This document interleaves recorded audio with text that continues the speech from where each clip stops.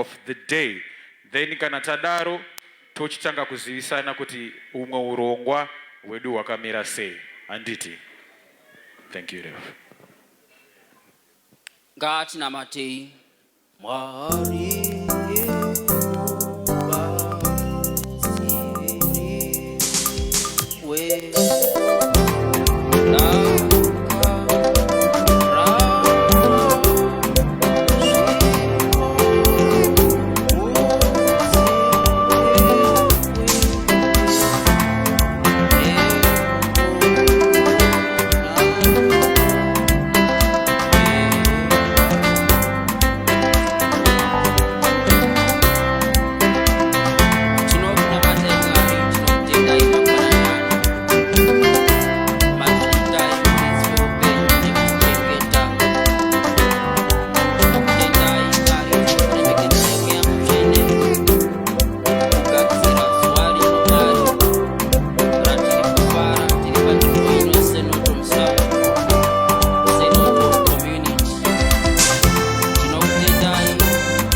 mutungamiriri wedu uyo Mwari makapa divine wisdom rekutungamira nzvimbo ino. Tinoramba tichingokutendai patinotarisa tichiona madevelopments ari kuitwa zuva nezuva.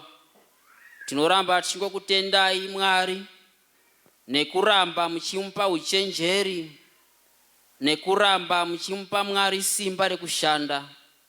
Tinoramba tingomunamatira kuti Mwari paanoita iri basa, Mwari munazoramba muchimuitira zvakanaka. Nesuwo Mwari tirambe tichitenda madevelopments anoramba achiuya kunesu. Zviro zvedu Mwari zvichifamba zvakanaka. Tinokutendai muzuva ranhasi iro Mwari taunganira kuzofara. Iwai pakati pedu mweya mutsvene wachaprezenda wese Mwari ngawaropafadzwe. Zvese zvichaitwa pano tinozviisa mumaoko enyu. Iwai na honorable wedu Mwari pavari kuita basa rakanaka iri. Takunamatai Mwari, takutendai. Ndi Jesu Kristu tenzi wedu. Amen. Tinombera kupfura apa, ngatitombere maoko kuna Reverend. Amen. Thank you very much. Now tiri pano papakare paye tiri munonzi Mutukudzi conference. Ndimo matinenge tichiona zvirongwa zvanhasi zvichienderera mberi. Tinoda kuti inonzi housekeeping kana kuziva nzvimbo yedu. Atinoti ma-ablutions kana kuti dzatichati nzvimbo dzatinenge tichishandisira kana tazodya kana kuti tamwa. Mukaenda kunze nedhori uko rakavhurika uko ndo kune nzvimbo dzevakadzi nedzevarume nedzekushandisira. Kana musati mane a reason to use those houses, zivai kuti pane zvekudya zvichange zviripo, saka kuenda kutoilet kuchange kuchidiwa zvakare. So let us not worry zvedu. Tanga tichapiwa ma-opening remarks, but because of time tida kudedza the Electric Resource Center ndo vachange vachitipa a presentation. Takamirira kuti honorable vedu vapinde. Avo vakupinda ngativaombere chivaura maoko.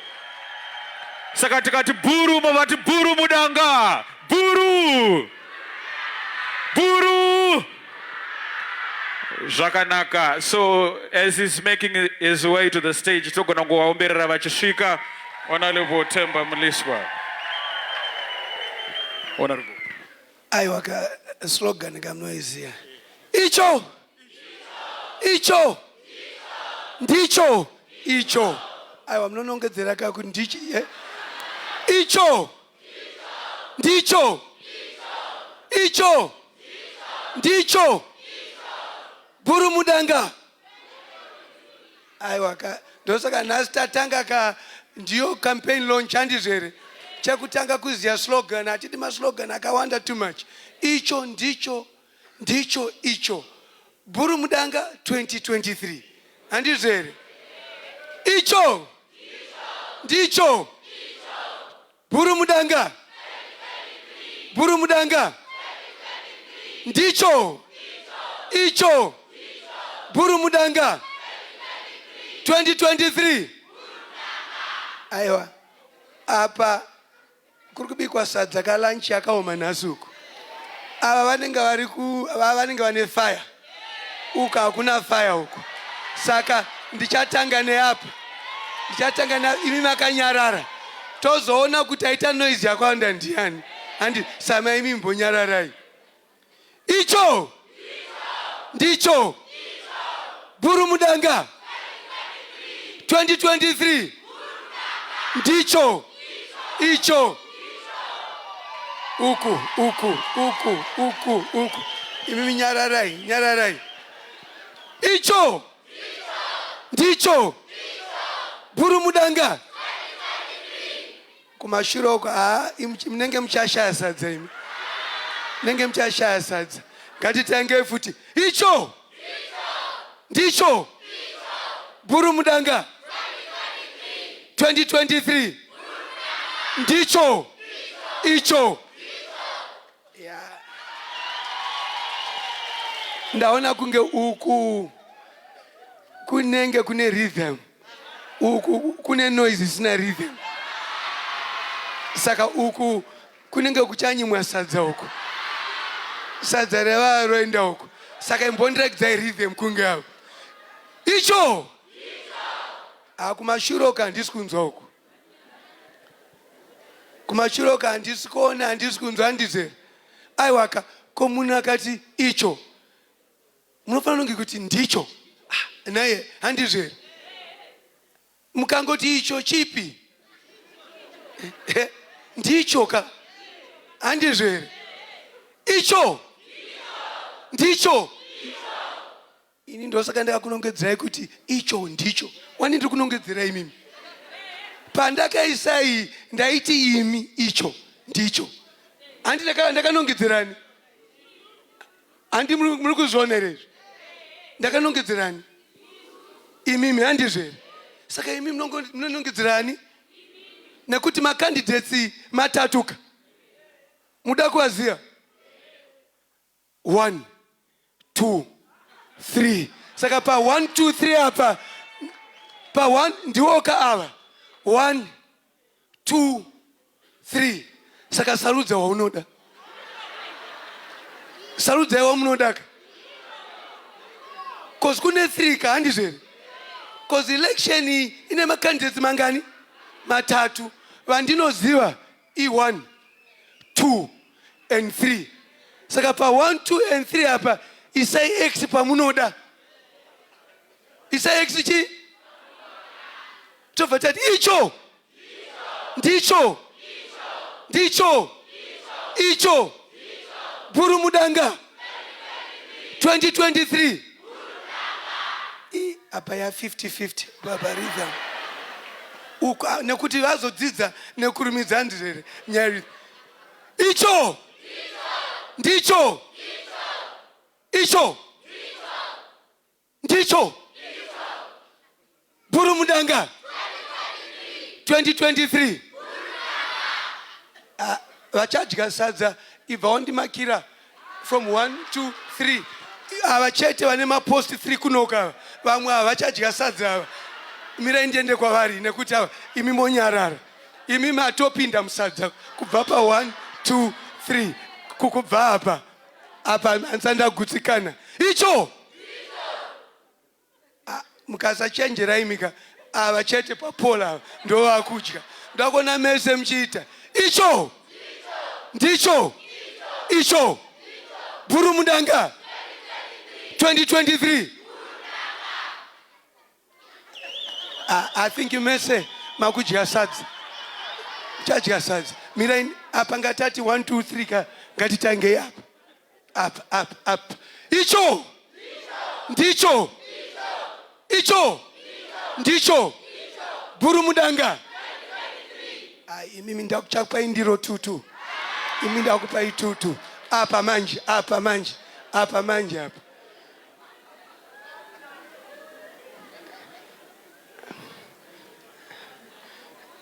Amai Mliswa, amai Themba, ivai masumuka. Moitawo huyai, mai nini huyai. Awa ndo mai wangu awa.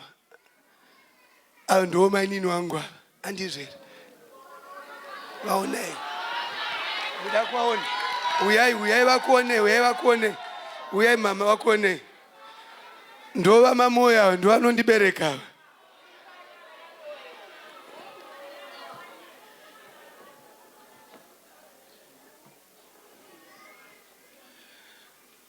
Ava ndo mai vangu ava vanonzi Dorothy, Donna, Mliswa. Ines ndo manesi 40 years vachita unesi. 40 years vachita unesi. Vakaritaya. Ava ndo mainini vangu ava. Ndo vekupedzisira. Ava vaive headmistress wepa Girls High for how many years mainini? 15 years. Vari pa Girls High. Saka vakaritaya iye zvinezvi. Saka ndati tisati tatanga zvino tofana kudza vabereki vedu handizvere. And then hanzvadzi yangu ndiye first born. We are first born. Kasi asvika panapa ndichakutaurirai. We are first born. Uyu ndiye wekutanga we. Uyu ndiye wekutanga we. Anonzi Nomhle. Ndiye first chi? Ari musikana handizvere. Kasi bata izvi. Inini ndini first boy. Iye ndiye first born. Handitete ndinovakudza. Asi first boy ndiani? Ane tsvimbo ndiani? Murambwe handi mazvinzwa here. Handizvo here. Saka tiri 6. Nomhle ndiye wekutanga. Babangu akamubva sei kuti Nomhle nekuti anga ari musikana wekutanga. Muchindevere zvinonzi beauty. Nomhle umuhle. Handizvo here. Then number 2. Icho. Ndicho. Yeah, ndicho icho. Saka kubva vati uyu ndiye mukomana wekutanga. Kubva vati no. Tombazei kuti Themba. Because taane mukomana wekutanga takutrasta uyu. Themba ndivimbai. Handizvo here. Mukada kutranslate. Themba ndichi ndivimbai. And then kubva vati aiwa. Tompa zita rechirungu futi. Mwari anga ne 12 madisciples. Umwe wacho ainzi Peter.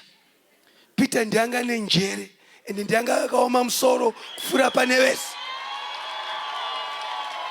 Saka ndiye anonzi the rock. I think Pastor Gavara varipo pano. Vachatitaura kuti basa raPeter mubhaibheri ranga rei. Zvinhu zvikanyanyonetsa. Ndiye aifunga kupfura vese. Mwari muchifamba nepfungwa dzaPeter. Handizvo here. Fambai nepfungwa dzaPeter. Handizvo here. Saka Themba trust. Peter the rock. Saka munogona kuti Themba dombo. Themba chi dombo. Handizvo here. Saka ndoda kuti ndingokurakidza ndo family yangu yauya pano. Vamwe vachauya. Mwana wangu achauya. Anuari gweta neshamwari dzake muchaona later on. Ndanga, thank you very much. Gara yenyu pasi maite yenyu mama.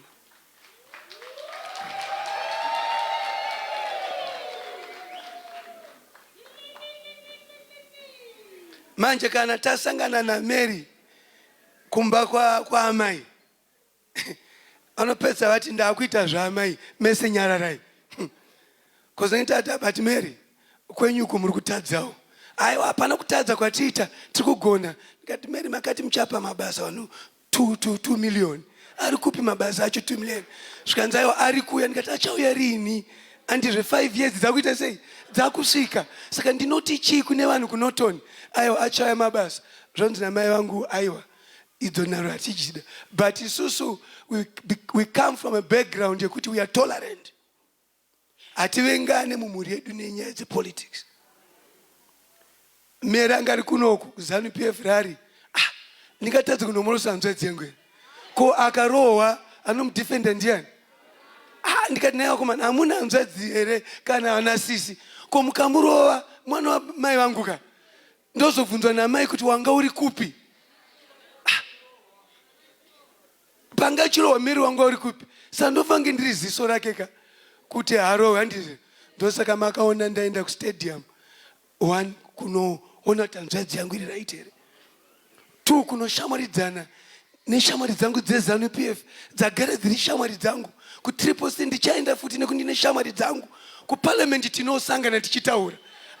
kana tabveko kutotadza kumhonosana here. Sachandatadza chi?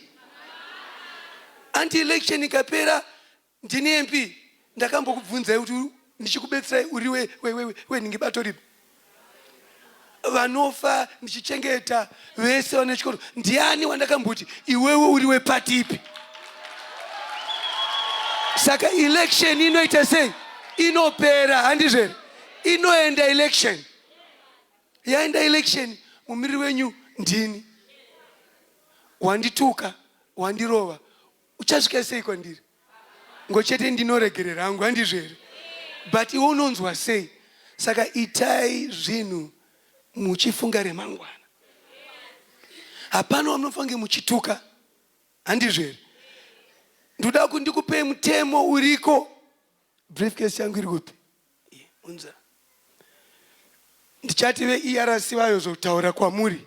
Asi ndandati kuti musununguke. Kune mutemo uriko watinosaina. Iyi ndio inonzi Code of Conduct. Vamnangagwa vanosaina. Advocate Chamisa anosaina. Munzora anosaina. Munhu wese ari mu-election anosaina. Code of Conduct ine mutemo irimo mutu ukasaina ukaenda against mutemo unogona kudisqualify. Mutemo uripo wandoda kuti muzive uri pa section 4. Section 4B iri 4 inotaura kuti every political party and every candidate must freely attend public meetings convened by others. So pandakaenda uku ndaiteedzera mutemo uyu wandakasaina. Vanhu vanogona kuti aiwa bhuru angaenda nokonzeresa. Aiwa chokwadi ndikasvika ndokonzeresa nekuti ndinodiwa. Vangava kuti bhuru ndikatamba bhuru. Saka uku vese vanga vasvika havana kunzwa vasvika. Ndikati mhuri yangu. Saka zvakaita se zvakavavhundutsa. Zvikazi manje kana bhuru ari munomu masesi ari kunani? Kuna bhuru toita sei? Vakauya vakandituka, vamwe vakada kundirova. Ndikati semumiri wevanhu. But munofunga kuti ukada kumidzana neni zvibhekera chaizvo ungamireri?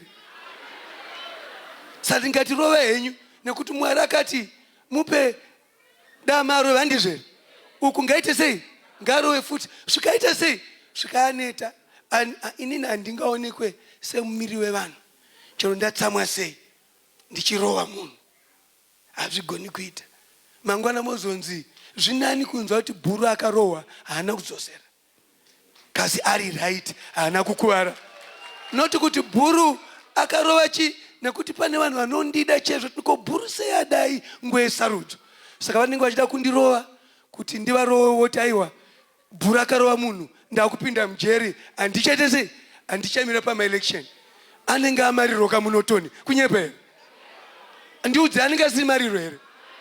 Saka ndinoti aiwa ngatizivei kuti nguva yesarudzo nemiwo futi muchatukwa, muchashoropodzwa, mucharohwa mbama, asi musadzosere. Musaite sei? Anoda kuti udzosere. Odzosera oenda kunosungwa. Ma-elections oitwa wakasungwa. Enda unoripota kumapurisa. Enda unoita sei? Nekuti maakutyora mutemo uyu uripo. Saka ndakupai mutemo unoti section 4B of 4. Saka 4B4.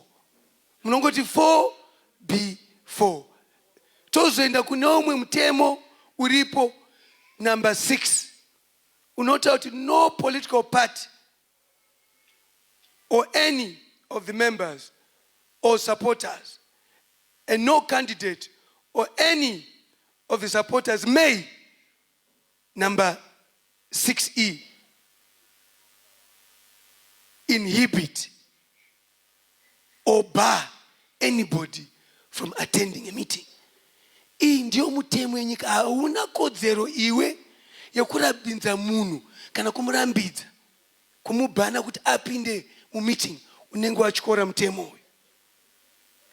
Kasi zvandakaonawo futi, ndakaona chero mapurisa acho vamwe vacho vakuru vanga vasingazive mutemo uyu. Manje kana mapurisa asingazive mutemo, ini nangu ndakangwara ndoziva mutemo, ndaiudza ndisi chinoisa mutemo iyi, munoiziva here? Vakapengereka ndikati matadza, munofanira kutondidzosera umu mondichengeta, noti kuti ndibude. Kuti moita sei? Mondichengeta, moudza vanhu kuti regerai vagare.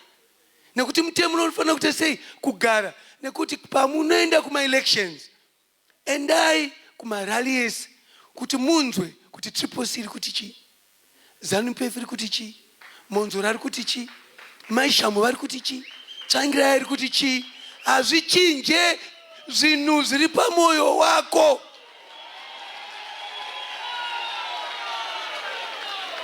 Hazvichinje zvinhu zviri pamwoyo wako. Nhasi tichienda uko ndichakupai ma-t-shirt, nekuti munomudati handigoni kukupai nekuti ndakuti huyai kulonchi, ndichatonge ndakumanikidzai. Kasi kana takuenda uko takupa vanhu ma-t-shirts uko, handizve mapedza kudya, handizve here? Saka aripo vechidiki, ma-bucket hats aripo and so forth. Nekuti ndofana kunge ndine chokwadi noti mapinda muno pfeka t-shirt nokumanikidza, handifani kumanikidza. Kasi kana makupinda uko manje makupfeka t-shirt, makupfeka chi t-shirt. So handiti kuita kunge ndakujumai. Tine vakuru varipo, madhara ndiri kuona panapa varipo, ana shumba vese vane zvakawanda zvikuitika vanchati vasumuke panapa kuti muvazive. Vana mudhara maponga varipo, vane ma-funeral parlours varipo pano, vadhara vanenge vauya, handizvere? So ndosandati aiwa ma-t-shirts zvese tichadya mushe mushe tochienda uko manje kudhindindi, handizvere? And so forth. Saka ndandati aiwa musabvunza kuti ma-t-shirt aripo, aiwa aripo. Vasina kuwana tiri kuita ma-ward rallies. Ward yese ndaibudgetera 1,000 t-shirts. Each ward 1,000 t-shirts. Musanetsikana, handizvere? Tine black, tine white. Ndaitaura kuna sekuru wangu Save Richard Tsvangirai, ngati sekuru, kana ma-t-shirt enyu ari mashoma ndichawedzera yellow asi ine face yangu kuti muonekere, nekuti ndikuona mashoma handisi kuona akawanda. Ndikati sekuru makamira, saka ndichaita yellow asi ine face yangu kuti sekuru ndivabetsere panyaya yevisibility kana vaita mashoma.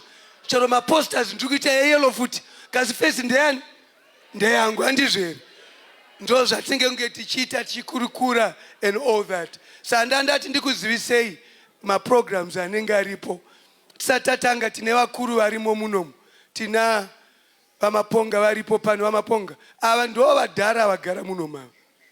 Sumukai vamaponga muri kuzive, ndo mapangazano enzvimbo dzedu idzi. Vamaponga vagara mubusiness for a long time, ndo vanenge vachinetsa ta MP taurai kuti ma-rates adzikiswe, chakati chidzikiswe, chakati chidzikiswe, mvura seiri kukwira uku tisiri kuiwana.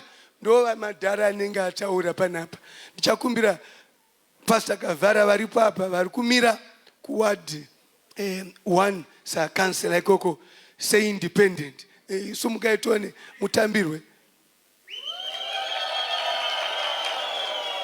Pane here ZANU-PF varipo vari kukwidza, pane here Triple C varipo vari kukwidza, so that tikintroducei mese hatiti kuzoti aiwa uku hatina kucherechedzwa, tinenge tachikora mutemo. Pane varipo here? Kana pane akamirira wake wanoda futi, sumuka, sumuka, handizvere? Saka pane here amwe ma-councillors varipo ve-independent chii vatisina kuintroduce, vanogona politics vagavhara. Pane vanhu musashayikwe, pane vanhu musati sei. Kune tsumo iyi yandoda kutaura. ndozopedza hangu. Mtatabikwa ndanga chitiko mwana wa babangu Shumba aripo. Mtatabikwa munomziwaka? Munomuda here? Ishumba angari vice chairperson weNorton Town Council andizve vakamutamba ndaimudza ati mwana wa babangu zvemapato izvi zvinonetsa dei wamira wega ane mombe afanga chindipa. He was one of the most competent councillors. Kubva arohwa 2 feet akarohwa 2 feet. Iye zvino are independent. I have no doubt he's one of the most hard-working councillors. Chero ari kuward 5 aiwa taipesana asi pakushanda ndaita aiwa Mutatabikwa anoita sei anoshanda. Taipesana nekuti aimirirawo zvepati yake kusati aindivenga aiwa aidefenda pati yake. Iye zvinezvi tatese aiwa independent, and you will never see a better Norton than what we are going to see this time. Vemapato kuti muzive vanoudzwa zvekutaura. Manzwa zvandataura? Makamboona kuparliament ndichikumbira kutaura here? Ndinokusumuka ka? Bvu ndasumuka. Bvu ndataura zvabuda. Handizvo here? Kuti ndiri independent. Ndiri independent. Nekuti Norton yakada independent. Handizvo here? Vaya kuti vataure vanotonyorwa zita pasi. Ende ukasataura vangani vamunoziva vanga vari ma-MPs emapato muno vaitaura parliament? Vangani? Vanenge vari zii kuti abvunze mubvunzo, zii kuti aende kutoilet anoenda kuna anonzi chief whip kuti ndakumbobuda ndiri kudzoka. Handizvo? Ndizvo zvinoitika kumapato. Saka kana usina pfungwa dzako zvinonetsa kuti umirire vanhu. Zvinonetsa kuti uite sei? Norton must have your independent people. Ndimi constituency munyika munomu inodiwa nemunhu wese kuti dei mukaita Norton, dei mukaisa seNorton munodadisa nyika yese. Saka zvibetsere kuita MP independent uku makanselors vari mapati ndipo panofira zvinhu. Trailer ngai hake ngaite sei? Mombo ndipa chance ndombofamba nema-independent aya toona kuti Norton inoita sei. Koza vaite misangano yemapati. Ini makambono nanchita misangano yemapati here. I-development chete tofamba ne-development.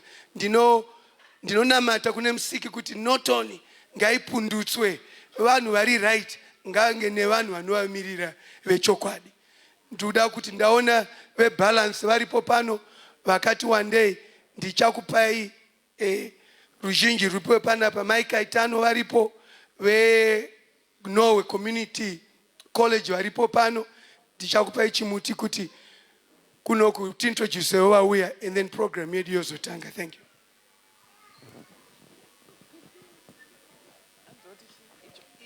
Icho. Anzonongezera yini nandiziri nicho. Okay, icho. Then the Mrs. Kaitano from Norway Community College. Mzimba auya kwandiri. Ambuya nota muripo. Ndafara kuona. Comrade Rumbi muripo. Ndafara kuona. Mzimba aona kuti Mzimba ndiye alikumira say independent. Alikukidzana na Mutatabikwa huko. Aona kuti uyu bhuti rake yapinda ko yangu ikasara aisawo yake. But also munhu ari right, and zvandinodira ava vari tu Shumba uyai. Hamumbofi makanzwa vachitukana. Vane maturity. Vakadzidza vese. Zvekuti dei ndine simba ndaida kutaura navo vari tu kuti umwe adini kumbomira umwe apinda ozopindawo apo. Handizvo here? Ndo zvandiri kunamata izvozvo. Handizvo here? Nekuti hatidi kudivhaidha mavhotsi mozoita umwe munhu anopinda. Saka vafundisi muripo, please ngatinamate kuti vagare pasi. Ini ndiri referee kuti izvi munozviona sei? Umwe akapinda umwe opinda ndo zvatinoda. Kasi muchandibetsera kunamata. Handizvo here? Handi zvinoita zvinoendeka ka? All right, aiwa maita. You may take your seats.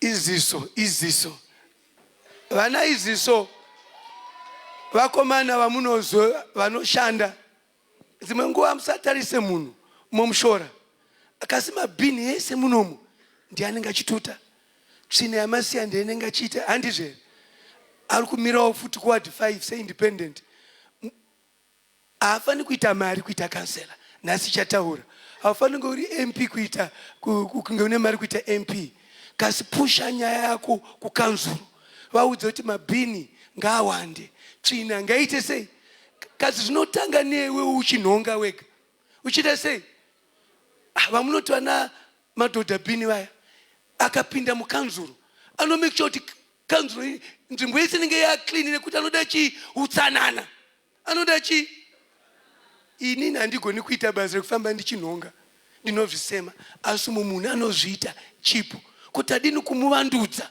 kuti aende kunomirira yoko haafani kuita mari handizvere anofanira kuda kumirira imimi pachokwadi nekuti isusu futi vamunotisawo tine mari topinda tonotobawo futi zvakati wandei handizvere saka mari haisi basis yekuchuza munhu ko ikapera munoita sei iziso ndofunga ndakutengesa zvakakwana handizvere iward 5 independent akambomira the last time vakambomurova ipapa pangoni and so forth but anoramba ane ziso sei wakazviti iziso kamuonero kana unzi akamufungiro kakachenjera asi wakava nekamuonero wakabatanidza nekamufungiro kakachenjera unoita futi zvakangwara zvakachenjera iziso anti uri kumira kuwadi 5 taura namutatabiko ogara pasi otaura nashumba ndima muri kansela uko ndinofamba sei auko aya anokubetsera thank you pane vamwe here kwei wakazoita independent futi wakazoita independent rini futi ndakafunga iwe natinashe makapedzerana amuna kupedzerana okay ndo vakomana vacho iwadi 7 havandizvere epakatanga papa aiwa vakomana ndashanda nawo musha ndaifunga kuti iye natinashe vanga vapedzerana ndaona wabudikira saka zviri right the more the merrier handizvere thank you very much pane umwe all right we are balance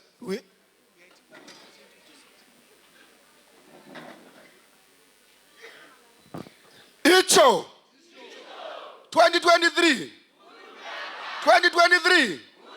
bhuru mudanga pane bhuru pane mukwasha paati anokuchengetai mukwasha panyatwa anonga akajegera ishumba idzodzo bhuru mudanga 2023 icho shumba pane vamwe vanyarikani varipo apa pane varipo here okay I think ERC iripoka veERC vari kupi okay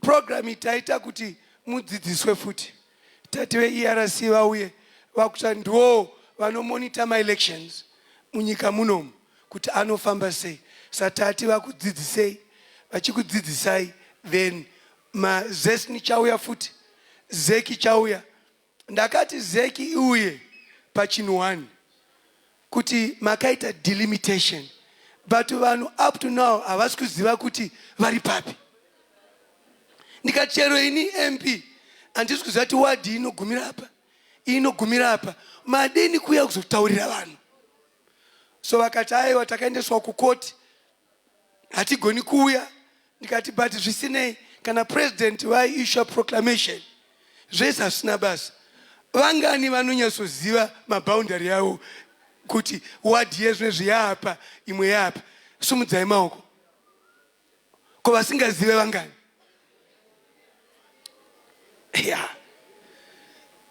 chero MP haasi kuziva kuzoti imimi so explanation yaifanira kuya kuti wadi 5 yaapa iyi yapinda apa ndinotarisira tisati apedza maelections patinouya kumawadzi enyu pakampeni tinenge tinawo vachikutaurirai kuti izvi ndizvo zviripo. ERC ndinoziva kuti mune nguva shomanini, ndichakupai chitsvimbo kuti muzviintroduce chii chamunoita and then motaurawo nevanhu veNorton. Thank you.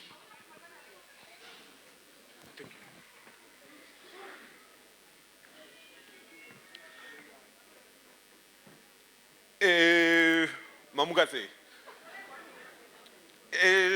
in terms of protocol, Nchambuita Msikanzwa Honorable, panyaya protocol panguva election yatiri, the most important people mavota.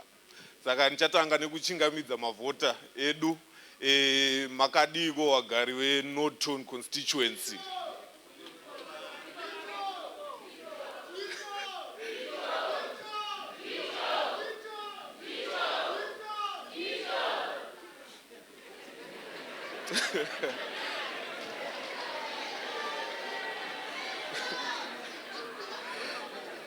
So before ndatanga ndangoti pamsoro honorable Themba Mliswa, pamsoro ma councillors edu, prospective councillors atinawo mu constituency medu munomu ye Norton. My name is Takunda Tsunga. Ndabva ku organization inonzi Election Resource Center. Ndinasawira wangu pano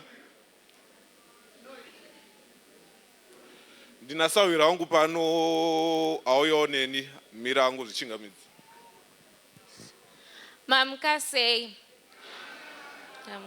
all protocols observed. Internet was Bongile so Konda Baku Election Resource Center. So Election Resource Center organization NGO inoshanda nezve election observation. We are a group of observers in my elections, and the honorable wangu atikumbira kuti tiuye titaure nemi nenyaya ye code of conduct. I think as we head towards the election, patiri kutarisana ne-election, issues around code of conduct are most important, because panyaya election, kunzi election iwe free and fair, panofanirwa paitwa an environment iri conducive inotarisira kuti election iwe free and fair. Saka ndo zvandangoya kuti titaure nemi mbijana about, but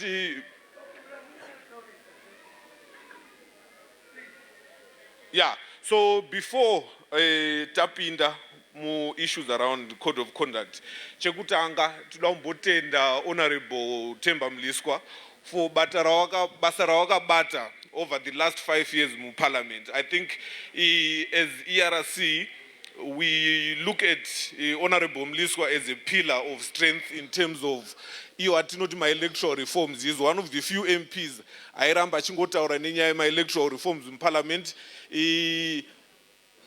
Problem yatino face as Zimbabwe munomu inyaya kuti every election patinopedza election wano complain, ama political parties nema candidates continually complain about elections not being free and fair. And honorable Mliswa, thankfully he's been one of the few MPs, one of the few MPs mu parliament wakaramba wachingosimudzira nyaya dze electoral reforms over the last 5 years. And before tapinda presentation nachido ngoti muzvizive and titende MP wedu kuti thank you for the work you have done.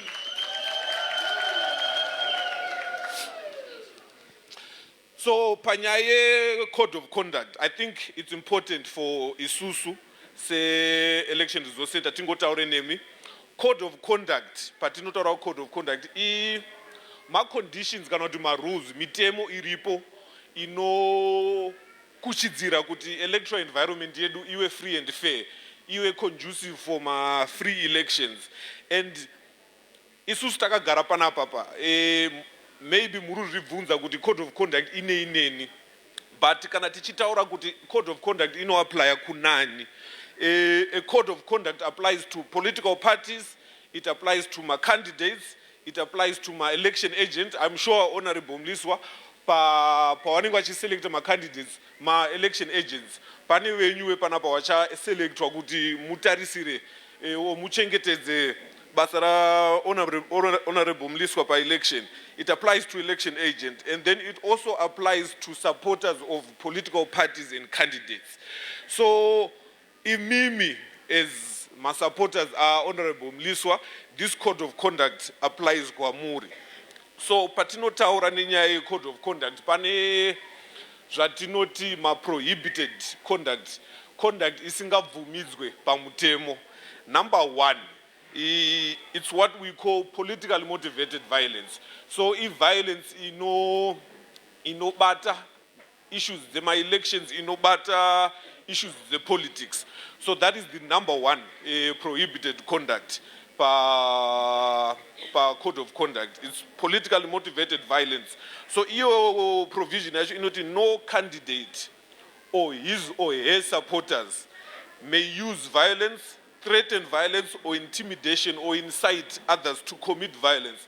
So isusu sema observer patata kagara pasi panapa patatofara kunzwa kuti one of the first things zvataurwa na Honorable Mliswa was issues around the code of conduct.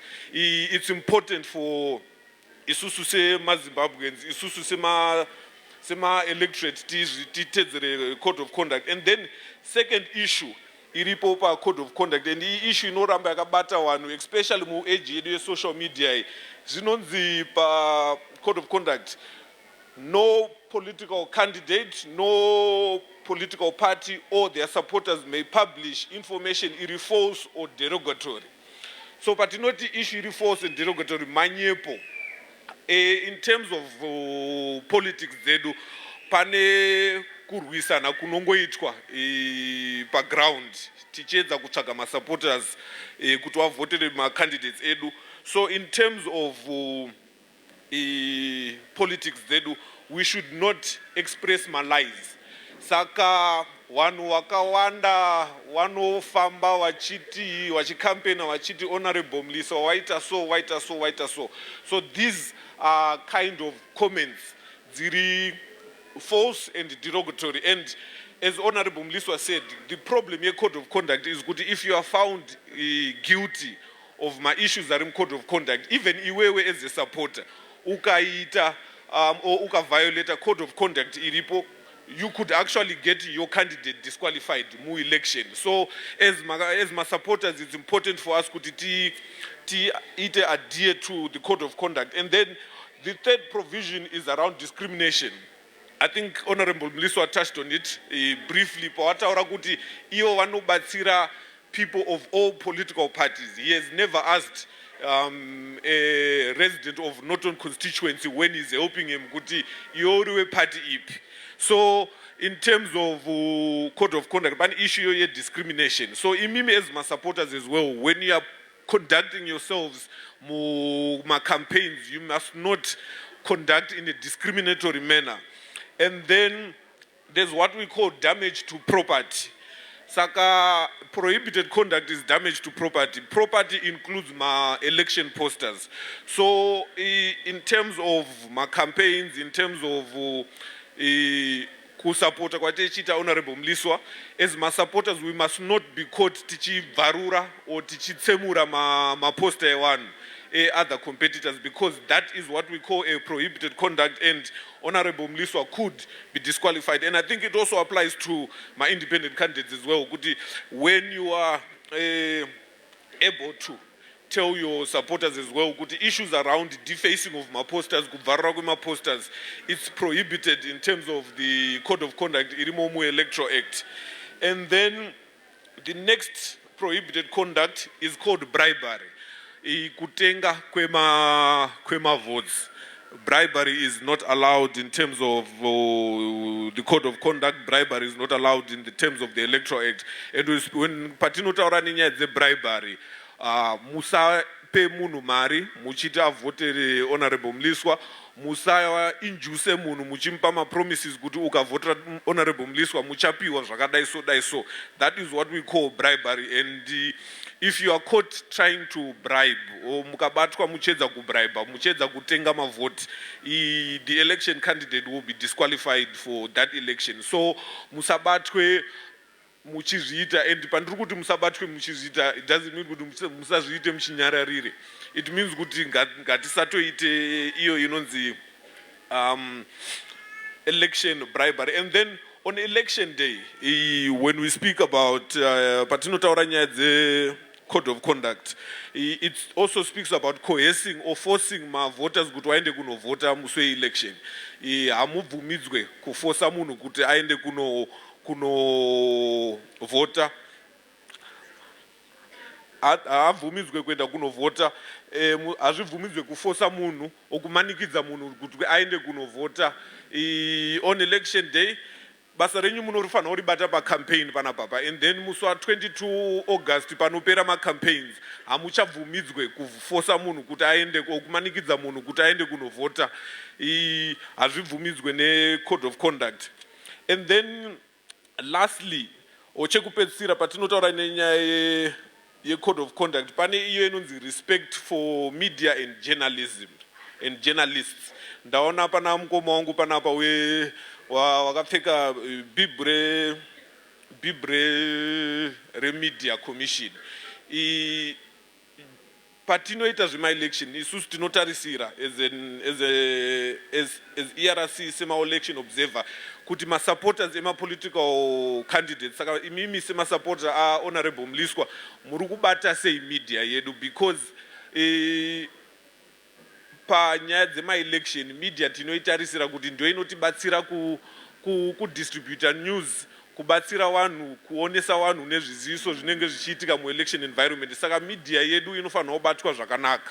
So patinoti respect for media, electoral, the code of conduct inotarisira kuti every political party and candidate must respect the role of the news in an election. Saka patinenge tichiita ma-campaign edu, patinoita ma-rally edu akaita unga aya anaya, tinofanira kutarisira kuti imimi sema-supporters and ma-agents Honorable Mliswa, you respect the media, musawashungurudze, musawarambidze kuti vaite basa ravo, because isusu as an election observation mukavarambidza kuita basa ravo, tinenge takutarisira kuti pane zvamuri kuedza kuhwandisa in terms of conduct yamuri kuita sema-supporters abhuru. So isusu tinenge tichitarisira kuti you must always respect, murifanira kukurudzira ma-rights ema-media nema-journalists at all times. I think isusu se-ERC nenyaya yetime tangoti tingomupeiwo mashoko aya, tatenda. But I'm now going to introduce a Teteka. What's introduce? I'm not. Sorry. Inana kunzwa itete kuti munonza. Mamukasei. Intinoitwa Sibongile Soko, ndakamirira Election Resource Center.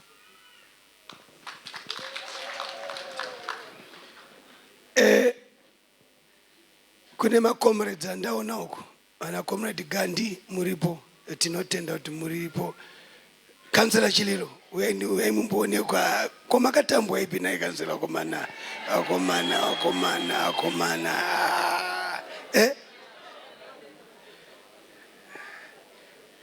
Ndo ma-independent ekutanga sema-councillors andizvere very effective ngati kuti wakatambwa ipi ndichiri kumboenda kumapostori kuti ndizoti ndezvipi ndiani akazvikonzeresa, but we worked very well with him and continue developing the people. Andizvere, you don't have to be in office, but we worked very well with you. It's good to see you. Thank you very much.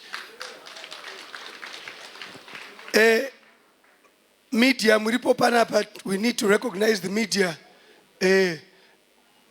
Sumukaitone muone kuti musazorowa. Media mauya vamwe vari kupe media. Sumukai media iripo ko malume ari kupe malume.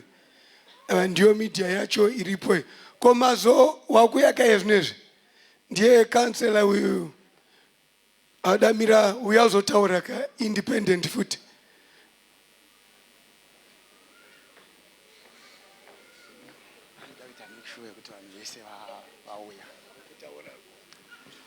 makadiko ana baba nana mai. Icho ndicho ndinokutendai nekuuya kwenyu. Ndinoitwawo Lisbon Mazo, inspiring councillor weward 2 kuhasha, vamwe vakakuti kudry hands, vamwe vakakuti kujambanja, musha mukuru Kingsdale. Ndiyo yandiriyoyo neTafauga, rimwe pisi yeNorway neGarikai. Ndinokutendai. Thank you. Tukuda kuti tichipinda musession, it's a quick one.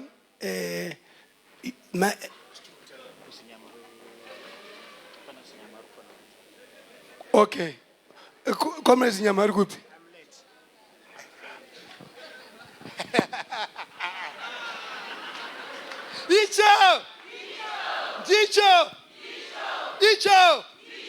Dicho 2023 Burumdanga. Ndasvika andoya nemorari zvendoya nemorari naita zati nguva iyo ndiya ndichasvika. Comrade choranganwa chimurenga nei dei tasvika ai mbotedzai morari man. Dicho 2023 Burumdanga. Taridzai mfaro. Thank you. Councillor choranganwa pikirai. Ward 12 aspiring independent councillor. Takachibata kuti G. Is another hard working one. Ndo wakupene mnotoni. Tisataenda mberi. Ndoda kuti munzwe ma polling stations yenyuma wards. And muda kuziva here. Saka kana muneka peni nekabepa nyorai kuti muzive ma polling stations ari ma wards yenyu. Chief election agent wangu ndiwazinyama vachakupai mawards ese kuti muri kuvhotera apa neapa. Mofu uyai muzopetera kune vanhu.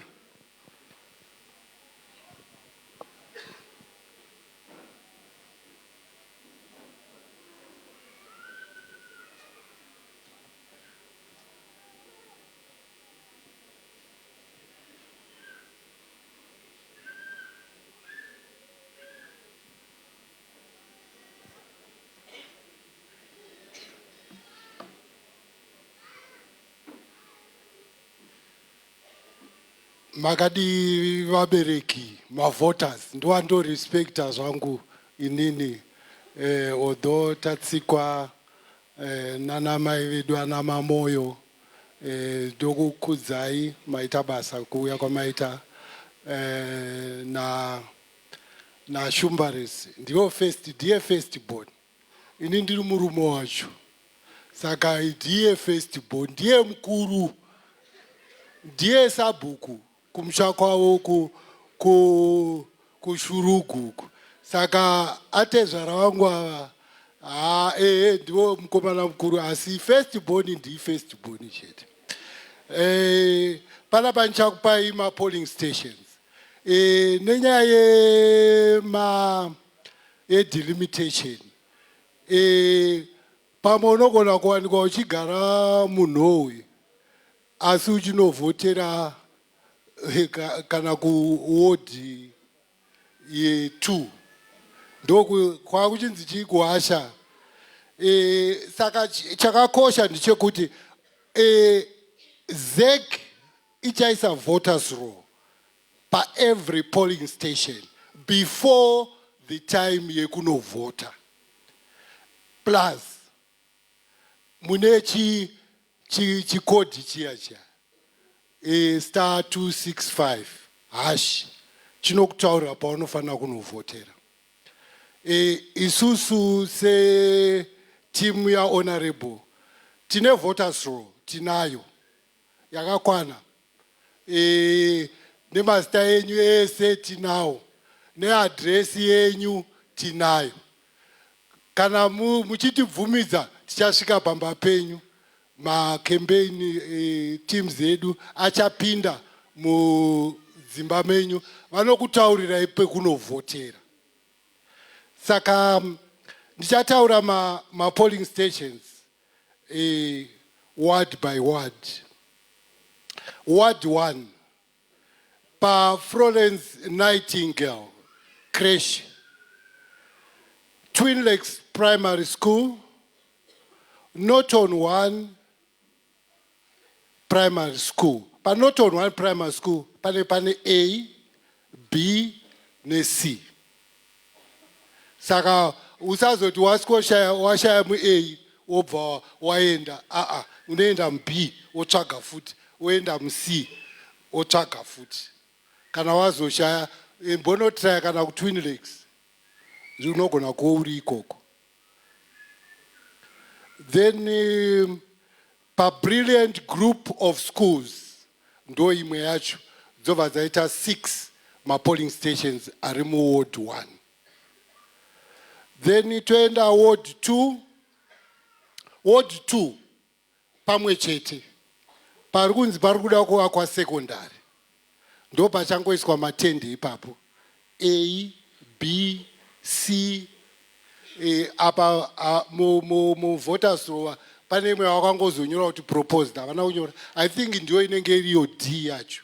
Saureva kuti pane 4 polling stations ipapo.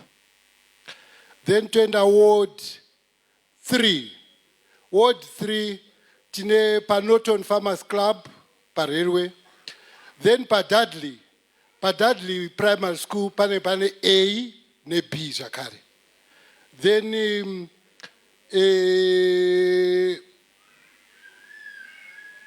engineering open space pane tent. Then toenda pa Govans pane tent, pa shopping center pane tent. Saka anobva angoita 5 polling stations e ward 3. Then toenda ward 4. Ward 4 arungoitwa pamwe chete zvakare pa Norway, pa primary school ye Norway. Pane A, B, C ne D. Ari 4 polling stations here. Then toenda ward 5. Ward 5 tine pa St. Eric Primary School. Then pa Skyliner Academy. Then pa construction houses. Pa construction houses pane A ne B. Anenge ari matent iyayo. Then toenda pa ward 6. Ward 6 pane pa Glory to Glory Orphanage. Tent inenge ne A ne B. Then pane pari kuda kuiswa primary. Pari kunzi proposed primary school. Pane A ne B. Aya anenge ari matent. Obvious. Nekuti hapana chinhu chiri ipapo. Then tenda ward 7. Ward 7 pane Nyamunda shopping center. Pa shopping center obvious inenge ya tent. Kwangona pakangonzi. Then Marshlands open space zvakare inenge iri tent. Obvious. Then yobva enda pa CCAP church tent. Ipapo pane A ne B. Pane 2 polling stations ipapo. Then pa St. John's Primary School. Ndo imwe polling station. Saka anobva aita 5 ward 7. Tenda ward 8. Ward 8 ine 4 polling stations. Polling stations are anoti Step Ahead Primary School, Chieza Primary School inenge ne A ne B ne C. Zova zakwana. Then ward 9. Ward 9 ine St. Eric Secondary School, Koya Vimbai Secondary School, Paita pa Vimbai Primary School, pane A ne B. 2 polling stations pa primary school ipapo. Then toenda pa ward 10. Ward 10 zviri kuperera zvese pa Norton Primary School. Number 2, Norton 2, sorry. It's Norton 2 Primary School. Saka inenge iripo polling station A, B, C ne D. Then toenda pa 11. Ward 11. Ward 11 pane pa mother and son creche inenge iri tent. Then pova paiswa pakanzi cabs. Pa cabs up. Pane 3 matens. A, B, C. Over kwana kuita 4 ma polling station Ward 11. Then Ward 12 tine Nicholas Bengu Secondary School. Pa Maridel Takunda Primary School. Pane ma polling station matatu A, B, C. Then Ward 13 pane pa St. John's Primary School ndo pachaperera dhiri rese ipapo. Pane A, B, ne C.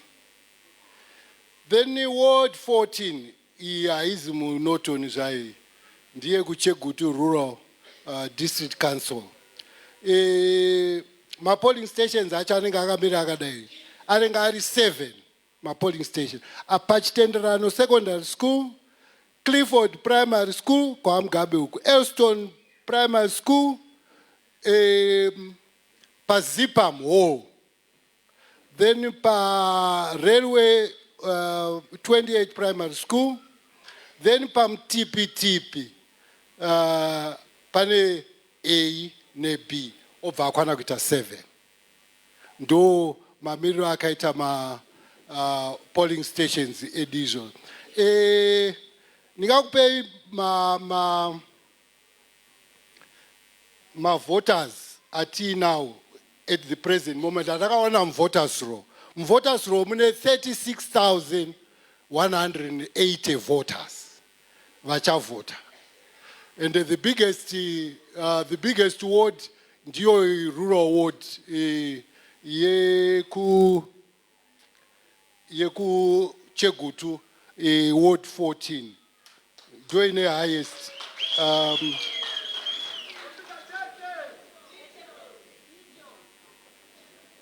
Right. Mamwe ndongo kupaya hangu ma population acho ndakazoita hangu shika kuma polling stations. Ichazozikanwa nema campaigners edu. Strategy edu vakazotibire mazanu PF. Saka ndati pa 36,160 voters. Ivo vakasaroti pakubva number 1 wacho ari pa number 1 anowanikwa ari ku Ward 14 kusvikawo kupedzisira muward 13. Ward apa ndakaziita ndichibva kumusoro. Ward 13 ine 2,552 voters, registered voters, vari muvoters row. Then Ward 12 ine 2,536. Ward 11 ine 2,542. Ward 10 ine 2,905. Ward 9 ine 2,163. Ward 8 ine 2,368. Ward 7 2,598. Ward 6 ine 2,772. Ward 5 2,026. Ward 4, 2,271. Ward 3, 2,371. Ward 2, 2,830. And then Ward 1, 2,981. Then Ward 14, 3,252.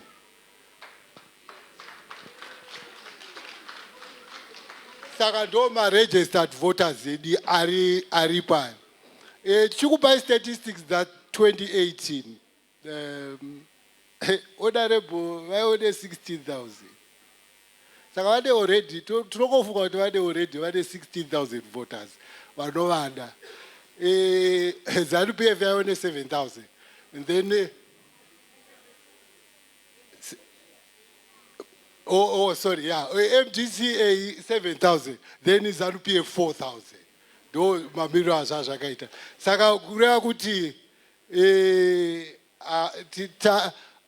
mataura avaita honorable ngatinotaurire vamwe. Tinoziva kuti isusu atina bato, atina kwatunoenda. Zvakabvira kubva in fact 2015. iyo nyaya yavo yekuti havanopindira mumameeting evanhu takaitaura vairambe 2015 vakaita by election kurungwe saka vairambidzwa kukokera mameetings vaisabvumirwa saka ini ndabva ndazovaverengera zvako iyo chicode of conduct ndikati shumba pane pamunongobvumirwa kungonopinda ndobva vaenda kwaiadreswa naachombo kunonzi kusengwe vachingosvika ipapo vachibva vangosungwa saka ndo pavakazitakira vakuru ivavo musavatyire zvavo mukavakona vachipinda pese pese vakazvibvira kudhara it's part of the reforms naakandapedzisira ndakutaura newezek ndichimubvunza kuti but these are some of the things zvaanga achiimplement zvikanzi aiwa zvimwe zvacho hazviite ndikati kone ndava yeisu tofanira kungoimplementa mutemo but aitoramba akataura kuti ndakakudedzai kumeeting hamuna kuuya takataurana kuti hamufaniri kuatenda mameetings yayo saka Mliswa havana kwavanoona mavhoters avo mavhoters avo ari kuZANU-PF ari kutriple C ari nemaneutral pane vandinoti maneutral voters vasiri maactivist vasingapindira ndo kunowanda vanhu vavo saka wakaenda kuya kwavakuda unosomorawo mbijana veZANU-PF vanenge ipapo apa ndakatozvifarira ndanga ndiripo takatowana mileage ndoziziva kuti maZANU-PF vamwe vakatonzwa tsitsi kuti munhu ari kudhiregwa kudaro munhu wahonorable but isu tochiziva kuti tiri kuwana mileage ndatenda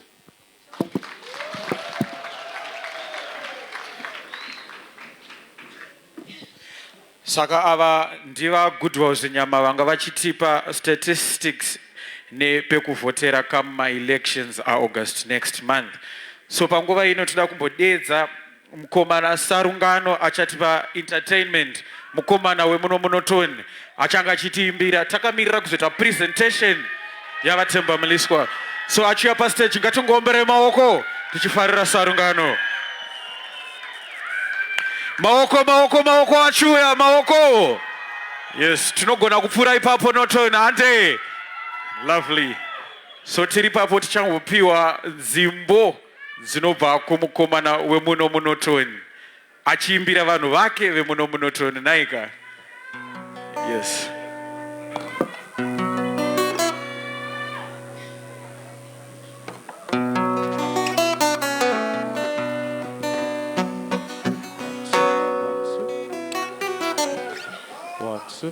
Once.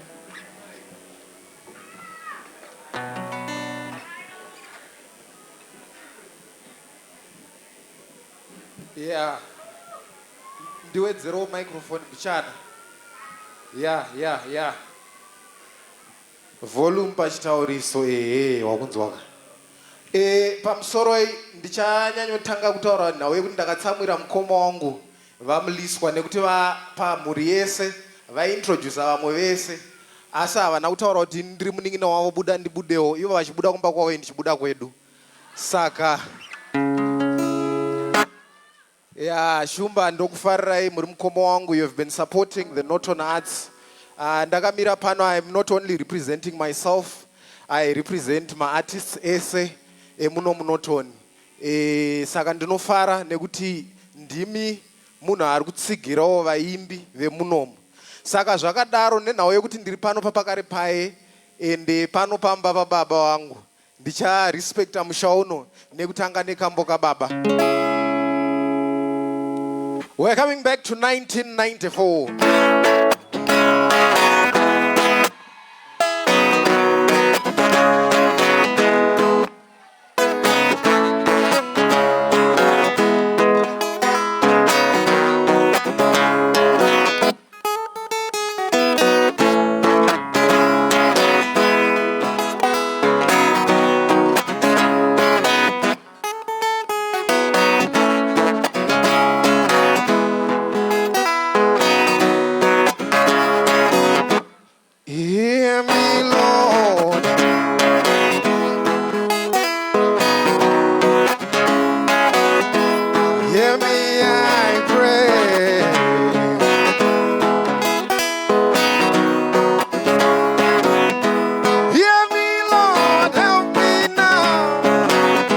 Help me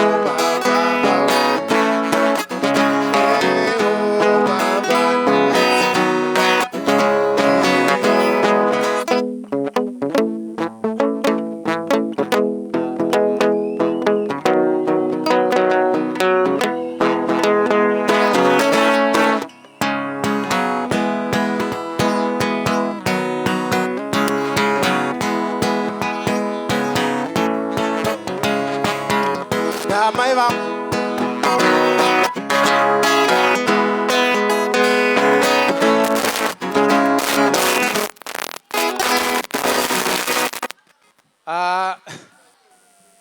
Vanenge vari zuva kuseru. Notoni muripo here. Pane kamboka ndakati ndiriwe munotoni ka. Ndopandinoti. Marideo of sale kwa gogo. Ndiriwe muno munotoni. Katanga gungoni. Ndiriwe muno munotoni. Govans. Ndiriwe muno munotoni. Ndasiya papi. Aiwa mutuva ndeye munotoni rembi.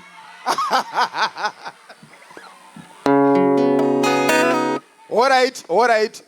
Tomboita kavari kuridza paredhiyo. Chimbonipewo maoko so. Up.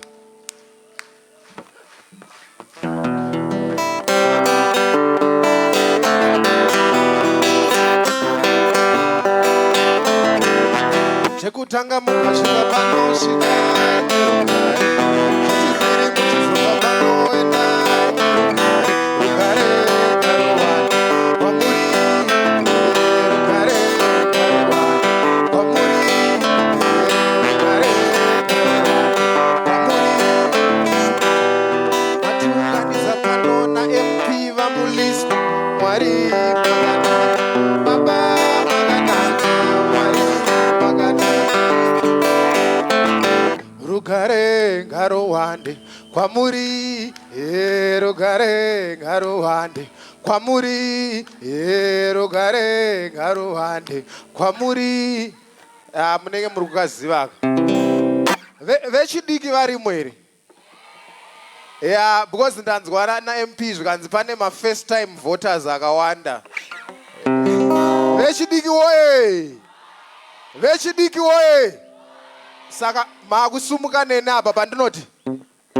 Hapana kana chawaimboziva kuti ndanga ndine one shot randaisada kana kumbosiya. Butsu iya easy.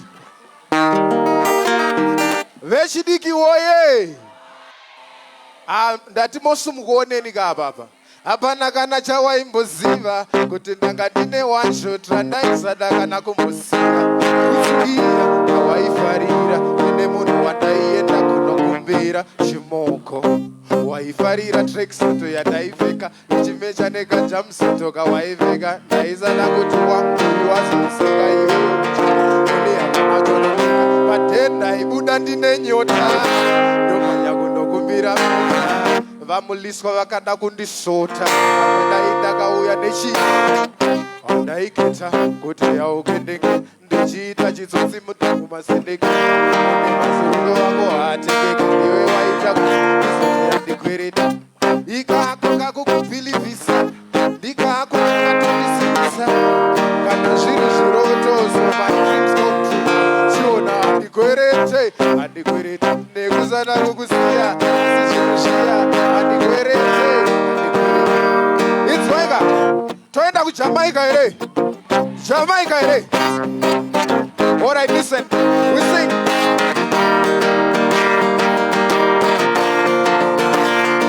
As I open my window and glance through my window, I realize there's no turning. Oh, got to complete life journey, the things get contrary. Oh, got to make it to the top. See, I'm searching for a way to survive. Working so late, well, I'm keeping my head high. Mama, tell me the limit is the sky. Brighter days,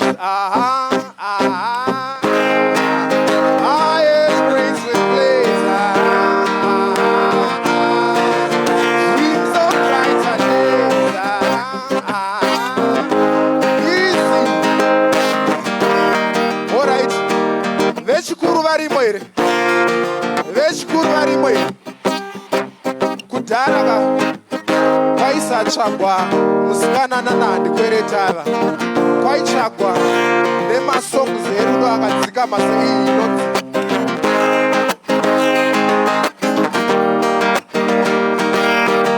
zvikanzi talk about love, talk about trust, talk about forever, baby. Then you talk about us. I'll give you my word. Stick to my guns. Believe me when I tell you, baby, that it only just begun. But vasikana avanzwisise saka vainzi ndopa vainzi chiyapa vainzi so you don't understand the full intent of my plan, baby.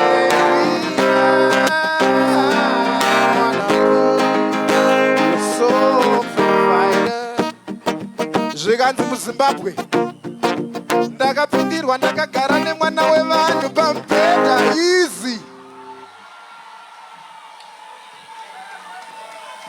How easy.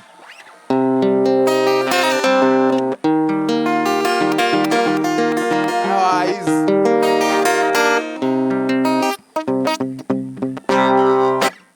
Yeah. Aiwa imaita basa zvikuru. I think akatese tinokaziva akaka ndokambo kanowanzondifungisa baba vangu vepanapa kana ndakamira panapa dai vanga varivo vaiti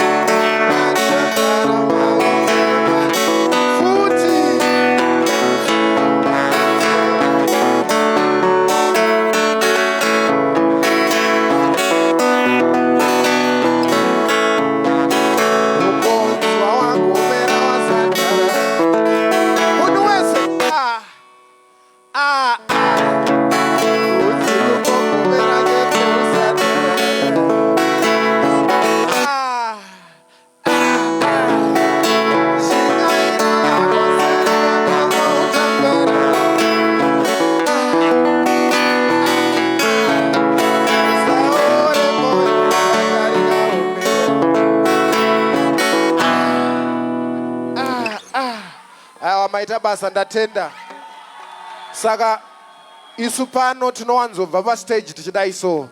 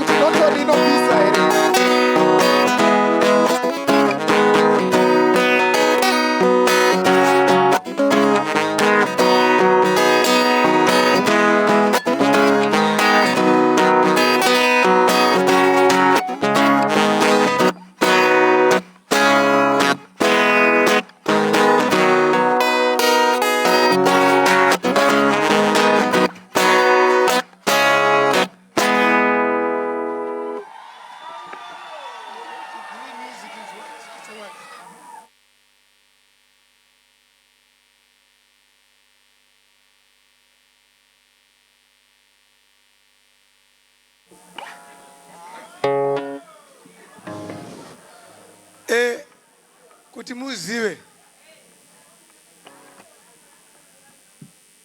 akadzidza ku University of Zimbabwe ane degree and ane degree ndakanzwa kune shamwari dzake kuti pese anga ne gita pa University of Zimbabwe paenda pesa nechi ane gita. So uyu cheap asi ane degree anechi aidzidza panachitese. This is how brilliant he is as a musician. Muomberai maoko mese. Anytime he's there for Norton, anytime, last minute, Dara, I'll make time for you. Chero ndichenda kuharanda bhukwa, ndichamira kwa muri. Ndo vanhu vatinotaura, ndo ma true Nortonians at heart. All the best. Maoko kuna Sarungano maoko. Thank you so much Sarungano. Right, tine inemwe announcement inyaya yema rooms edata mbuti tiri kumashandisira aya ari uku takabuda padhora apo. Hanzi please verengayo masigns pakanzi ladies ne gents topinda makakodzera anditi. So chikumbiro kune vakamira kumashuro. And then for any assistance vachada kubatsirwa pane vanhu vakapfeka ma t-shirts white seyangu yandinayo vari kufamba mumaayo omo kana kuti vari kufamba mutuma corridor tudiki munogona kuvabvunza vokubatsirai.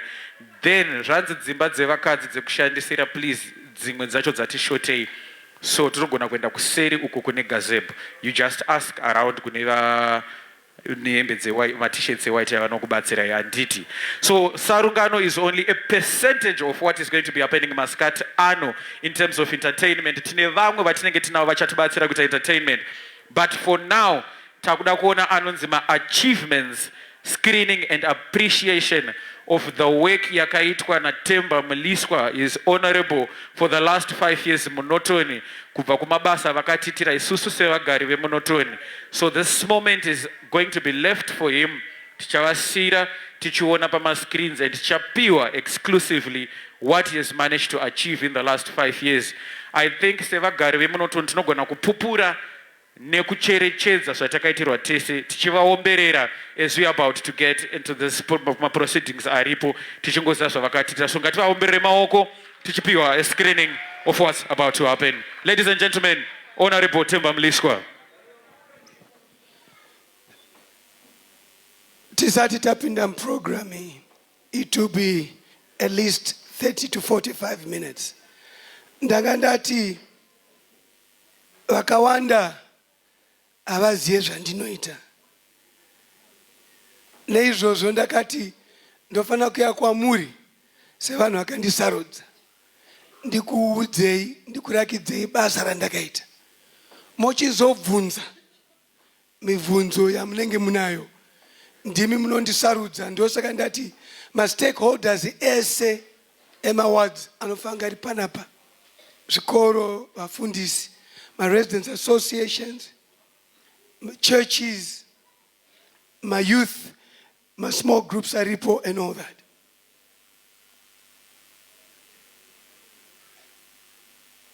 So, in the digital world, tikati digital world, zvakawanda hazvichanyorwa. Zvapa masaisai zvamunoona, mavideo nezvakadaro. So bepa risina basa. Kare kedu taifange ndine bepa rakazara kudai ndichitaura zvese, but iye zvinezvi ndati hapana imwe constituency munyika kana party kana mutungamiri ataisa mascreen kudai kuti imimi muzive. Ndagara ndichiti ndicharamba ndichisa Norton pamberi kuti nekuti dzimwe nguva munonzwa hamuone. Ma videos tinawo achakuremindai. Ndichataura zvakare basa rangu chairo ramunondivhotera, basa rakansela. Then mukaziva izvozvo, then nyika yedu inoenda in the right direction. Dzimwe nguva munopa basa munhu risiri basa rake, muchisiya munhu ane basa iroro.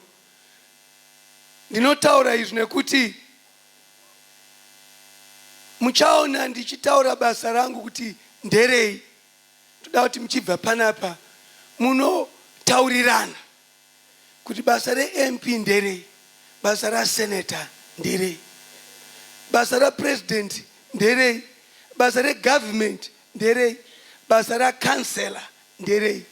Ndinoona kuti dzimwe nguva tinomborasika nekuti hapana akambotora nguva achikudzidzisai kuti mangwana kana nguva yesarudzo yauya maakuziva kwekugogodza kana pane problem iripo.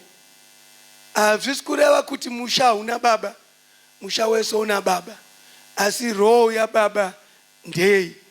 Roho ya baba ndeye kubika here mukitchen iko kuna amai.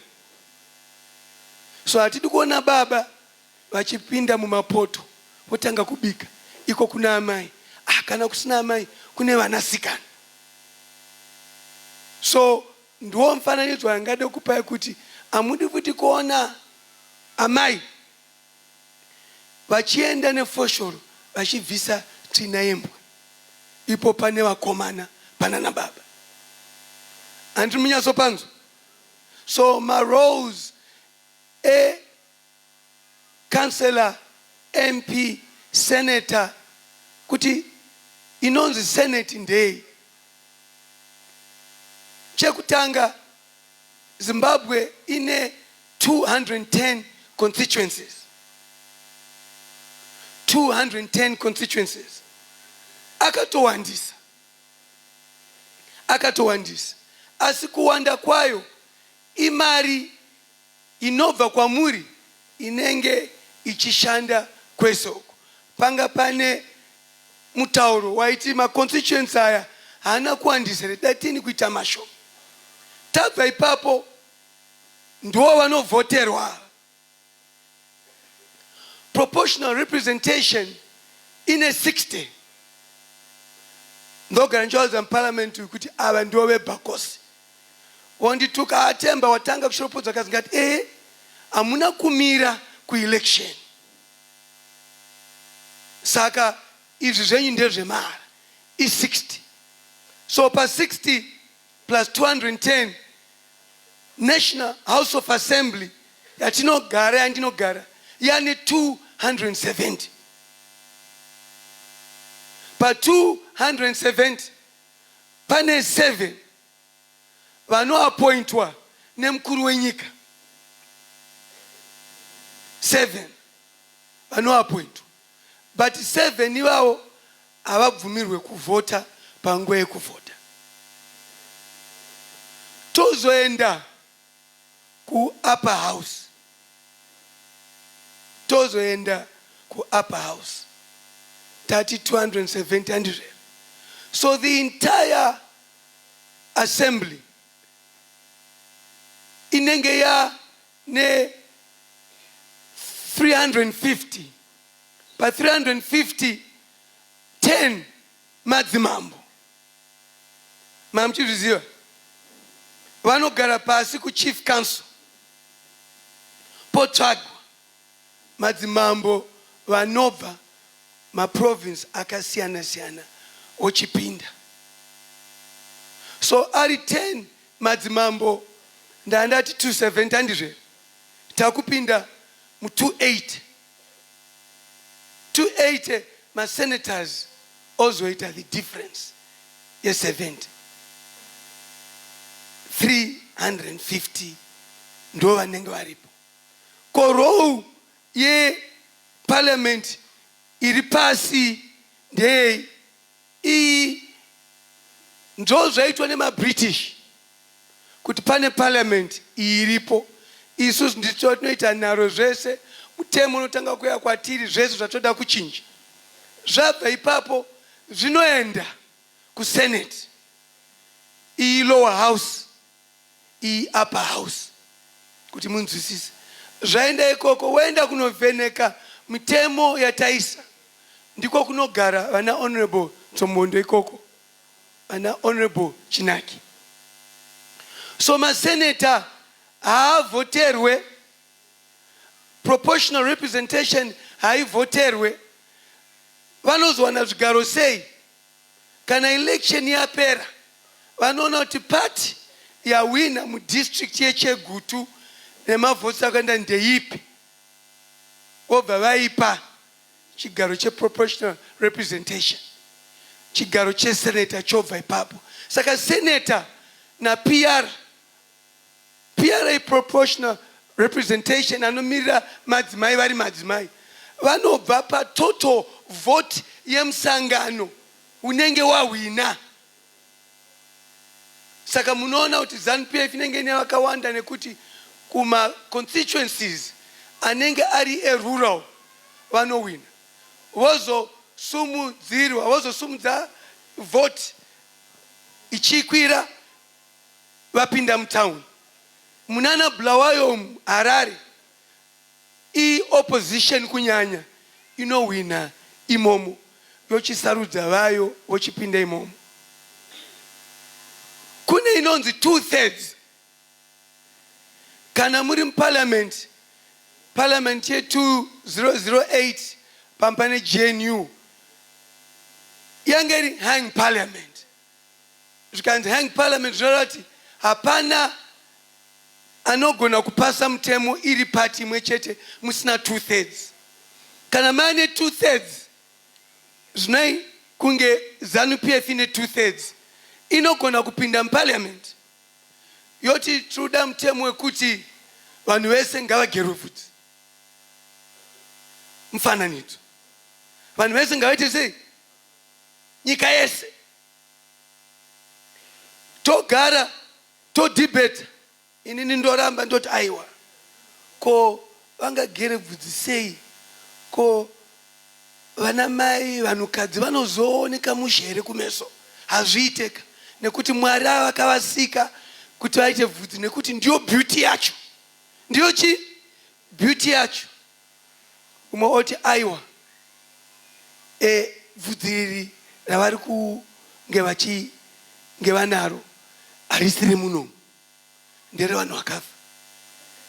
Inharo dzeumwe handizve yakuita, ndiyo inonzi debate. Ndiyo inonzi chi? Unotaura for 20 minutes. Kana vanhu vafunga kuti unotaura zvine sense zvinonakidza kunge zvavanondiita inini, vanoti Mliswa ngatimupei dzimwe 5 minutes. Ndoita sei? Ndotaura. Handizve. Kana umwe munhu zvikanzi 5 minutes oti aiwa tino object, nekuti vanenge vachiona kuti uri kutaura zvinhu zviri right. Mapedza tozoenda kuvhoti. Vhoti vane 2/3 mutemo wapaswa. Ava maita noise, mukaita noise asi mavhoti enyu haakuwinisei. Saka 2/3 ZANU-PF inayo, ndipo pavanoshedzera MP wese kuti awi nekana takupinda imomo. And then arrangement yanga irimo kuti MDCA iri uko, vamonzora vari uko, vochitora vamonzora kuti vapamhidzire ZANU-PF. Saka vochienda ikoko mutemo ochipaswa. So ndiyo debate inenge iripo. Saka pa debate kuisa mtemo inonzi legislation agenda. Zvichireva kuti kuisa mtemo. Saka pa kuisa mtemo wenyu wamasarudza akati chii? Nekuti apa unosumuka nepfungwa dzako oti ina handiwirire nazvo. Izvi hazviwanzo kuda kuti unongedzerwe na chief whip. So vamwe vanobva 5 years vasina kutaura. Pane pamwe pekuti kana uchida kuvhunza mvunzo unoenda kuna chief whip ovhunza mvunzo wekutanga, the original question. The supplementary question inoteera yekutanga haupiwe mvumo, unongosumuka oti ndine supplementary question opiwa mukana. Ma supplementary question anogona kunge ari 3, 4 ochimira. So pamtemo wenyu aiti chi, pamtemo waiswa kuti ma-NGO asa shande munomu aiti chi, pamtemo wekuti munhu akataura zvakashata nenyika anofana kupinda mujeri, wenyu akati chi, akabvumirana nazvo here kana kuti haana kubvumirana nazvo. Mozotarisa inonzi Hansard. Sa-MP ndai make sure kuti chikoro chese ndinopupirwa nematicha nekuti tinopiwa makopi mashoma. Ndaisiya pachikoro kunyanya kuitira vana vanodzidza kuti understand zvenyika. Pamwe pacho ndakapa ndikaenda kundapinda mune toilet ndikaona Hansard ya tissue paper. Ndikati ndiyoka inoonekwa inoverengwa nemunhu wese kuti uteere kuti zvizvi kuitika. Saka chero indikasataura kuparliament munotsvaga Hansard. Madebates aripo anotaura kuti uyu akataura izvi, uyu akataura izvi, uyu akataura izvi. So iyo ndiyo legislative agenda. Tozoenda yechitu inonzi oversight. Oversight. Chirungu chinotaura kuti i-over and then sight. Inenge ziso rinoona. Ziso rinoita sei? Riri kuonei. Hurumende tinoipa mari kuti tiri kuda mari yekuti chipatara chivakwe. Minister of Health Baba Chiwenga woyo oti ndauya pamberi penyu sedari toda kuti zvipatara 20 zvivakwe uku neuku uku neuku. Mari yandinoda ndeiyi. Munoti chi? Ava notaura but zvipatara zvamuda kuvaka makamboti muchavaka 10. Ko munoenda ku 20 sei 10 dzeze musati mavaka? Takubvunza ndizve kuti pamakamboti 10 dzidzi dzichavakwa dzakavakwa kupi tisati takupai mari ye20? Inflation. Indochisumuka ndoti ko inflation iyi hamuizive. Saka chii chamuri kuita kuti vanhu vasatambure neinflation nekuti mari iri kukwira? Pavanogamuchira mari vashandi vehurumende nevese haisi kuenderana neinflation. Saka pamunovabhadhara mari kana inflation yakwira ne100%, madini musi wanhasiwo kukwidzawo ne100% so that vakapinda mustoro vanoita sei? Vanotenga zvinhu zvinoenderana. Dzanharo dzandiri kutaura ndizve. Osumuka woti aiwa ma-sanctions. Ngati ndasumuka futi ko ma-sanctions, ko goridhe iri kubuda munyika mese nema-diamonds zvinei nema-sanction? Izvo hazvibvunzwe nevakawanda. Hazvibvunzwe nechi? Nekuti vemusangano weZANU-PF vakabvunza izvozvo vachiwenga zvonzi uda kuexposa party chibuda. Washora party nevakuru wavatuka. Ko ndavatuka papi?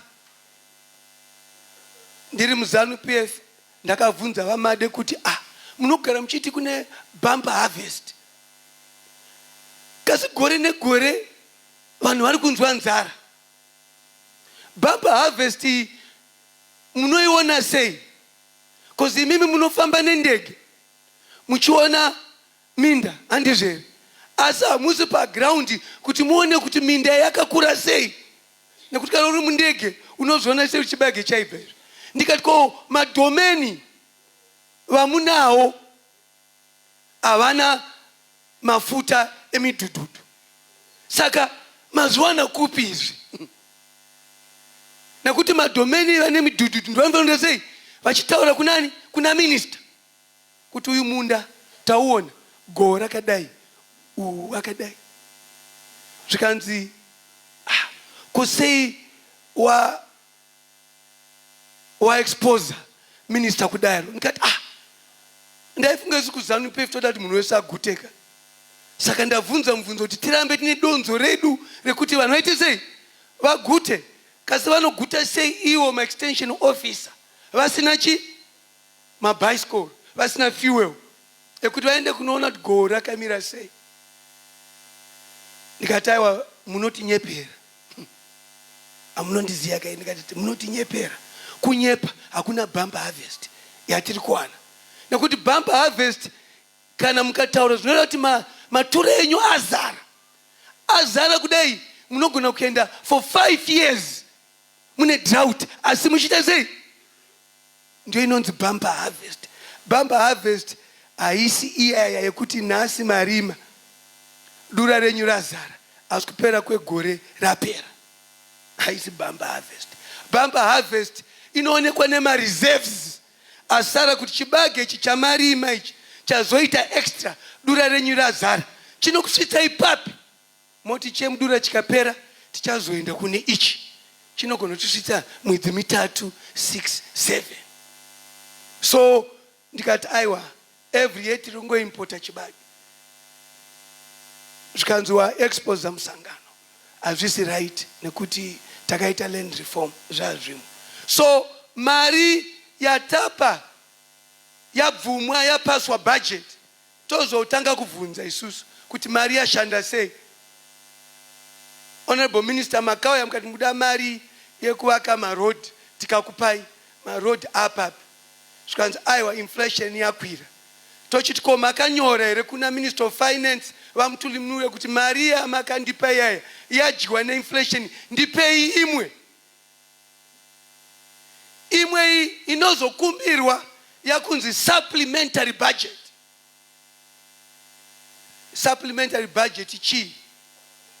Mwana ana mai mukaka mushoma mozo ita powdered milk motutsira ochimwa ndio supplementary.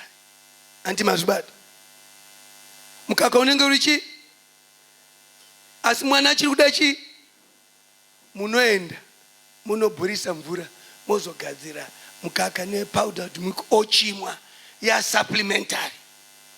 Saka imimi amungatadze kuita supplementary nekuti mukasaita supplementary mwana anoite sei anopedza arwara ozofa nekuti nutrients amashoma.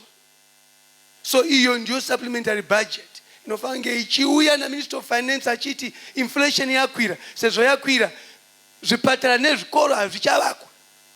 Saka ndibvumirei se Parliament kuti ndiende ndishandise mari iyi yandinoda.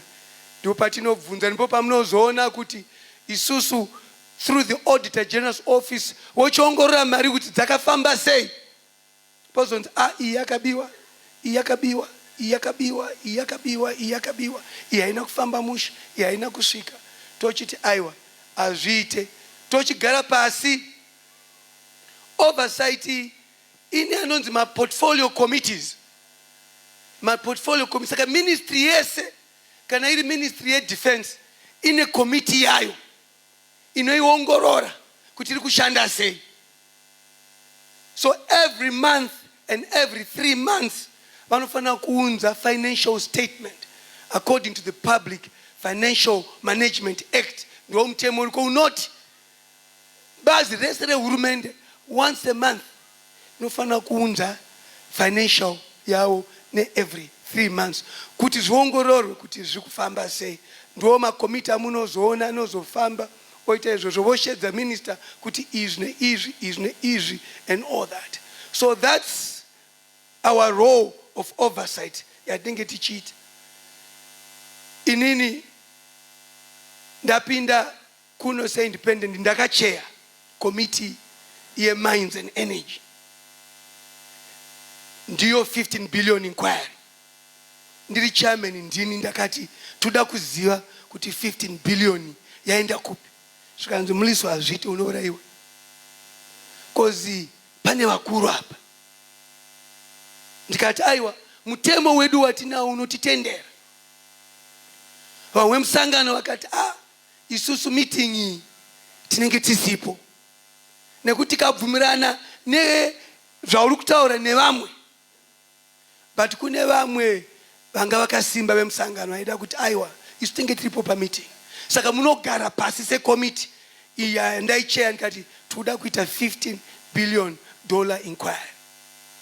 simba reparliament rinodependa nachairman. Ndikati vakuru vese vemasoja vesiyawe vemapurisa vakaipiwa madiamond money ndikuda kuvaona. Nekuti bumbiro redu rinotipa simba iroro, oversight on everyone. Kwatinopa mari even kune hurumende tinovhunza tiaenda kupi. Ndikavhunza kuti madiamond mines ese aya muri kuona kuzara kwamakaita munomu, senate yange kazara yakadaro, ende ukasauya tinokuita contempt of court. Chero amutasa sekuru wangu vanga vabva state security minister, asi vari ipapo ndo vanga vane mine. Ndikaona sekuru ndine basa randinaro, ndichakushedza kuti muye kuzopindura kuti kusiyayo kwanga kune diamond mine mari yakaenda kupi. Vakembo Mahadi vakauya, vasekera mai, magenerals ese vakauya. Ndiro oversight ro yekubvunza kuti zvicherwa izvi zvikunzi zviri kushota. Vamwe vakataura takapiwa naMugabe tikati fine, tanyora pasi. Minister of Mines vangaru vachidhakwa vauya, takapiwa mvumo naMugabe. Saka kana zvadaro tinoshedzana.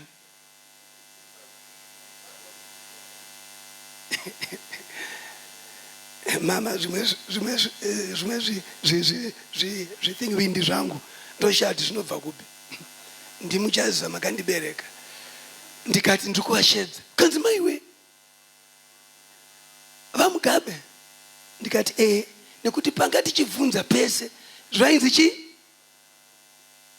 Saka tinoda kubvunza vaMugabe kuti ava vese vemauto vati imimi ndimakaita sei. Ava Minister of Mines vati chi. Imiwo futi President ndimi makati 15 billion yakabiwa. Saka tikukushedza kuti mutiudze takaba ndiani. Murunza zvati kutaura. Akaba ndiani nekuti ndimi makataura kuti 15 billion yaite sei. Kasi kwatabva uku hapana ari kutaura, ari kuti imi. Saka uyai muzoita sei, muzopindura. Tsamba ikanyorwa. Unfortunately vanga vasiri kunzwa mushe vakanyora tsamba ndipo pangu vachirwara. Vakati ndiri kuenda kuSingapore kunotreatwa, kana ndikadzoka ndichaita sei. But it got worse. Kuti tizoti vauye tichiza tari kuita worse, hazvina kuzoita sei kuzoitika. Tikagara sekomiti tikati aiwa tiri vanhu mudhara ari kurwara, haana kuramba kuita sei kuuya. Toita sei zvikanzi aiwa tongonyora report kuti izvi ndo zvatakawana. Report yo inopinda muparliament yochidhibatwa nemunhu wese manje. So ndiyo oversight ro iripo. Yekupedzisira inonzi representation. So ngatiendese. Chekutanga legislation ndataura. Chechipiri oversight. Chechi3 inonzi representation. Manje pa representation hapa ndipo pandida kukudzidzisai. Because kumirira. Kasi kumirira ani. Nekuti mimi mandivhotera. Muri kufunga ndofana kumirirani imi. Handizve. Handi munyazopanzwa. Now, representation inorevei manje tam parliament. Mr. Speaker, I want to ask a question, not on constituency that I represent has no water. What is the Minister of Local Government doing about it? Speaker vati munomu mutaurwe zvenoton, munotaurwa zvenyika.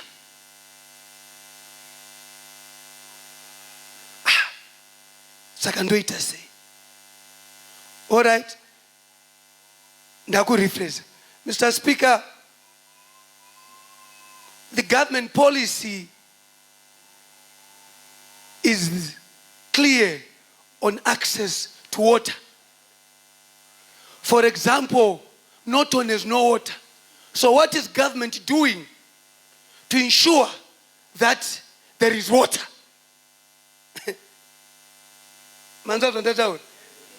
Unopa Norton say semfananidzo.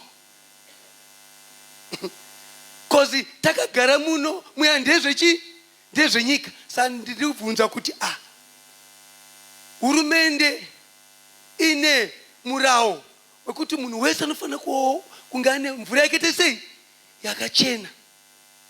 Saka ndinoda kubvunza kuti vachaita sei nekupa vanhu mvura yakachena kunge Norton haina. Handi mapanzo mufananidzo chii iNorton haina chi mvura. Minister wochipindura kuti Norton yawataura because minister anochuza kuti hurumende haisati ane mari. Tiri kutenga marigs ari kuuya kasukwati havana mari. Handizvere kasi chatenga marigs kasi nenyaya yeNorton. Honorable Mliswa munhu akadzidza akangwara. Ko Norton Town Council iri kuite ngavaende kunoita sei kunonyora tsamba iri specific yopinda muno votaura nezveNorton. Asi kuNorton kune mvura Dawendeu neElectoral haina mvura sei? Ndazvibata ndochinyora tsamba kuNorton Town Council kuti kuParliamentary hakuna mari. Ko imi muri kuite chine imvura yevanhu nekuti ndimi local authority. So tikati local authority kune 3 mabazi anotonga. Yekutanga inonzi local authority. Marural nemaurban ane simba, ane maroads, ane zvipatara, ane zvikoro, anotora mari kwamuri. Kozoya central government ndiko kwamunoona Honorable Mary Mliswa Chikoka kawanogara sagovernor. Kozoya central government. So then central government ndiyo hurumende manje iri kumusoro uku nema cabinet ministers kuti kana idzi 2 dzatadza yochipindira kuti takuita zvakati. Mufananidzo nzira yeGalloway yayi yakagadzirwa nehurumende. Haina kugadzirwa neNorton Town Council. Yakagadzirwa ne-Emergency Road Rehabilitation Program. Emergency Road Rehabilitation Program yatinge tapa mari yochipindira manje kunowe uku zvamuchaona kuti tsamba ndinonyora kuti maroad ari kufamba sei wopindura nowe mutukudzi wei vakanyora tsamba kuti vakuigadzira. Nekuti ndati ndanyora tsamba kuna minister vaita sei vapindura andi mazvoni. Asi ivo vanhu vacho vekunowe futi vakauya kwandiri vakati honorable zvinhu hazvisi kufamba mushe kuroad toita sei. Kati all right mirai ndibate. Asi road zvakare yekunowe nemamunogara dzaifanira kunge dzichigadzirwa nemadeveloper. Developer akadya mari aenda. Honorable Mliswa atadza kugadzira road takwavhotera kuti saka mhosva yeroad ndeyangwe. Tiri kudzidzisana tiri kuita sei? I-private development Norway, Galloway i-private development. Tangatara ndeyecouncil pavanodevelopa vanoti tichaisa tara mabhadhara. Marshlands inofanira netara. Kingsdale inofanira netara nekuti makabhadhara pamakatenga stand zvirimo. Saka sei muchida kuzodzinga MP nekuti road haina kugadzira. Saka vangani vanhu vamavhotera out basa risiri ravo. Saka mapa munhu mhosva asi akauraya munhu ndeuyu, kasasina uraya munhu ndimi makuti ngafa.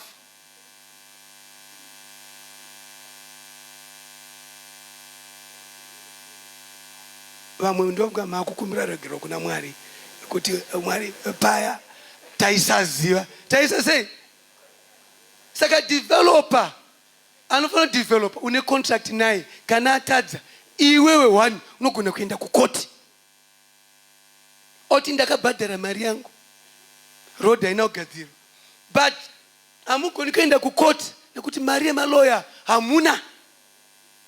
Mari yemaloya chi? So ini ndozoti alright ndakutsvaga lawyer wandichabhadhara.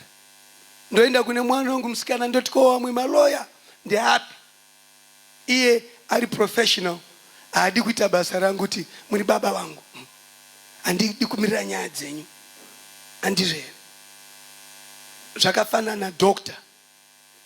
Madoctor havatenderwi kurapa kana surgeon kuvhiya hama yake because zvine emotions. Zvinechi? Ndiri doctor, amai vangu varwara, touch wood, ndiri nyanzvi pakuvhiya, vanofana kuvhiya. And ivo vari comfortable nani neni kundide sei ndovhiya ndokanganisa ba havasisipo. Hama dzinotichi akaurayani. So professionally vanonzi musaite izvozvo, chotsvagai umwe anoita. So representation is on national issues. So ndabata representation kuti vana kuchikoro mauya kwandiri vadzingu, ndinoenda kuna headmaster. Headmaster mutemo noti izvi neizvi vana vadzingwe ngavadzoke, vodzoka. Ndoti pani shai mbereki noti mwana.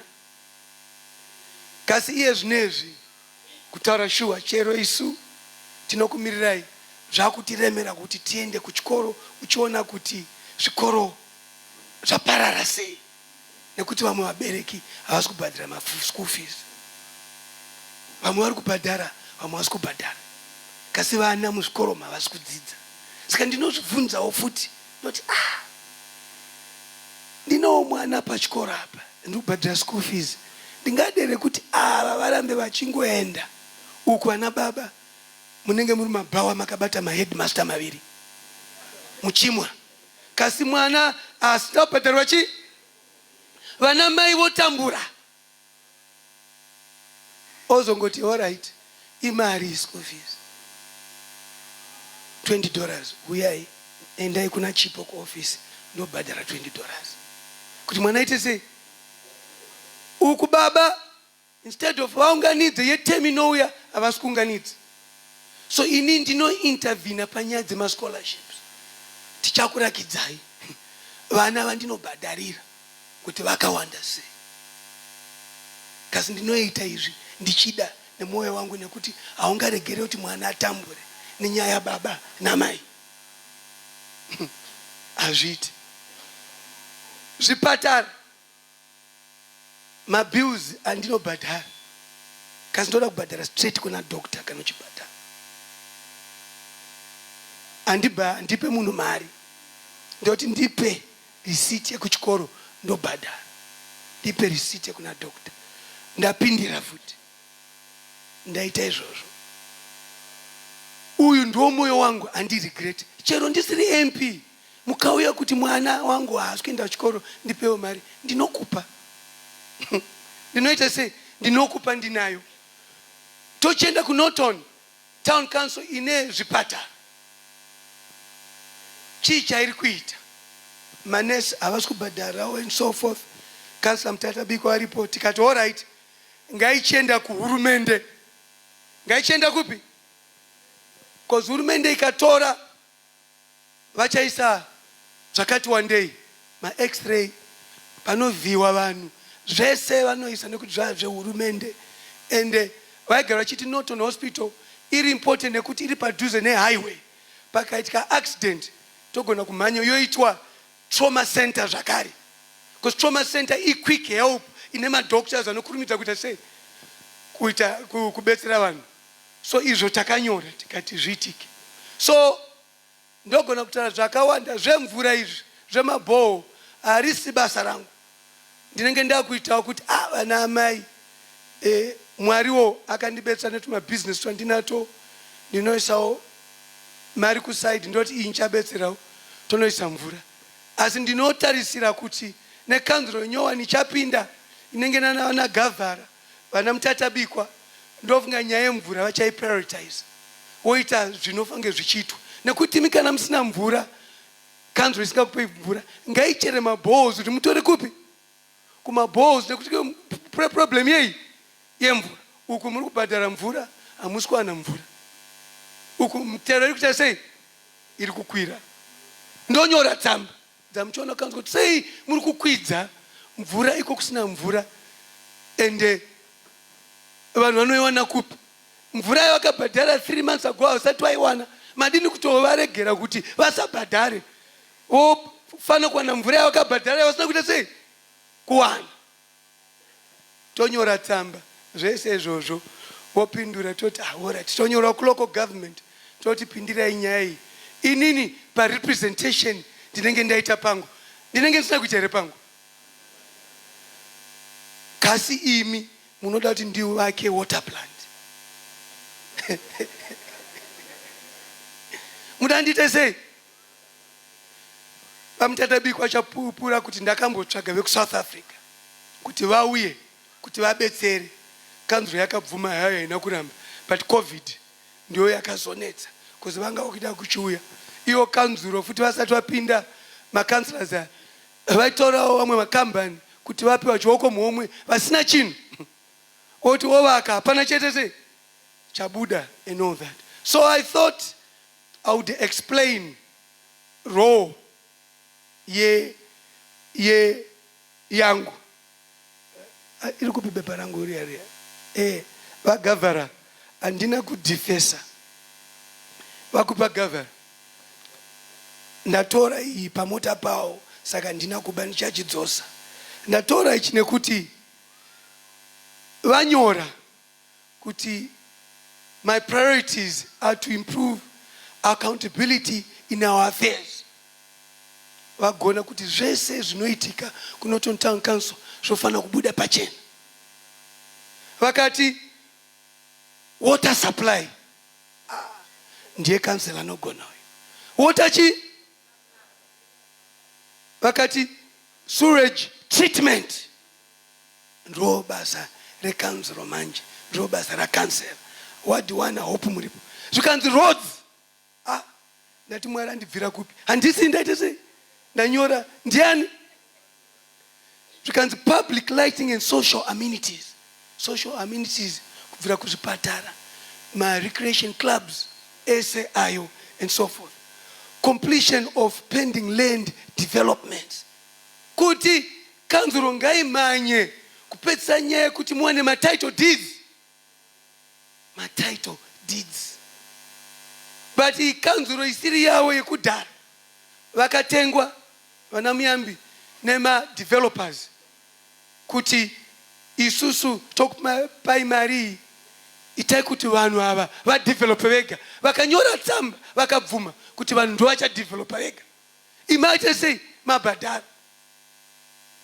So zvakawanda zvacho zvinhu zvakaitwa kudhara uku inflation yaitwa futi yaenda. Creation of new lines of income ma-projects anofanga achiitwa. So iri ndiro basa rakansela rangu ndakupai kandizve rakansela ndeiri.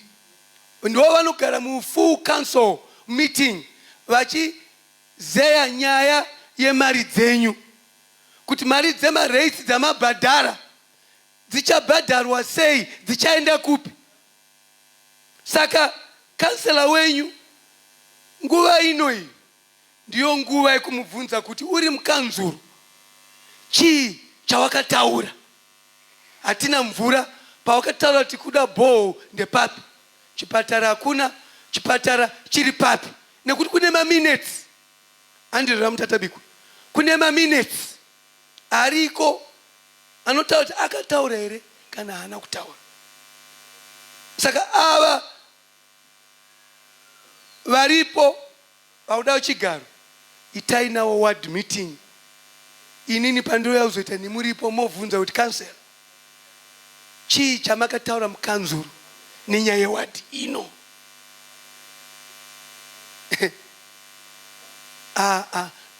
Zvakanyorwa papi, maminutes ari papi, uko hapana chakaita sei chakataura. Asi nekuti imi munomuda nekuti ndewebato iri munomuda, asi makusafaka makuita sei. You have, and let me speak to you from my heart, munofanira sevanhu kupiwa chipo chinonzi discerning spirit naMwari. Then discerning spirit inoona kuti uyu munhu itsotsi, uyu munhu ane chokwadi. Icho handikupei, asina matai kuna Mwari kuti mupiwe izvozvo. Ini ndagara ndichiti handiwine nenyaya yekuti ndinopa vanhu zvinhu, asi kana ndakumirira ndinokumirira pachokwadi nemwoyo wangu wese.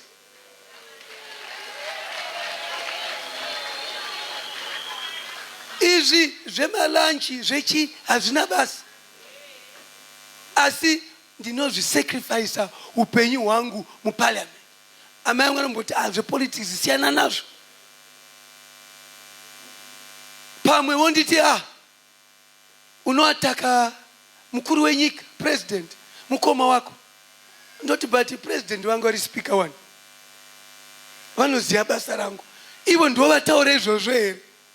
Ndivo kaveZANU-PF vanonyanyoda makuwa. Kasi president vanondiziva kuti ko ichi hamuchizive here ichi? Ichi mwana chababangu chibenzi, regera ichite basa.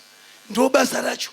Handizve mutulimi umwe musi apinda muparliament, afamba achitaura kuna president, nhasi ndapinda muparliament, Mliswa anga achindibvunza mubvunzo yakanyanyoma. Zvikanzi jairana naye, achanyazokubvunza imwe chaiyo chaiyo. Saka mukuru wenyika kana tichitaura kuti izvi neizvi hazvisi right, kuda kuti nyika iende mberi, kuti ivo vaite basa, kuti vaite sei? Kozi vanenge vakataura tichavaka zvikoro 20, indobvunza kuti zviri kupi? Ndichibvunza gurukota ravo rekuvaka. Ndozoti aiwa vanhu vakatenderedza president havasi right, nekuti ndenge ndaona kuti makurukota avo havasi kuita basa rinenge ranzi neZANU-PF nehurumende zvichaitwa.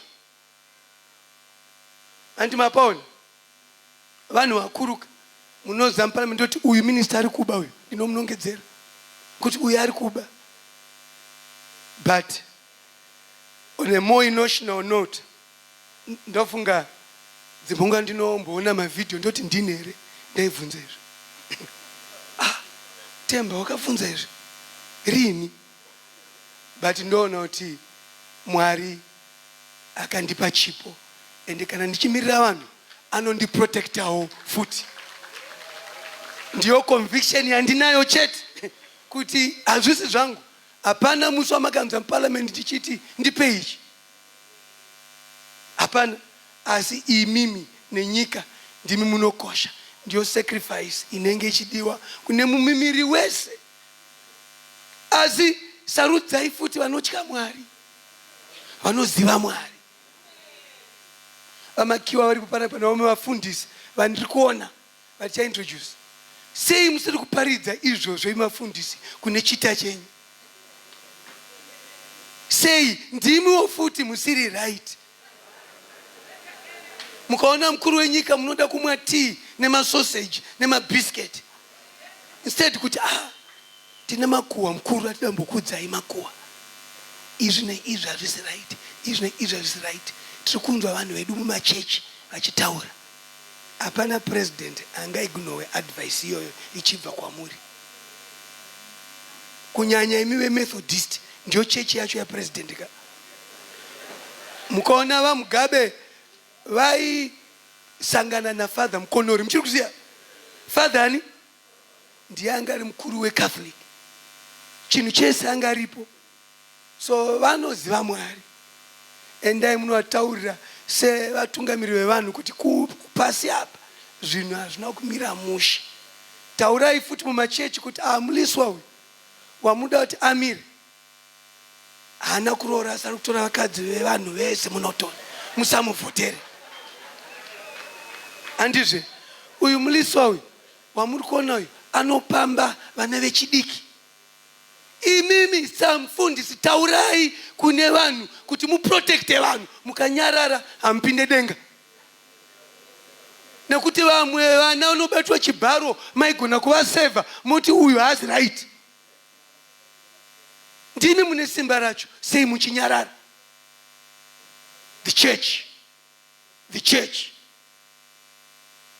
Kasi munospenda time yakawanda muchitaura nenyaya yetithing, asi musingataure zvakashata kune vamwe vanhu.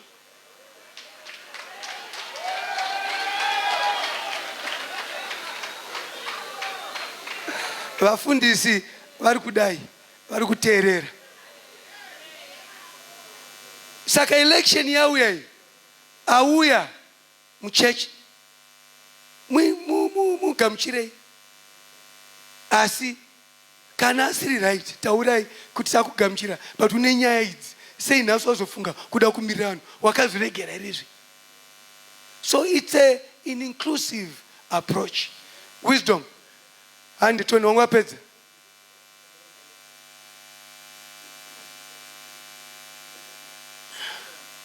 Takuyenda handisati ndatika ndakaisa zvimabhana zviya, handizvero zvamaona, dzokera Wisdom kuti waone zvandiri kutaura.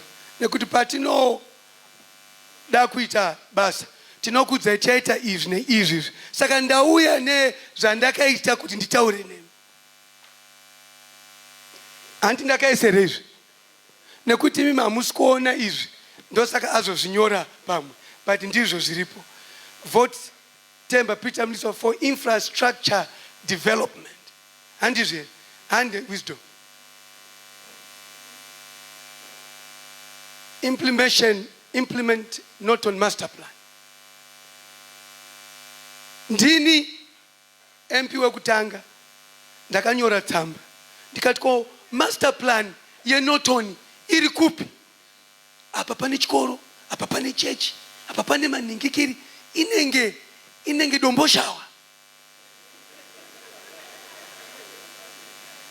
Vamutatabiko variko apa vanokutaurira, ndikanyora tsamba kuti master plan inofana kureviewa after every 20 years. Ndizvo vamutatabiko. After every hapana changavaita. Saka master plan inokuudzai kuti apa pange pane chipatara, apa recreation, because ndinoona vana vachitamba hapana maground ebhora. Ari kupi pa master plan? Auya one. Amutatabikwa ndinenge nchinyeba ngati master plan ndovunga vakazouya vachiti vapedza asati yapera here, yakapera. Ndini ndakanyora tsamba iyoyo kuti muzive kuti notoni yakamira sei. Zvafanana nekunge une mwana wenyu kasi haana birth certificate. Master plan ndiyo birth certificate yenotoni, kuti izvi zviri papi, izvi zviri papi. Vakaisa chinhu chifanga chiri papo, ndimi munoita sei? Munoti aiwa master plan hai hazvipo mazuwana kupi. Nekuti vamwe vanga kutengesa mastands emachechi, ezvikoro, ezvipatara, vachitena into mastands. So the master plan is there. Upgrade noton ndakanyora tsamba kuna Minister of Local Government ndichiti ko notoni nepopulation yayo yadini kuitwawo city, yadini kuitwawo city. Vakapindura vakati tiri kuzviona mazviri, I think vakazotumira tsamba nekuti pane zvimwe zvavanenge vachida kuti va make sure kuti zviri in place and so forth. Because kana mune status yecity zvakawanda zvinofamba mushe, handi mazvona, seat of Harare, seat of Bulawayo, munenge maipapo and so forth. Continue road maintenance. Vanyagano varipo weward 50 wana mbianota mripo. Ndaisa magreta. Ndoisa fuel. Ndonza. Kuti road dzeuko dzigadzirwe. Ndichiri MP. Ward 15, Ward 13. Nema ningiri aitwa and so forth. Mbuya ndizo ze. Maita. Kana tauya kuti titaurane kata kucheka na mabox. Kana pana davunza mvunzo epapo ibva wabvunza. Ndosaka ndauya kwamuri. Nezva ndakanyora kuti tiende through it. Nekuti handiti muzobuda muno. Mozoti aiwa. Ndipozei tokupa mic ovunza. That's what we need to do. Upgrade infrastructure to develop, accommodate the disabled. Vanorara neurema vanga vasina kana chinwani. Ndakawanira stand. Ndikaisa ball. Aungavake usina stand ka. Zvokuvaka tozotsvagwa vamwe vanoita sei? Vanozobetsera ndoziva kuti Norton Town Council neava vachiuya nemutatabiko vachaisawo nekuti vanorarama neurema vanofanira nepercentage yavo yekuti izvi zvinoenda kwavari. Zvikoro zvivakwe zvese zviitike handizve. Kuti ndatanga kuvaka aiwa. Build more schools. Mukaona nharira iyavakwa vamutatabikwa nokutaurirai. Education levy. Pamwe pacho basa rangu harisire kubvisa mari. Ndeve kusunda vanhu vaya vanofanira kuita kuti vaite basa. Munonyazopanzwa. Nharira handina kuvaka. Yakavakwa neNorton Town Council. Ndabva kunobvunza kuti education levy iri kuenda kupi? Anti-corruption ikapindira. Vakatanga kuvaka. Ndosaka vakataura pamagrupu kuti wona chikoro ichi. Ndoti dei ndisirini. Ndakanyora ku anti-corruption. Hamaichivaka. Nekuti anti-corruption yakati munofana kucomply. Oye ustokusungai. So toda kuti council ichapinda yana mutatabikwa education levy ngaende kuzvikoro. Population yakura munotoni. Vana one class vana 60, 70. Kaswaberikwa kubhadhara chi? Education levy. Markets, Norton Town Council, vakaisa makaona ku upgrade even pamsika papaya pa ningi bus terminus. Izvo ndinoatenda vakaita basa iroro asi inini sa MP ndinosunda kuti zviitike. Kuma markets kuri kuti netsei. One, kune iripo yepa ningiri yepakatanga padhuze nepatinashe steel. Munhu anenga kutora mari kune vanhu. So ndichada tu amutatabiko wandibetsera kuti papo zvinofamba sei. Toti but munhu uyu afani kutora mari kubva kune vanhu. Vanhu ngavabhadhe mari ku council. Why should people pay to somebody who is not authority? Land ndechi ndeye council. Kana council yapa munhu land kuti vaka. Council ndiyo inofange chiwana mari. So pane zvakawanda too much. Zviri kuitika kunyaya markets ende kutaura chokwadi handiri kunyepa. Chero ndandine mari yekuda kuvaka market pa speed pape hove. Hauvabvise ipapo vanhu vacho. Yeah. Izvo ndada kuudzai chokwadi. Kuti ndivabvise ipapo nekuti vanenge vakataimira pavanowana mari. Unoendesa uku kusingasvike vanhu vanodzoka futi paya. So it's a serious concern and ne economy kuoma kwainenge ichiita zvinondinetsawo futi kuti ndivabvise. Ndicho chokwadi. Ndiwo mararamiro avo. Ndiwo machi havasi kuba vari kuedza kurarama. Chero kaenda pa speed ndakaenda kupai fish market yekuti tinowana land yekuti pane ma cold rooms instead kuti vanhu vaende kukariba ngawe ipapo but imuwo futi munotengawo saka munozvidawo futi saka hapana zvandikaite sei zvandingaitewo handizve. So it's a very difficult task, I won't lie to you. Install my street lights, murikuona tinoton town council iri kuisa. Epa chasara kanisa mutadabikwa ndepa Katanga matawa thinya. Ndakavanyorera tsamba kuti ndoda kuisa inini nekuti zvimwe zvichendikada kuzviita zvinobelonga tinoton town council. Pamwe pacho panenge pane politics dziripo woti aiwa tinoda kuti muite. Chii chandingaita? Nekuti zvinhu zvavo handizve vanozvicontrola. So that has been done. Let's move.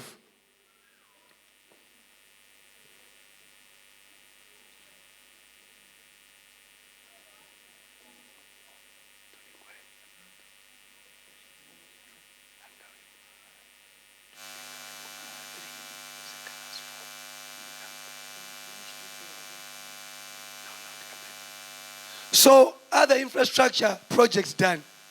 Expansion of the Norton toll gate. Vanhu vaichema kuti pane congestion handizve. But vanhu vacho vakapiwa contract havana mari futi. Murikuona tiri kunetsa kakupera. Iyi extension muri kuona izvozvo. Ndakataura neZinara kuti sei vanhu vemuNorton. So munofanira kuenda kuZinara kuti mopiwa levy yamunobhadhara sevagari vemunomu. Sipane levy yamunobhadhara nekuti muvagari vemunomu amubhadhari the same. So munoenda ku build of road over rail, iyo makaiona bridge iripo tichibva pakarina. Pressure for Norton takaita facilitated gallow installation of hospital lights. Amutadabikwa munoziva kuti ndakaisa lights pa hospital. Panga pasisa light pamba nedima, manesi aitotya and so forth. Let's move. Lobbied for improved Katanga market, Katanga bus rank, fine. Let's go. Next. Yeah, up. Ndipo panondinetsa kuti ndidzokere kuNorton kana ndisadzoke. Ini ndiri munhu anoda kusangana nevanhu ndichitaura nemu mumawards menyu. Iye zoda kutaura chokwadi panapa. Kuti ane mhosva ndiani. Kuti nini munhu andiudza kuti vaMliswa muuye ndaiuya maisauya. Ngataure nechokwadi. Mangani meetings andaishedzera before COVID mumawadi vanouya vangani. Meetings ezvikoro evana venyu hamuyende. Budget hamuyende. Saka ane mhosva ndiani. Munhu wese must carry their cross now. It's an interaction. It's an interaction. I used to have ward meetings. Aukaenda kumadheredhere uku kunana Twin Lakes uku. Atisi kukuona meeting ye development inoita tese tiri pa ward level. Councillor aripo. Councillor akashedzera meeting MP aripo. Nenge nchitarisira vamutadabika tienda mberi. Let's have an agreement kuti councillors must call for monthly meetings all the time. Kuti informe. Inini ndakudzai basa rangu. Basa rangu harisire kuita meetings nemi. Basa rangu ndere kumirirai makansela vataura zviri kunetsa vozviunza kwandiri. Indozoita basa. Asi zvisinei ndinoramba ndichiuya kwamuri andiregere sababa. The day amunogona kusarudza makanselas amuzofunga kuti ibasa raMP nekuti ndikasauya amuvhotere nekuti havana kuuya. Kasi basa rangu nderekuya kwamuri. Dzimwe nguva mukandiona panhamo wandinoignowa ndiani. Amutaure neni.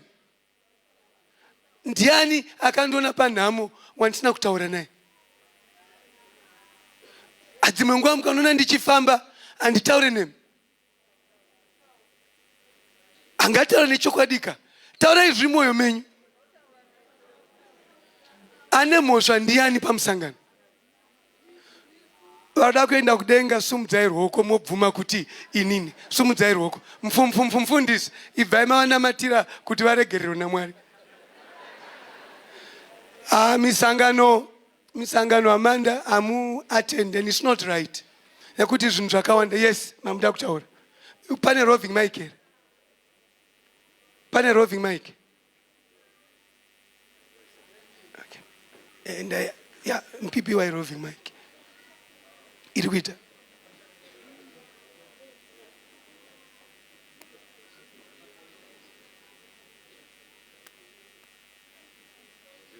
And nyaya COVID ndokuti kachinjana too much. Yeah. Naya kumana tati ma roving mic anofanga kawanda. Kuchicha kuneta futi.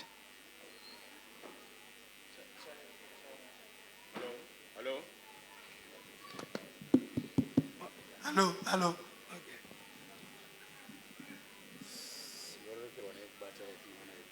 Okay, it's okay.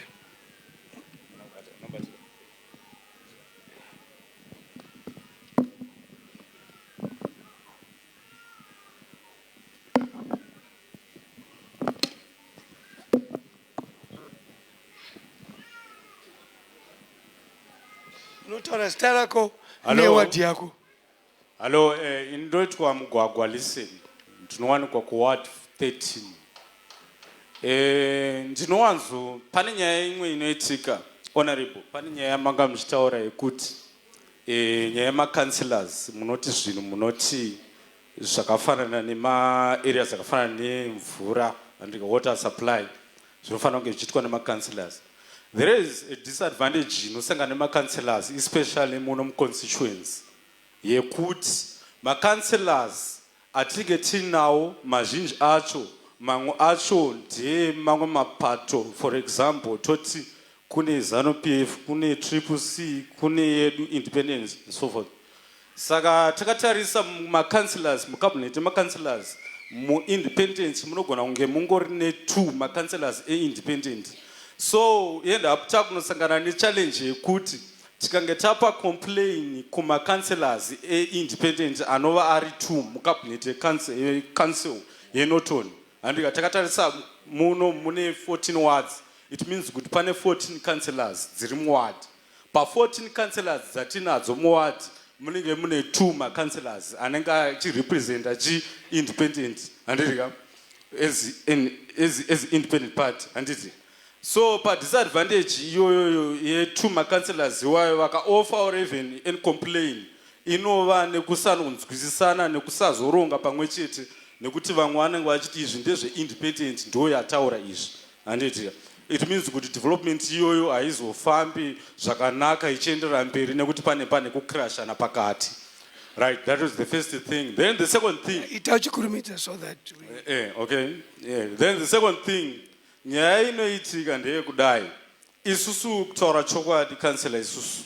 Tichitaura chokwadi chacho chekuti kubvira tabva kuita ma-elections kumasure kwesu. Inini hangu ndichipupura. Ndakaona honorable Mliswa vari number 1 pakuziva kudzoka kuvanhu vachigadzira vachiteedzera zvinhu zvido zvinodiwa nevanhu. Pare zvino nhasi uno tikataura kuti pano paita rufu tinoona honorable vachiuya hazvisinei kuti ma-elections kana kuti haasi ma-elections handiti. Because honorable tinokuexpectai kuti tinofanira kuva nemi nguva nenguva.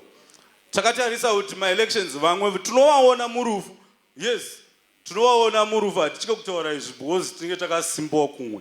Tinovaona murufu vanowanikwa murufu kana vari panguva yekukambena chete. Kana vachinge vaenda vanobva vaenda. So pane dzimwe nguva ndopangu patinozotaura kuti isusu tinopa polisi kuvanhu kuti it's better kukampenera munhu tichivhotera munhu ane something chaaitira muvanhu before asati apinda paposition. Nekuti pane challenge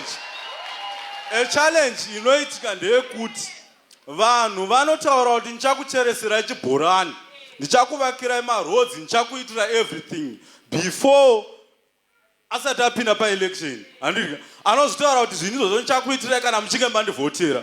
So we end up takuzonosangana nechallenge yekuti MP we chidzokai ka handitaka here uyai kamugadzire maroads. Havachakwanisi kuuya muconstituency. Sometimes vakublame ma-situations ekuti nyika ine ma-sanctions budget kukanzuru hatina kunge takapiwa. So we end up takuzonosangana nema-challenges iwayo kana tichinge tapinza munhu iyeye asina anything atanga aitira kuvanhu.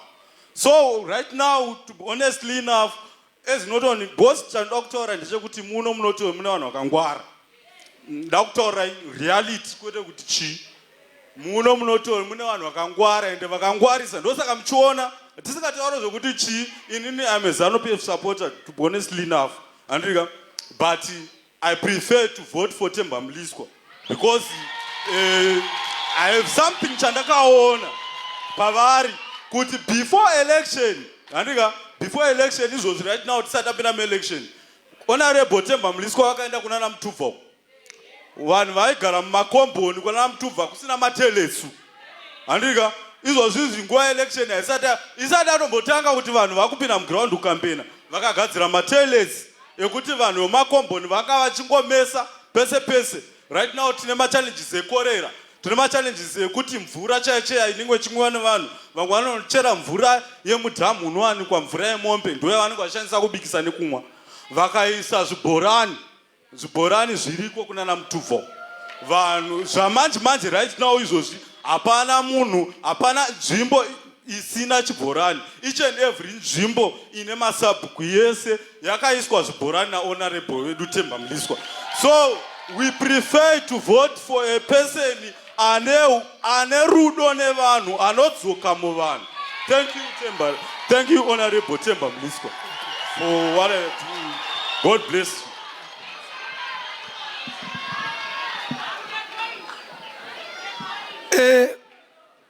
Ndofunga kuombera uku ataurira vakawanda ndizve. Ndizo dzanga pfungwa dzenyu here. Okay, pa nyaya ye ndanzwa point yako pakuti ma independent kana even Triple C, even ZANU-PF vanenge vachirwa. Kasi mvunzo wandinawo ndeuyu. Nyaya yakuti vanhu vaone mvura ine mapati. Uyu ari right zvataura. Ndozodzoka kwamuri kuti ndimi munosarudza. Ndimi munoita sei? Because nyaya yemvura ndeye munhu wese. Ndeyechi? Ndipo paunotarisira kuti vanogara vese vobvumirawo chinhu one for once. Kuti ngatiite sei? Ngatiite mvura. Vamutatabiko vanovhiziva. Ndapinda sa-MP kune Zimbabwean Ownership Trust. Andi munoiziva? Alright, mandi kutaurei. Zimbabwean Ownership Trust yakagadzirwa kuti inge ichibetsera Chegutu neZvimba. Saka noto ndiri muChegutu. Saka semaini ikawana mari pa Community Ownership Trust iripo inofana kuendesa mari ine 10% yayakapeti 10 million kudhara, and then vane 10% mashares avanowana iye anofana kuenda kupi kucommunity. Ndikavabvunza kuti kochii chamuri kuitira Norton? Havana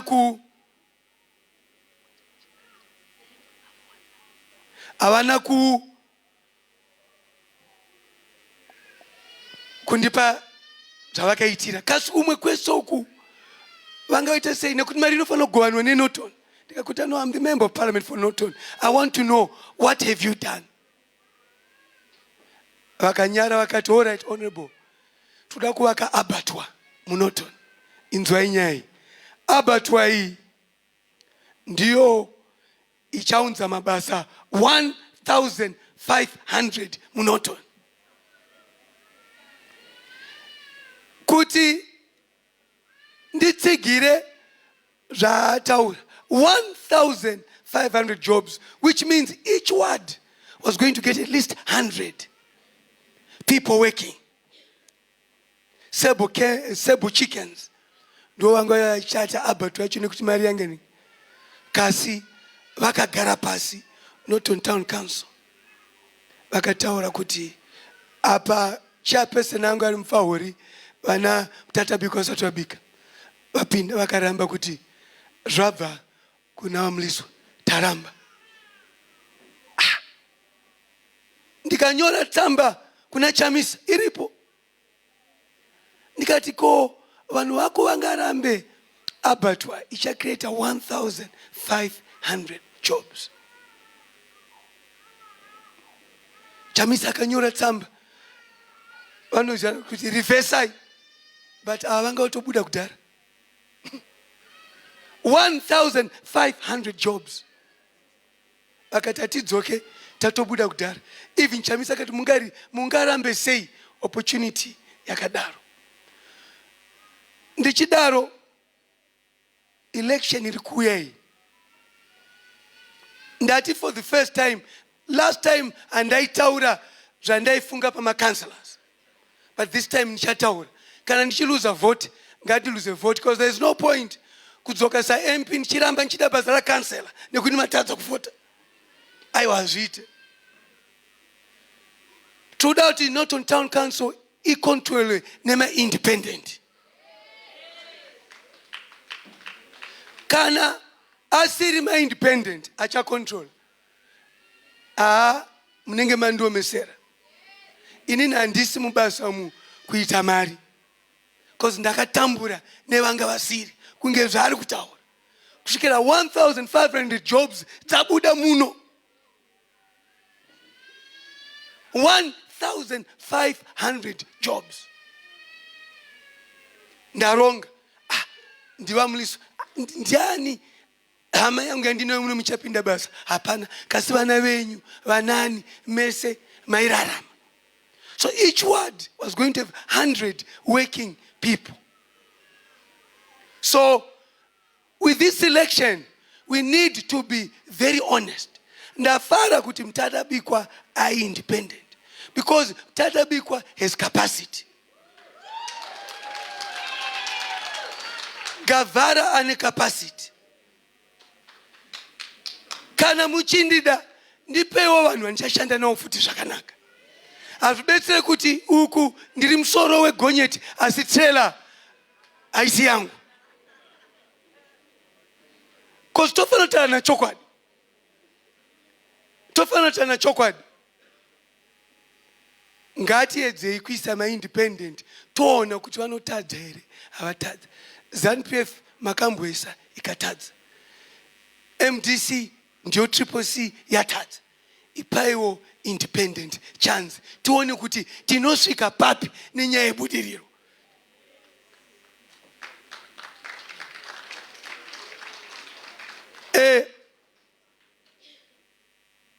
Wisdom tanda papi. Ndipei ma burning issues kuti tisa nyanyotora. I will get to go munukadzi. Quick one. Thank you. Hello, about issue of town. You once mentioned that you want to work as a chain from your councillor to your MP. I stay in Ward 10. As far as I'm concerned, when you're introducing your councillors, Ward 10 you don't even know who's representing us as independent. That's one. And secondly, I wanted to ask Honorable, how do you announce your meetings? How do you say your meetings? I stay in Ward 10, but apparently you did even a project for water, but I never attended one of your meetings because I don't know how you say or how you do it. Your criteria of inviting people for meetings. I think there's a miscommunication of people that are representing you or that are saying when is the meeting. Ngatinyarare yuko. Vabvunza mubvunzo wakanaka. Andizvere. Noizuko. Mubvunzo wabvunza ndezvekuti ma-meetings enyu munoyashedzera sei. Which is important. Kuti pana musangano wamakaita handina kunge ndaudzwa.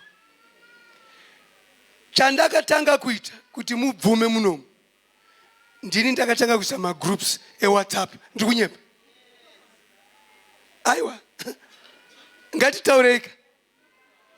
Ndiani MP akatanga kuisa ma-groups e-WhatsApp.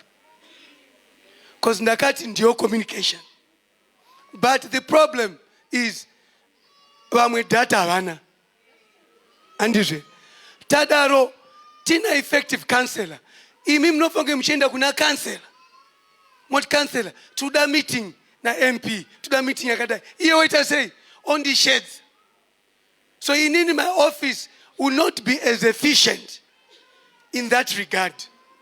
We try to create the NODA coordinators in the areas. But because of COVID, a lot slowed down and everything. And there were no right in order, a political party. Towns actually development, not on development association, ndio NODA. Kuti munge muri momo word by word, kuti muri pama groups, zvinoitika, tinoudzana and so forth. So we also say vanu, atifana kungo, ti meeting yese inoenda ndeye politics, motadza kuenda. You must also be eager to attend meetings. Mononzwa kuti chi chataurwa ku meeting ikoko. So communication, yes, is a problem, but we must choose the right councillors. Once we have the right councillors, it becomes easy for communication to happen. So that is a good point. Wisdom, we have to find between.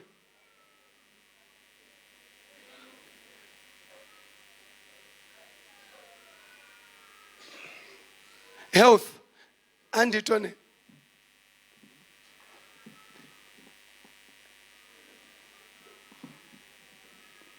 Ipai mai makotari baba.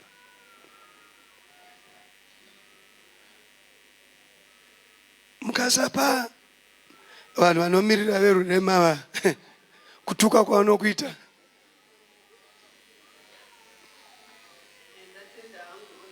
Thank you.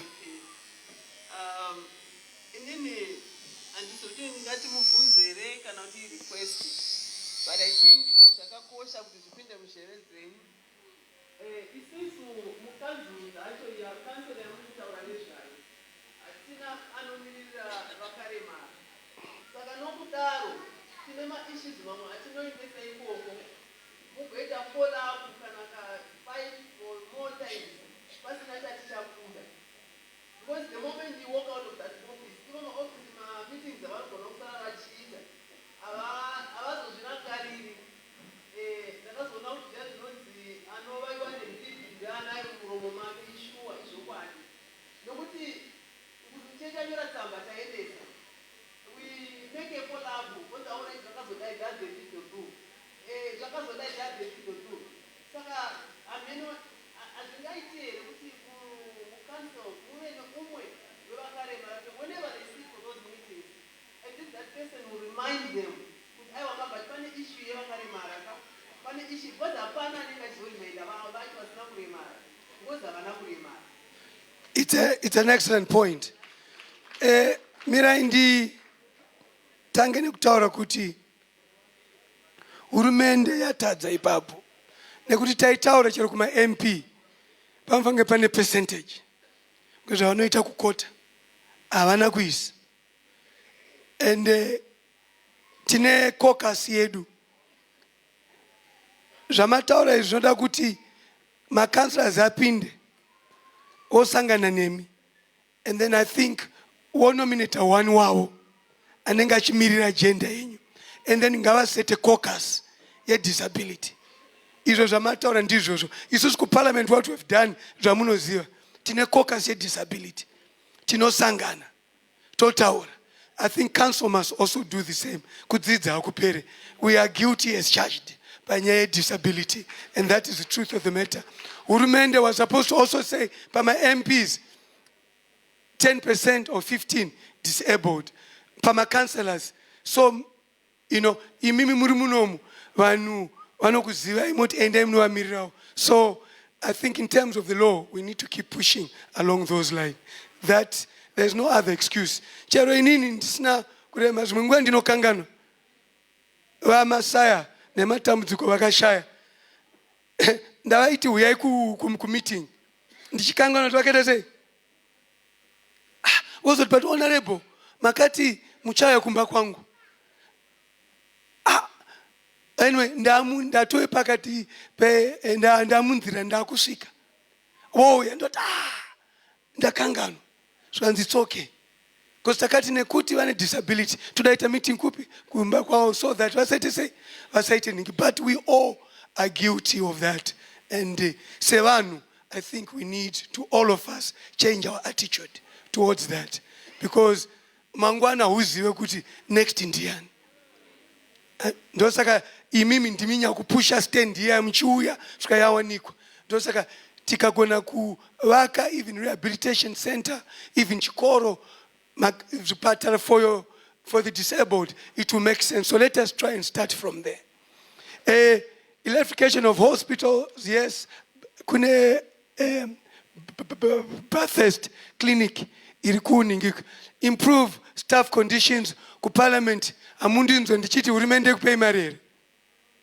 Amunzwe.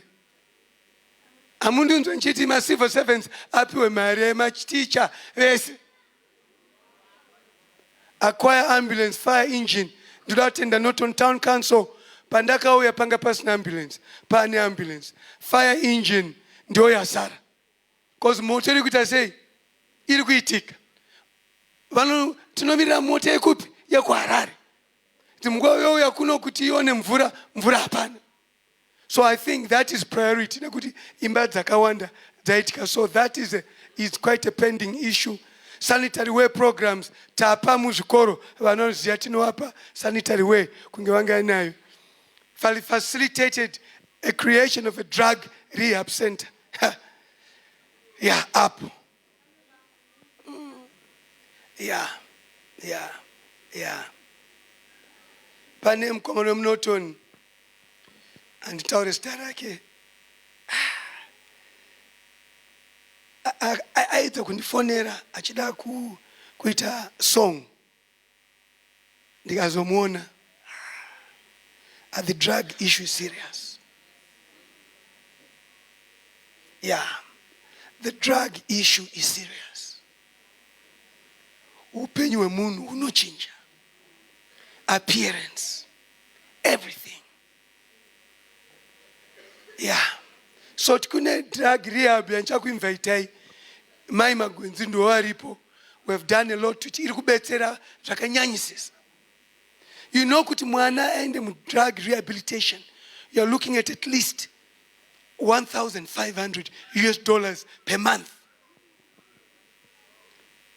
Amwamai vakanzi badra 800 ngati tori shoma. Ngati raise imari imwe yacho nchabetsera. Zimongwa chero sina mari unotako mana. Kana siri ku rehab. Chicha chaita next. Achauraya mai vakere. Achauraya munhu here. Ototi tsvagai vakatsvaga 200. Don't worry. Imwe ndinobhadhara. Pane ma cases akawanda andikuendesa. Saka kana mune vamunoziva musociety zviri kunetsa. Tiudzei tona toita sei. Atingapete maoko. So I help it. Ndinoapa mombe once a month. Chikafu and so forth. My drugs tichitenga, but they need more help and so forth. Carry the drug awareness campaign. Siya Guka, Siya Mtoriro, that we have done. Facilitated the adoption of thing. Irotapedza. Thank you. Let's move.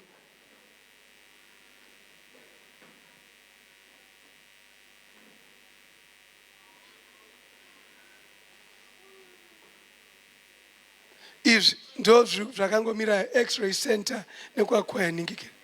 My education programs, Zandaka improved working conditions for staff. I think a lot is happening with my schools, kuti right with my activities, kuti waraidze, wange wachiwano mari and so forth. Government in a way is trying to push for that up and up. To know better name hampers and so forth.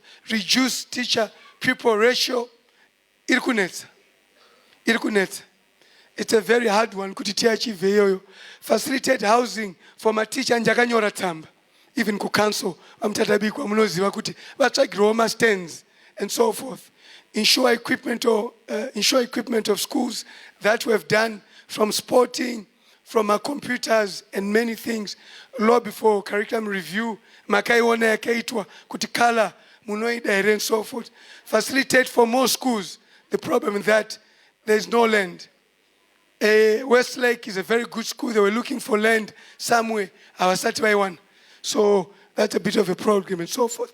ICT, ndakabetsera vimba kuti wane maningi laptops. sechikoro narira we done. The scholarship funds over 500 kids who are here, high school and so forth. Norway school bus ndakabetsera $5,000 kungotutsira vanga vareza chitenderano varipo equad 14 dzimba dzemateacher transformer block ye-administration zvese tikuita mvura takaisa Elston again takabetsa ne-education ma-textbooks ndinawo ndakapa zvikoro zvese ma-textbooks nekuti vabereki vanga vasina mari funded staff holidays pane maticha aigona andakaendesawo kuma-holidays kunana Kariba and all that kuti tingovatendawo nebasa ravanenge vachiita.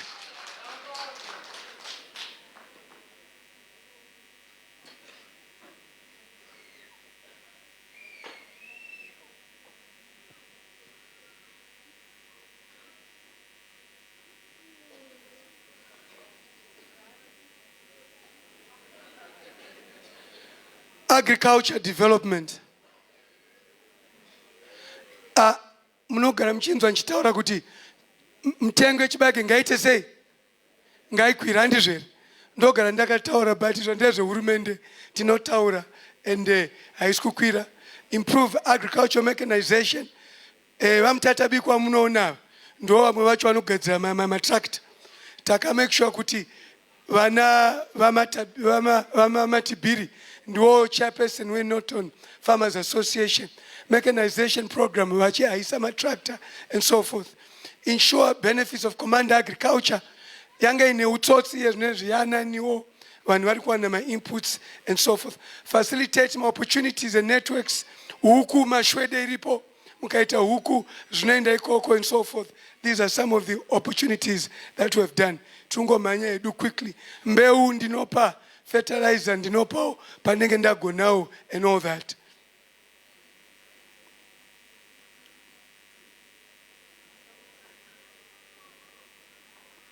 Social services development. Issue of title deeds, remove of land barons. Yeah. Kana pane chinu chandanyanyo kuda kupetsa basa angu mnotoni is to make sure to vanhu vane ma-title deeds awo. That to me is one key issue. And I've made strides in terms of incorporating my lawyers. Kunana mashlenzuku. Chero tikashadzira ma-meetings vauye. Zvimwe zvine ma-court cases. Munofana kutera mtemwe ma-courts ku Kingsday uku.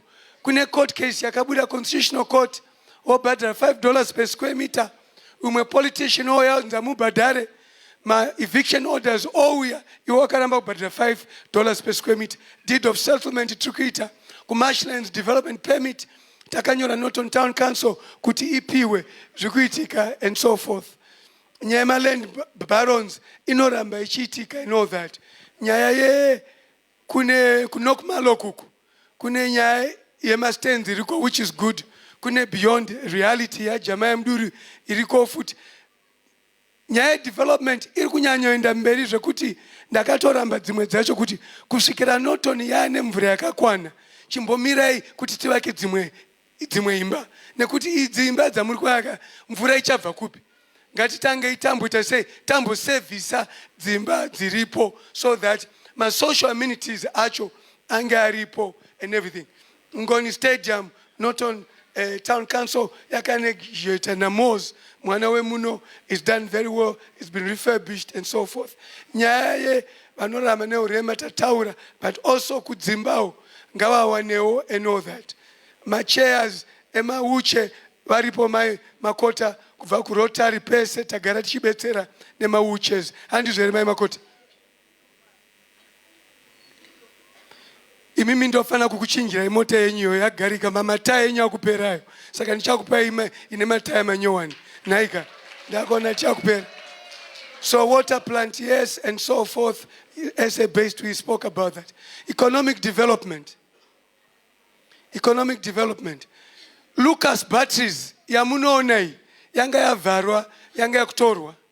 Ndikaenda nelawyer kukoti liquidation ikastopwa. Yes, Yavura. They've employed 200 people. Lucas yakavharwa.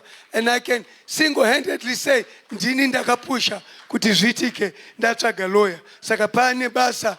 And then kuma China uku vari kuemploya vanhu but ma-labor conditions acho haana kumira mushe, and vakawanda vacho vari kubva kuna kuwadzana and so forth. So kuma China kuti tinoramba tichiengaja tichitaura nawo and so forth. And then kune ma-companies anenge vana will grow vaida vana foreign currency kuti varambe vachiita ma-furniture. And then kune Raha inoita cooking oil. Raha vaitsvagawo futi mari kureserve bank tikavabetsera, ndosaka production yavo yakwira and all that. Triple C yakutengesa nyama makazviona paya, pigari vakwira vakuita ma-outgrower schemes. Kuna namainyagano vakuita mari nenyaya yenguruve, ndichipinda munomu vaisaita zvese izvozvo tikavalinkisa vakamhanya nebhora. Right now she's a top woman in terms of piggery and so forth. So some of the companies are coming slowly and everything. Some are yet to most of them are suffering from an economic. Youth empowerment initiatives, we have a fund at Nopama Youth, but ndozvinonetsa kupa vanhu mari, vakatora mari munoti inodzoka vamwe vopiwa. Kumadzimai futi tinoita izvozvo tichipawo, but hazvishande. Unozopedza kuti endai kubank zviri better, munopedzana nebank and so forth. Kuma youth employment iri kunetsa. Yeah, iri kunetsa. It's a challenge. I cannot deal with it. I've tried, and it's a government national issue. It's an economic issue atinayo iri kutinetsa and so forth. We have tried ndataura foreign currencies zvese. We also have ensured that we make sure kuti Sani Yang Feng inoramba ichitawo something mu community in terms of corporate social responsibility. Are we done? Okay, now kuti lunch yedu iri kuita ready manje in the next 20 minutes or so. What we have done, we have tried to organize food for 1,200. I hope musanesekane mese mchawana chikafu and all that. Tichaenda quickly ku CDF.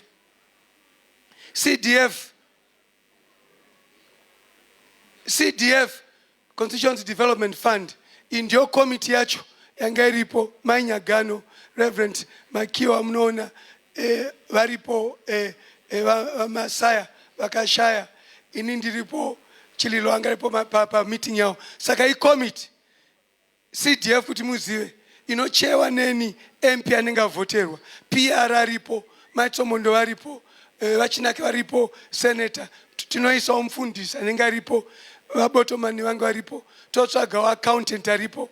Hapana mari inoshandiswa parliament isina kusaina, isina kuona. Kasi mari yeCDF maybe mubvunzo uripo ndewekuti imari andashandisa compared to CDF.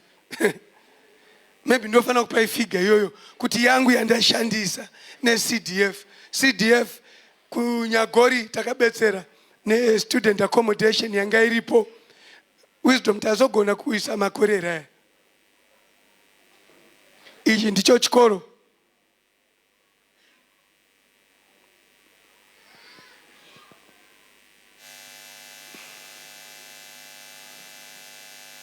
Amunere volume. Volume.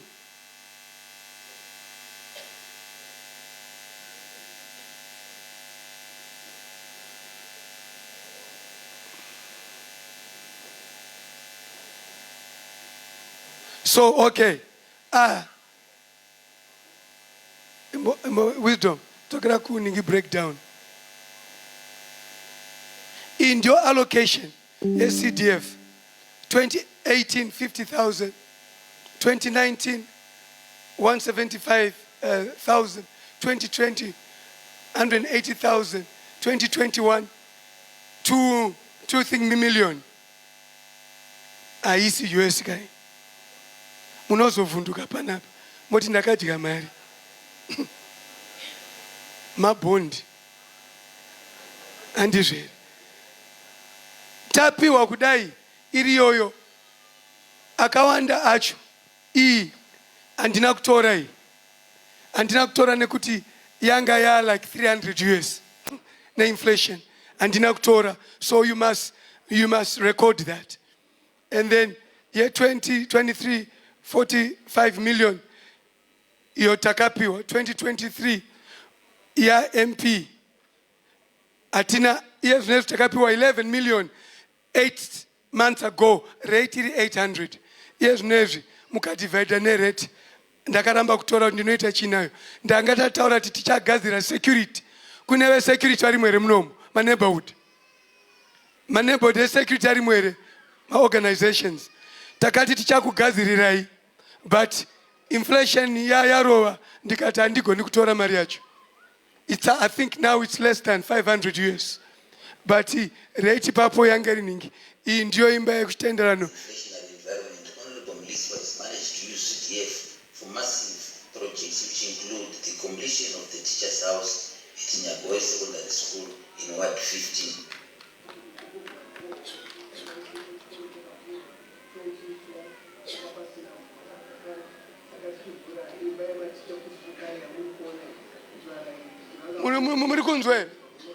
Muri kunzwere ukavasi kunzwa volume yako manje.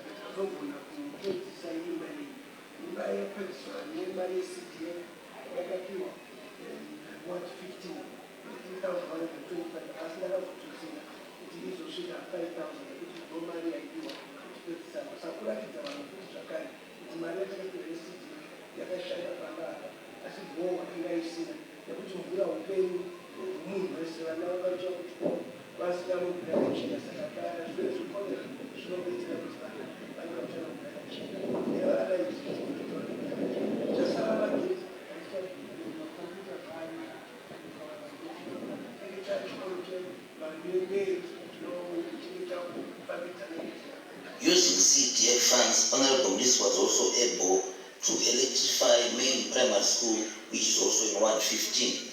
CDF has also been used to drill new boreholes and repair old ones in areas such as Ward 5, Ward 6, Ward 7, Ward 12 in Kingsdale, 2 boreholes, Makwiro Primary School, Ward 10, Ward 12, St. Pedro Pio, and Ward 14 at Scare Farm. 60,000 bricks and 60 tons of cement were also bought to support Wimbai High School expansion program, and the material will be shared with St. Eric's High. The bricks add to 10,000 bricks which were personally acquired by Honorable Mliswa in 2018 to support the school.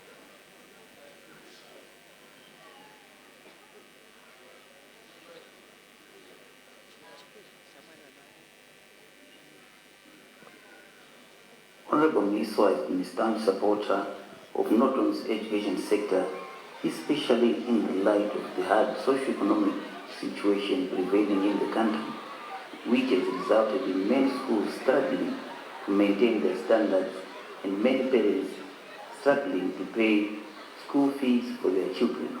Honorable Mliswa has been very instrumental in acquiring infrastructure and paying for fees for many children. Good day to all. Let me ask, is Themba Mliswa a hero or a villain? What a privilege we have in Northern Constituency to have a hero that you Themba Mliswa has become the voiceless for 1 many years because of love and caring hands. A hero, my MP. Long live my honorable. May God bless you. My name is Tina Distributors. Since 2018, Honorable Mliswa has been instrumental in supporting schools through acquisition of textbooks which now exceed 7,000. These are distributed to many rural schools. Urban schools such as Wimbai have also received computers and laptops through Mliswa's facilitation in programs run by porters. In a bid to support the young children, Mliswa periodically supports and funds various quiz competitions with various prizes given to winners. Honorable Mliswa has also been instrumental in supporting Norton junior councillors as he regularly supports and funds their programs. In 2019, he launched a sports program in which rugby was taught in many rural schools. In a bid to promote the girl child, Mliswa also regularly supports schools with sanitary wear, especially for vulnerable girls in rural schools of Norton. The many education-centered activities by Mliswa regularly results in prizes being given. In previous years, all the excelling children have been supported with satchels and other education materials. In a bid to foster professionalism, Mliswa is an active participant in many school AGMs where the school direction is set. The MP doesn't just take part, but also contributes to provision of such things as water tanks, improvement of school infrastructure, drilling boreholes, building teachers' houses, admin blocks, installing electricity and funding prizes. Mliswa's support also extends to private schools, which has seen him donating 10,000 bricks to the Unaguti school in Norton. Mliswa also carries out drug-related awareness campaigns.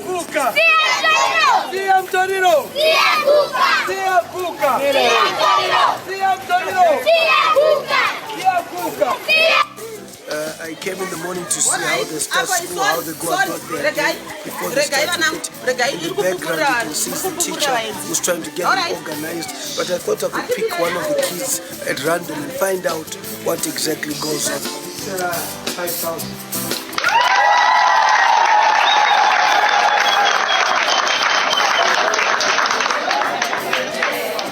Kana kukomiti yachuzwa chatomuonawo tichataurawo kuti aitezwe ndiye kuti chairman ndi honorable Msako ndo chairman we-education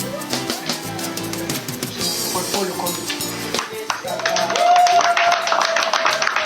Atinenge kutigirawo kuti comeback yemuZimbabwe ndozvinokoshesa ini semumiriri wevantu. It's about time to take a comeback.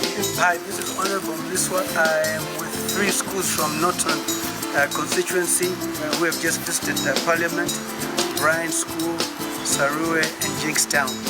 This is something that I think is important for these young kids to go through. They've got their members of staff too. What is important is for students to understand the role of Parliament, the role it plays, especially when it comes to representation. As a result, I do these programs for them. After that, they come to my house for lunch, and I did welcome them to my place with photos taken, so they're free to be here. So I have a desire for each child, regardless of the background, to be given equal opportunity in terms of their understanding of the governance of their country. Ndinogara kwati 11 kumapepsi. Zvangotendawo vaMliswa, zvangotendawo mwana wangu anonzi Thomas Ngonizashi Sangulani. Akanga ari paVimbai secondary school akapasa form 6 yake, ndobva ndazowanirwa scholarship akabva aenda kuChinhoi kuKati University uko kwaakanoita industrial design. Saka mwana wangu izvezvi akapedza degree rake reindustrial design kuYunivhesiti. Immense more blessing check. Time and ladies of people in school. And the share of my intended in the school. Not in the MPT in this one, which no one else will get to and it's the little Garabamba, he's in the maternity to our line. So I'm going to tell you that you can pay those who are improve in your house. In a family. When 15, time and is totally 40. So the share of my window in the school. So the scholarship MP Mliswa that's in the school. You get a bogash of no bonus to meet.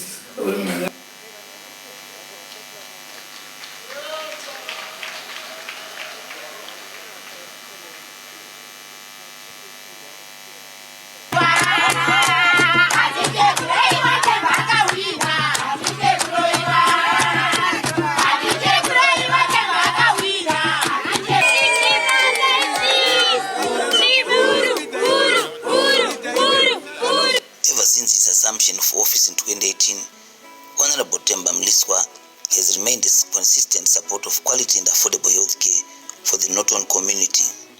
Because because of this, has led many initiatives such as cancer and drug awareness campaigns, which are meant to support this vision for Norton. Also appreciate the way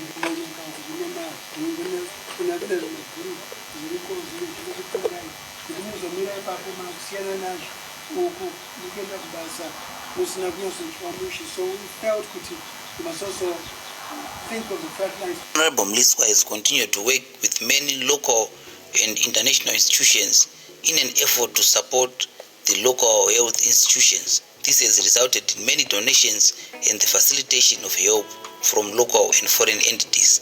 In 2018, Honorable Mliswa facilitated for the coming in of the then Health Minister, Dr. Obadiah Moyo, for a visit at Norton Hospital.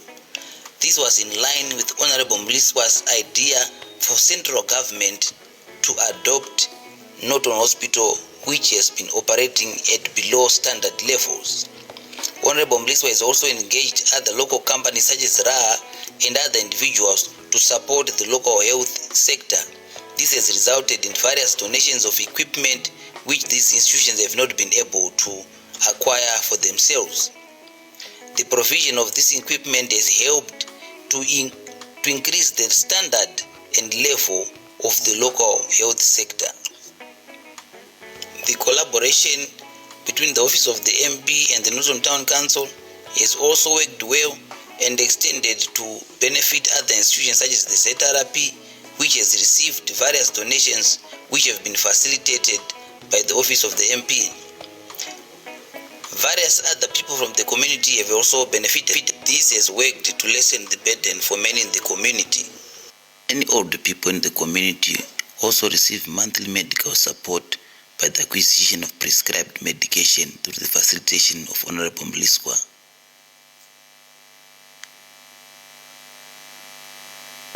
Mr. Chester Mende for donating these medical gowns. Hi, this is Honorable Mliswa. I was just at the funeral. As usual, I represent people. I was approached by the mother of this child, Jaden Matanga. You can see her situation, and he's supposed to be 3 years old, but he cannot grow. She's looking for assistance, and I'm appealing to you to please get in touch with Victor Mlauzi, who's part of my office staff.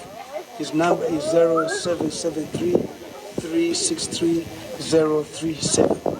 I'll repeat, Victor Mlauzi on 0773-363-037. Please, whatever you have will be appreciated. If it's eco cash, we'll report back to the people who have donated and so forth. At times, we don't have all the resources. May God bless you for your donation. Thank you.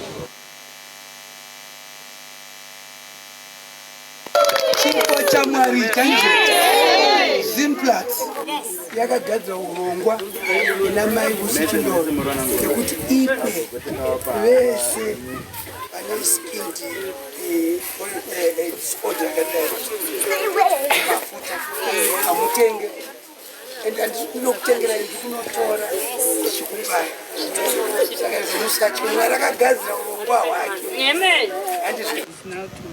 Have the tiles from the maternity wing up to the outpatient so that the floor is also clean. It doesn't harbor bacteria and can be cleaned properly. And also to cut the cost from having to polish it all the time. When you've got tiles, much cleaner, it's much smarter to do that. So these are the challenges that we have. And there was also talked about the service vehicle that we need so that we use the ambulance sometimes for other services. So Maripa Fazo, with your managing director Lisa, I really want to thank you for what you're doing in the community. Because and let me make it very clear. Companies like OK, TM must have shame on their face. With all the money that they are given by the Norton people, they never contribute anything. And it is sad, yet the business is given to them and then don't give back to the people. Muchirunginon's corporate social responsibility. Muchicha mnoitira vanhu vamunogara imomo. Chamkenda pakatanga paya, matoilet yacho anotadzogara. Yet vanhu vanotenga vanoshandisa matoilet aya. The only way you can appreciate people is kuapa integrity and dignity. Pavanogara, pavanofamba, my ablution facilities, they must be in place. The health facilities must be in place. The education sector must be in place. So I really thank you for that. Vaccine is really right. Change it too. Is such a two-man president. We do a community to mobilize. Those are that is one better, there's no point to mobilize. But it's a large capano. 5 minutes and you got the pano. There's a good thing. Pana patekishati well.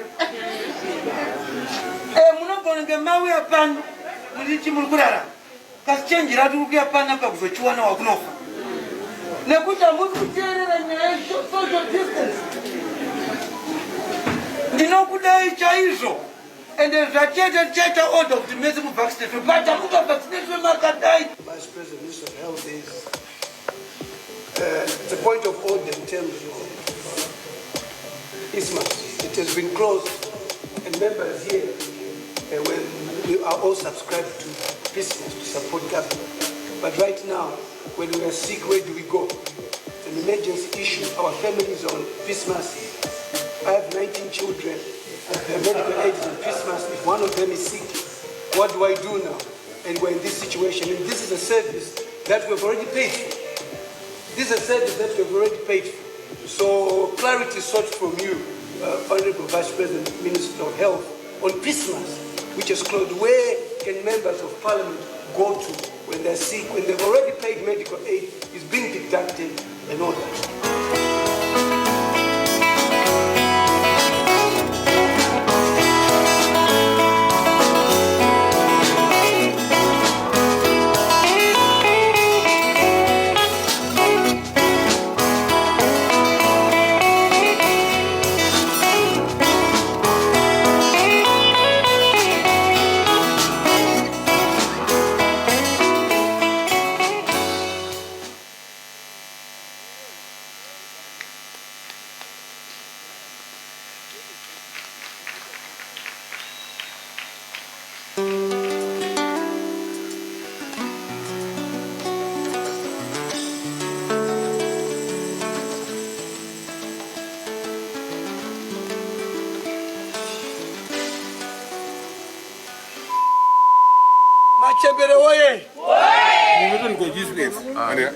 nyaya MP ndakatopedza kudhara yasarwa nayo kwa president nichazona ndika kasi ya MP ndakatopedza kukanzera chedu icho kukanzera kanzera tirikuchereka kutokereko niyo chicherera kuna MP epamwe tinongobvunzwa ndonzi kwenini muri veZANU-PF sei muchisapota honorable notidukiyeka dei wanga uriwo waiitawo sei inini honorable ndowakatisimudzai sisi sevanhu vakaremara dei uriwo wakaremara waiitawo sei ndipindurei zviito zvinosimbiswa nemabasa mwanangu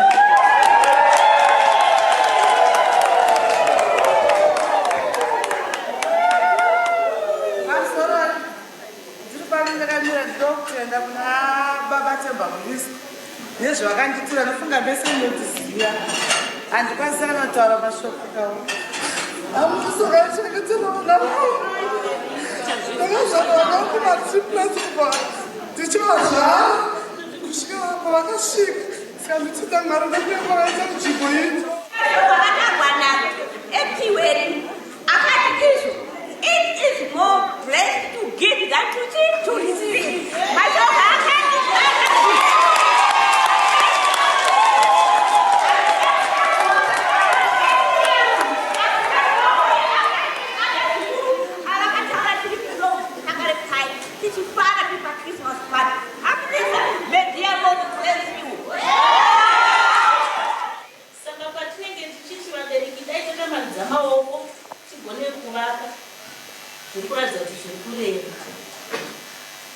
Saka pakazoitawo honorable wedu akapindira ndobva vachibatsira nebuilding material ndoinovaita ungandirana pano nhasi chivako chetiri kuvaka apa it's an admin inofurachi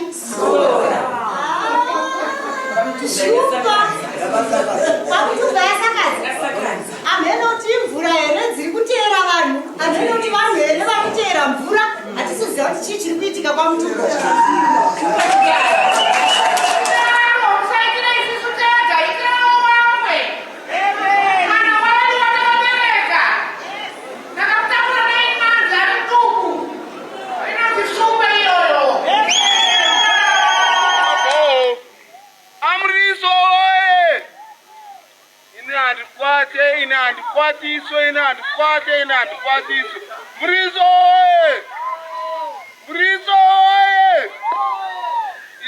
Kwate baba ndakangozvara ndakadaro kana Mliswa chakasawina kunoku bari tibhurei mvura mukadzi wanga unyenga uchibhorani anaenda pakana 12 o'clock chuda chirungu Mliswa waye Corona titanzanizara vakomana kunokatanga zvinozvisina kubudzira zvakanaka takangogara nakana chekubata pachanongotenda kadzi MP wedu achiwanika nekubatsira nekuda chikafu chekuticha anozvitendesa izvi paunenge uchienda kuko muroti paunonochera mvura usangana netsvina kusime kwacho unochera mvura yekuno atongoti vadaiwa kabai makada muchibatsira chikakumatii munomuda materezi kuda mvura Mwari ngakuwedzere Ward 14, Northern Constituency. It's a tournament in netball, courtesy of Honorable Themba Mliswa. Tournament yakatinakira because inounganidza vanhu. Sporting inzira yekubatanidza. Korera izvozvi yadzoka futi. Tichati korera uku. Typhoid uku. COVID pasaiti. Ama MP city MP aware neball. Mafurirwa aiwa kana mwana bhoro rovaiva musabobvu anonga angobvuma kuti bhoro riyendi tiri kusangana muri kuzvinzwa chikuru chiko upenyu hwemunhu upenyu hwemunhu kuti unzi MP unzi sabuku unzi ani unonga totungamira vanhu saka MP vedu takapuwa naMwari I tell you takapuwa naMwari handisi kukambena isati yasvika tiri kubasa vakwanisa kutibetsera nezvinhu zvavatitengera zvinova zvinhu zvakasvika pambari inokwanisa kuti $177. Kana mota isiri kudhonza unomboipaka mopinda mune yangu ya guru muchifamba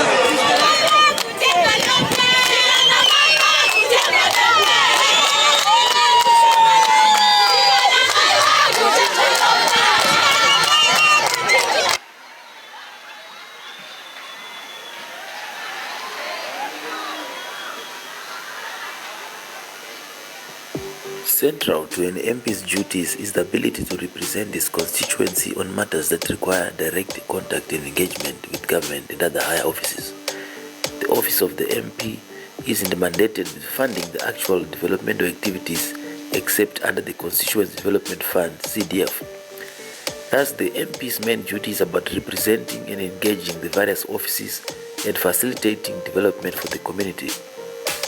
In Norton, Honorable Mliswa has been vital in this area since assumption of office. He has constantly been engaging various government offices over matters facing people in the constituency. In a bid to provide health facilities near the people, Mliswa is written to government advocating the changing of the Railway 28 farmhouse into a clinic. He also engaged the Minister of Energy to provide transformers for areas such as Tasunungurwa Clinic, Chitenderano Secondary, Nyaga City, Sherwood Primary, Jingstown Primary, Makwiro Primary and Gavilian Farm. Following the closure of direct aid built school in Jingstown, Mliswa also put pressure through correspondence on the Chekutwara DC and government to reconsider their decision. Mliswa has also represented local farmers by writing and appearing before the Uchina Land Commission to intervene and avoid loss of farms to land barons. Nokmalok residents also benefited as he facilitated their meeting with the Minister of Local Government over the UDCOP and Beyond Reality housing saga. Using his role of oversight, Mliswa has also exerted pressure on Norton Town Council, which has resulted in audits, arrests of suspected criminals and investigations by the Zimbabwe Anti-Corruption Commission, ZAC. This has promoted accountability and averted loss or abuse of funds.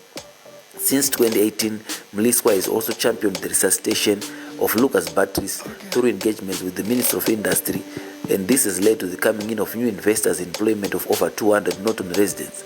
Mliswa has also remained a proponent of active citizenry, as shown by various engagements with members of various resident associations.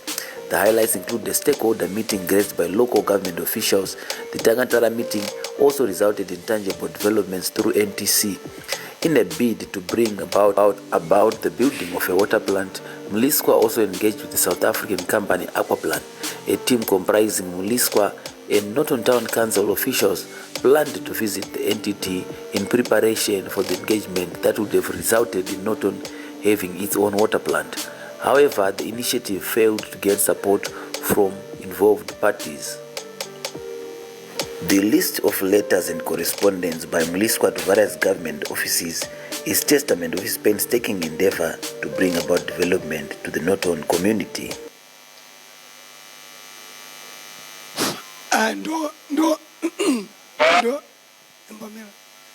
Ando matamba ngandichitaura andinonyora andizvere ndo matamba ngandichitaura ndinonyora pane zvinenge zvichikunetsai ndinonyora ikoko.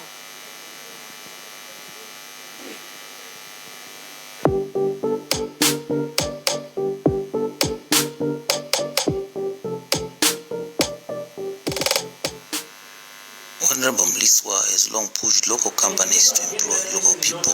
Then you look elsewhere. But the problem is to then find somebody out when not on as the people qualified to do the job. Mliswa also stands on the side of informal business, protecting them and advocating for lawful conduct of business. Kana pane urongwa hwamunawo munosangana nawo motaura nawo monzwawo pfungwa dzawo.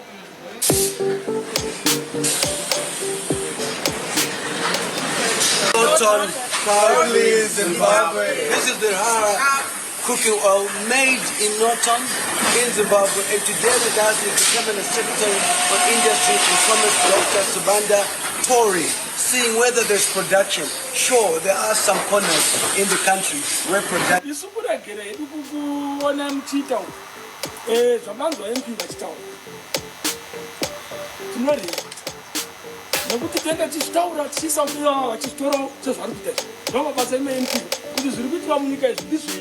I just had a great meeting with the farmers who were complaining of the illegal miners who are coming in and taking some of their land. Their claims are in there. And what they've decided to do is to call the Minister of Mines to make a plea to him in that why can the farmers also mine and so forth. You know, the President has been very strong on returning the bill to Parliament so that that issue can have clarity, the farmer and the miner and the farmer having more power. But on the sidelines, look at the great development which is happening, which government is doing. While it's in Norton constituency, it's a government problem. I want to commend the Minister for doing such work. In a bid to promote local industry, Honorable Mliswa has organized tours by government officials, which has ultimately led to many positive benefits. These include the resuscitation of some dormant companies such as Lucas Batteries, which later received new investors. The exposure which Norton has received through Honorable Mliswa's ventures has resulted in other investors such as Sunny Feng opening massive factories. However, Mliswa has remained a stickler for the observation and protection of the environment. He has repeatedly engaged government and company officials to respect and protect the environment in Norton. Leveraging on his prominence, Mliswa has used both personal funds and support of the local business community to host Norton Business Awards, during which local companies are recognized for their sterling work in the business sector of Norton.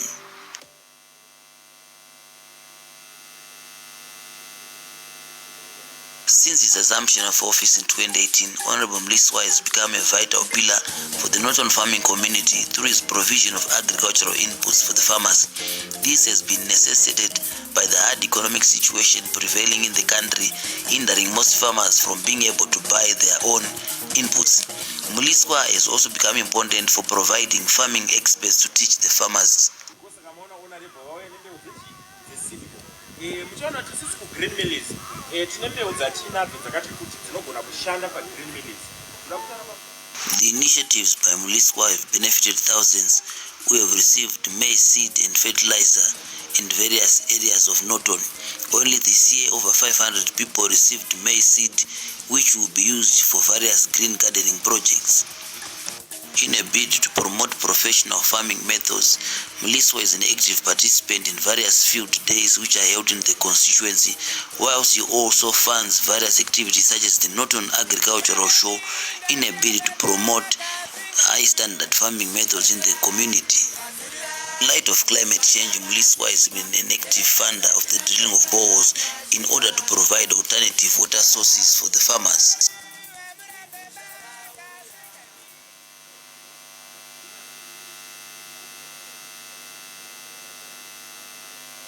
In March 2020, Norton and the rest of the country found itself under siege from the COVID-19 virus. Suddenly, people could not go to work or sell their goods in the market. There was need for a solution. Corona titanzania ravakumana kunokatanga zvingoisina kugurira zvakanaka takakugara takana chekubata pachanongotenda unongotenda kadzi MP wedu atiwanika nekubatsira kupanga chikafu chekuticha handozvitendesesa. In a bid to alleviate the situation, Honorable Mliswa managed to run around to facilitate food aid for the local community through the provision of subsidized mealie meal and the provision of other goods which helped to lessen the burden for the people in Norton.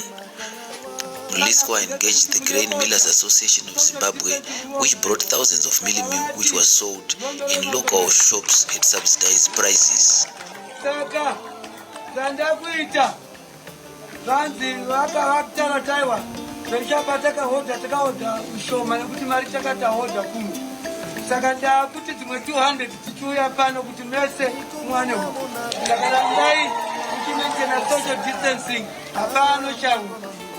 The initiative to engage the local corporate sector was a huge success as it helped to reduce the prices for basic goods for the local community, which was facing seriously hard times. The MP also extended the program to cover frontline staffers who included health personnel and members of the ZRP. However, Mliswa also extended the program to cover not just food items but also various medical consumables and products which could safeguard the health and lives of those frontline staffers. Okay, this is Honorable Mliswa. I'm with the Norton Task Force for COVID-19 at our offices here. We just want to thank Mr. Chester Mende for donating these medical gowns. MP also went around conscientizing the local community and the entrepreneurs about this new virus.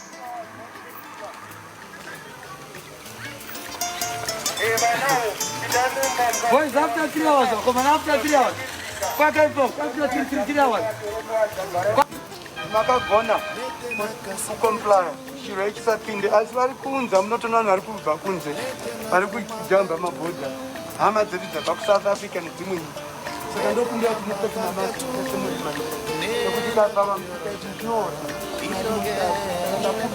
ndakandotaura navo chechipiri chandaya panapa ndakaona mamessages kunzi pane maproblems aripo pano maida kunditaura saka. Despite the country having suffered over 140,000 infections and over 5,000 deaths from COVID-19 by 2022, Mliswa had managed to steer Norton to relative safety through his diligent representative work.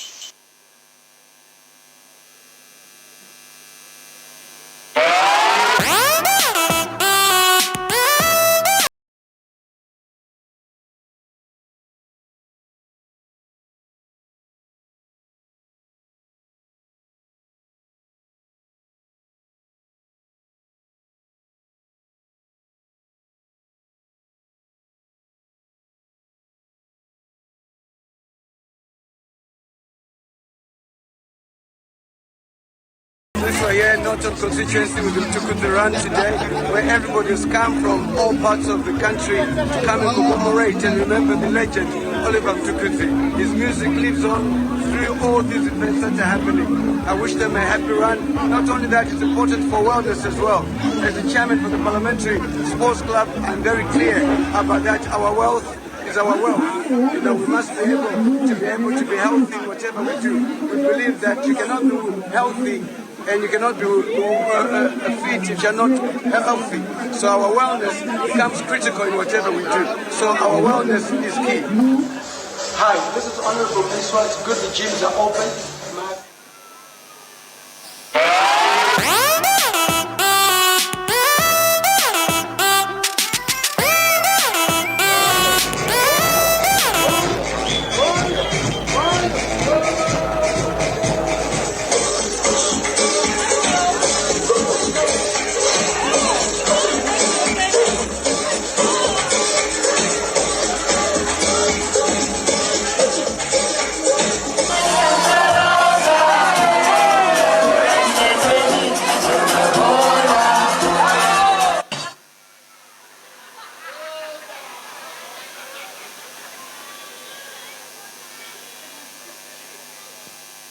Thank you. Wisdom. My voice.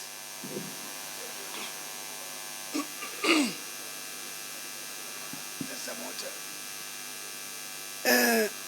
Ndonga voice yangu amena kuta say, but ndoda kutenda wisdom for all the work that you have done, and tapedza edu zvakati zvawira. I think maona zvakawanda. Matoko na kuenda mangwana chingokurakizai kasi munhu wese anojajwa nemabasa ake. Tine zvakawanda zvatinoita but tatine kuti hatina nguva mungoonawo zvishoma izvi nekuti zvimwe zvatinoita mamusikazive kasi nekuona munoonawo zvatinenge tichiita. Ndinoda kuti ndipedzire neku munhu wese anokumirirai. Pane zvasina kutaura kuti ndiani Themba Mliswa. Ndiani Themba Mliswa.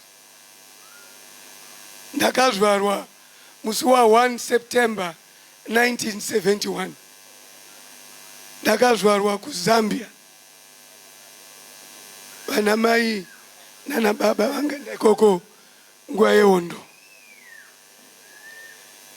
Tiri 6 mumba medu, vakomana 3, vasikana 3, ini ndini number 2.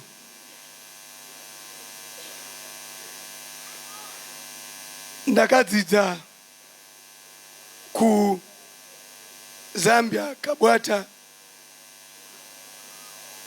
Primary School, Frank Johnson, Waterfalls, Lord Marvin, St. Faith's, Kwarusapi.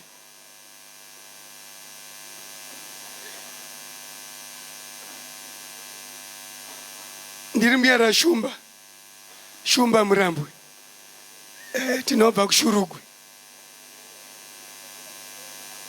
Tiri Masabhuku ikoko. Sekuru wangu wainzi 6 pence. Ndiwo chete waigona kutaura chirungu. Saka vaimira pagedhi vachitora mutero vachishadza 6 pence. Kasi vainzi Peter. Mutupo wamai ndi moyo. Asi baba vangu amai vao ndi vaman'uve vanasoko. Mai mutupo wa sekuru ndi moyo, asi wambuya amai vanobereka amai ndi ana muzvare ananyati.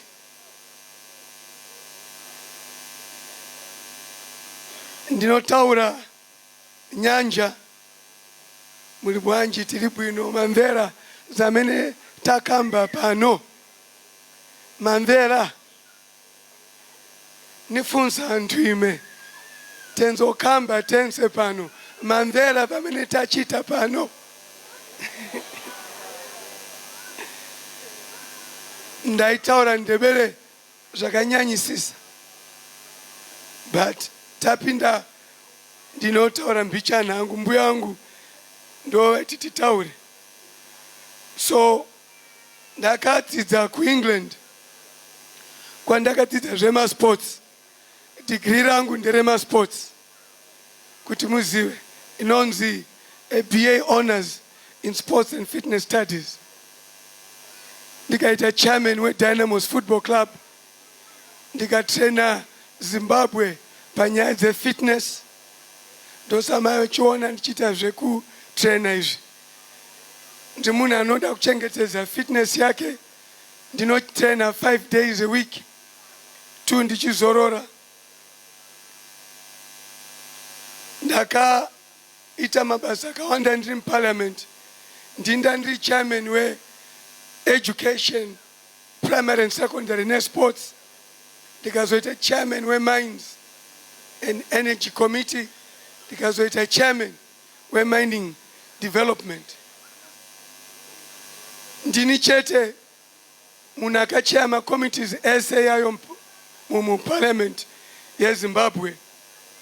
Ndini zvakare umwe vanhu akati paakajiwa mutemu ya2013 ndakadzokera futi zvakare muParliament seindependent ndichikutendai.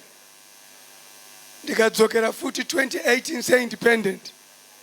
Saka ndikuda kuita high hat-trick kuti ndiite kechitatu ndova ndiri munhu 1 pasi rese akaita independent katatu.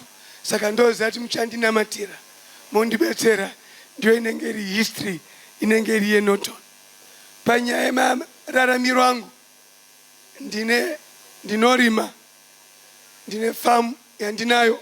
Ndiri kutaura izvi kuti muzive kuti tinofange tichikudzai upfumi hwedu. Saka handisi kukutaurirai kuti ndidade, aiwa, kana uri member of parliament unodeclare zvese zvaunazvo. Saka mukaenda kuParliament mukabvunza kuti vaMliswa vane chii ende munofana kuziva, vanokurakidzai kuti vane izvi neizvi. So tinodeclare ma-assets. Saka inini handingadeclare ma-assets angu ndisina kutaurira imi vanondivhotera. Saka ikodzero yenyu kuti muzive kuti ndinorarama sei. Ndine farm yandinayo kuKaroi 805 hectares. Ndinoita zvemombe over 1,000 head of cattle. Ndinoita company yeagriculture yandinayo. Mr. Masenda varipo panapa, mukoma wangu, mukoma Admire Sumukai. Ndiyo company ine mbiri muno muZimbabwe. Ndakaita mari in 2006 2007. Company yedu ndiyo yechitema yakarima fodya zvisati zvamboita tikakontrola 10% yefodya yese muZimbabwe yakontrola necompany yangu. 10% of the total crop.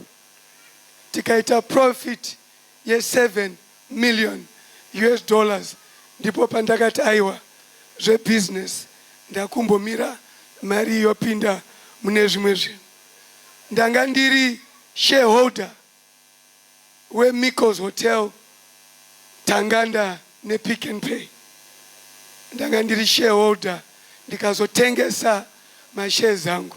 Saka vana TM vese ava, vana Tanganda, Kingdom Bank ndanga ndirimo imomo, Premier Bank ya Eco Bank ndanga ndiri shareholder imomo. Ndine consultancy dzandinoita dzakawanda kunze kwenyika ndichibetsera vamwe vatungamiri venyika nemastrategies dzepolitics kuti vawine ma-elections. Ndichibetsera company dzakawanda kuti dzinge dzichisumuka dzichiita zvakawanda.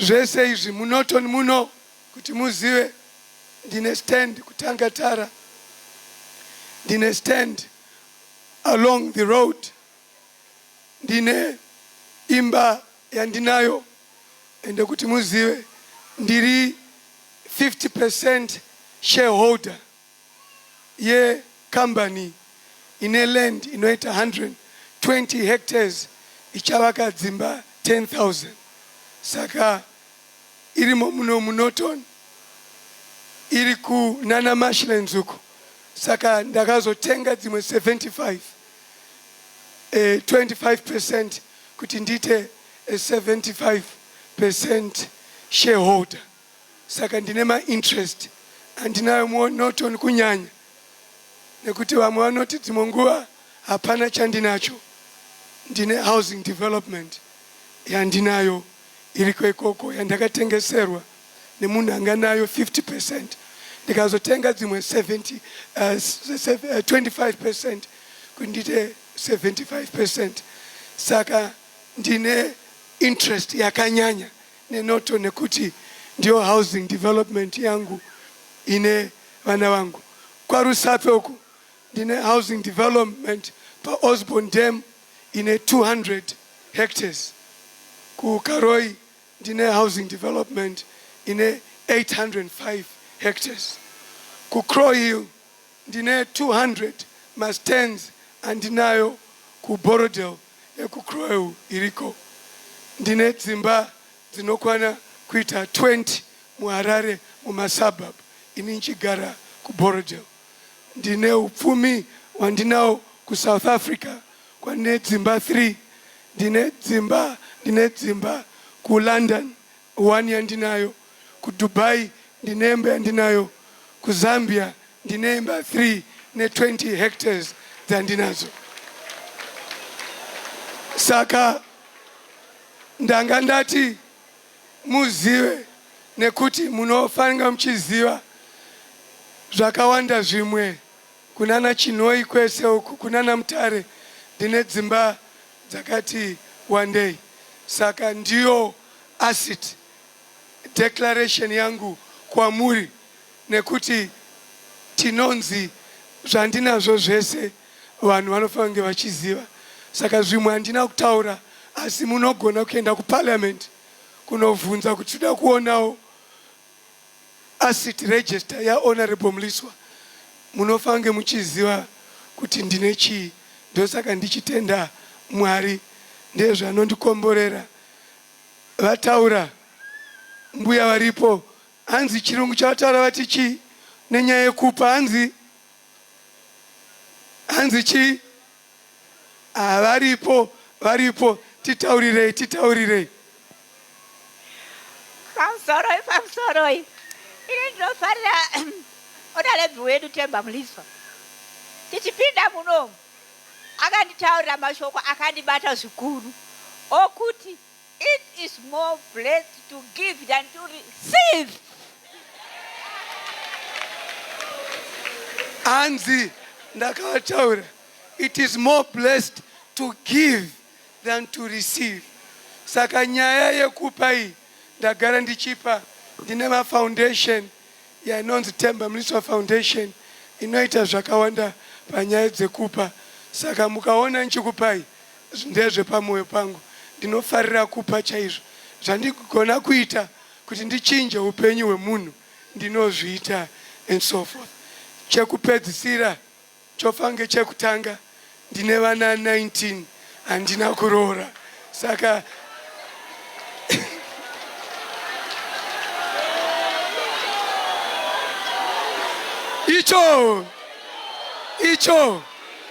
icho vana vangu vese vanoenda kuzvikoro zvakanaka.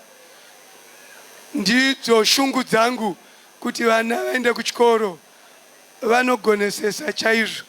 Ndichauya navo one day kuti muone kuti hanzi nzou hairemerwe nenyanga dzayo.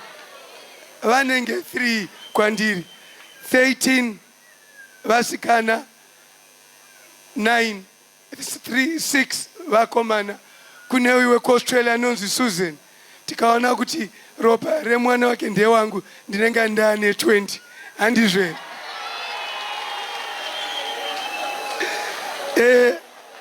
Ndambona Alex. Where's Alex? Ndandikurakidzai mwana wangu wekutanga. Okay. Ndandati ndikurakidzai mwana wangu wekutanga. Ari kupi Alex? Where's your friend? Alex ari kupi?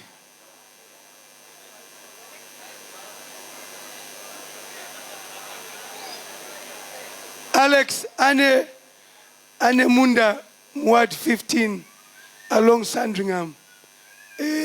Wakapiwa ne vamwe vaita zvavaita but vakazowirana. Saka veko Ward 15 ari ikoko. Alex aripi? Tokozile.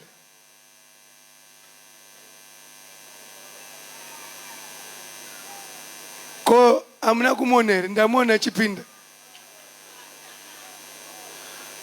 Ndaona tine masabhuku vabva kuward 14 varimo munomu. Vana sabhuku mai mavheneke tokuonai. Mese muripo sumukai tione masabhuku vauya. Tinokutendai chaizvo kuti mauya matichingamidza.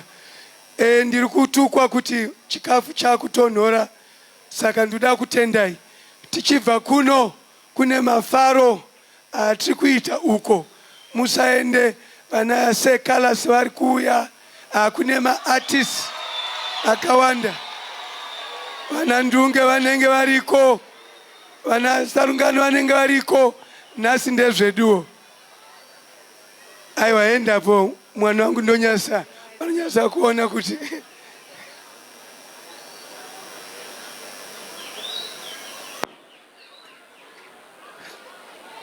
uyu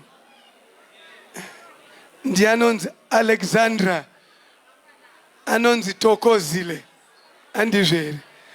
Alex vada kuti uvamhorose ndevamasiwa ndava igweta. I'm proud to say kuti ane madegree matatu. Ane BA, ane LLB yellow, ane masters in peace and conflict resolution. Andizvere. Yes, MSc. So can you greet the people on behalf of the Mliswa family? Thank you. Norton Hoye!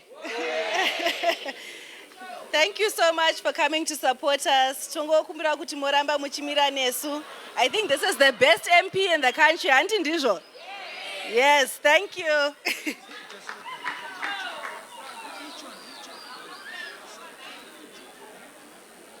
Icho! Icho! Icho! Thank you very much. Tisati taenda pane vafundisi vazouya atingatadze kuva recognize varipo pano.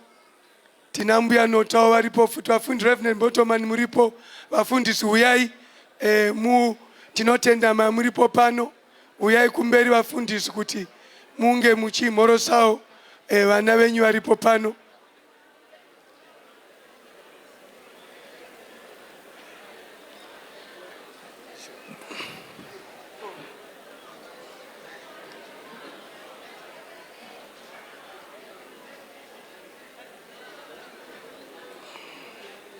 Muchazviintroducer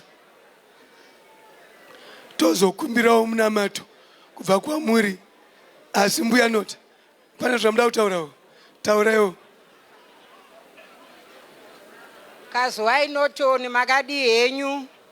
Tave nenguva yakareba sataonana. Ina hangu ndakarasirwa kuward 15. Asi Themba Mliswa haana kuraswa kubva moyo mangu. Ndosaka nhasi ndauya. Ndoda kungokuudzaiwo Notoni. Imi masirwa Themba Mliswa. Munofanira kufunga kuti kubva nyika ichihwinwa makambowana here MP anenge Themba. Kuti tichitarisa kuma MP ese amaiwana tingati here pana akamboita kota yezvinhu zvakaitwa naThemba Notoni. Saka kana iwe wakagarapo wakagara uchifamba pauri kufamba uchidya pauri kudya wakarara pawakarara. Funga kuti ndonesa expanani. Epiwa zvauri kupiwa nevari kufamba udye. Tora zvekupfeka upfeke. Asi pa X yako ziya pauri kunoisa. Nekuti uchaisa pauri kuzvirasa. Muchiona ndakadai ndanga ndafa. Vandiona nhasi vatorohwa nehana. Asi nekuda kwaThemba Mliswa akandinyurura mugomba mandakanga ndatokandwa. Akandinyurura kuti ndive zvanhasi. Themba Mliswa akandirapisa. Handina kwenda kuGeneral Hospital. Ndakaenda kuma private. vedu ndakarapiswa mari ichibuda nanhasi mapiritsi ndinotengerwa chikafu Themba wainditengera vana ndaiendeserwa kuchikoro saka ndoda kungotenda kuti vedu wega musarasa Themba imi mukamurasa pamwe pangu handimurasi ini hangu ndakarega kuinda kuchechi asi Mwari ndinomunamata Themba ndichamutsvairira nzira dzake muchivanhu Themba ndichamuteurira even pamuchakata muchivanhu ende bute handikandi pasi ndokuti ndoredu ndinotenda maite henyu Themba Mwari wakuitire nyasha musasiyenherera nechirikadzi zvichitambura pano haifanira kuita matestimonies but I think gogo sezvavataura nguva dzafamba vanhu vadatiti vanhu vachi vafundisi mozvintrodusa tozonamatirwawo.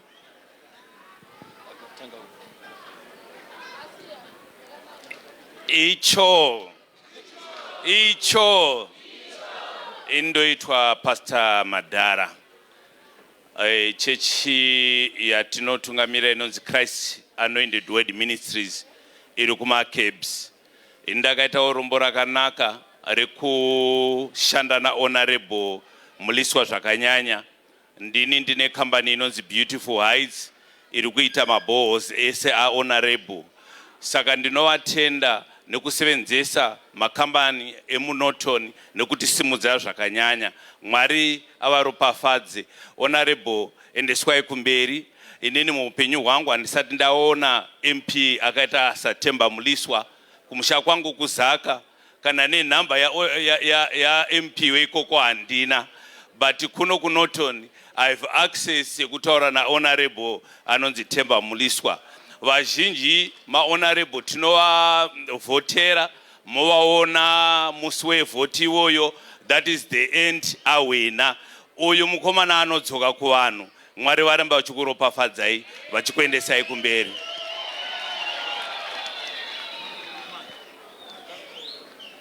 Tinotenda Mwari zikurusa masikati ano. Ini ndoitwa Prophet Kuda, the prophetic hotspot, the only prophet who dreams in English.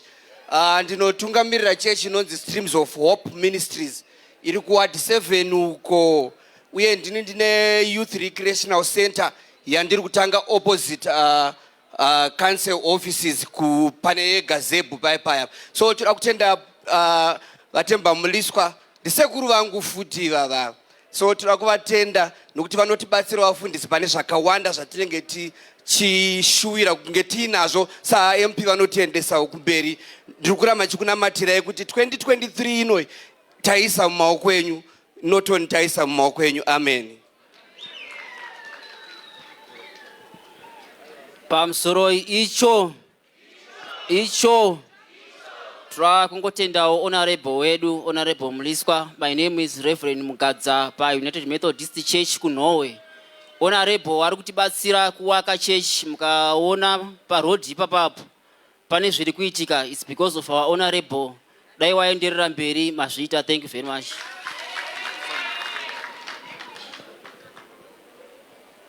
Icho sevanhu vaMwari tomboti haleluya. Ini ndoitwa Evangelist Masunda. Tinobata tiri kuKingdom Light Global Church. Tinoda kutenda Honorable vedu nevakomana vavo vakambotibatsirawo, tiri branch diki rauya muno muNorton, asi vakatitambira zvakanaka, tikapiwa macheya tikaendeswa kuNorton 1.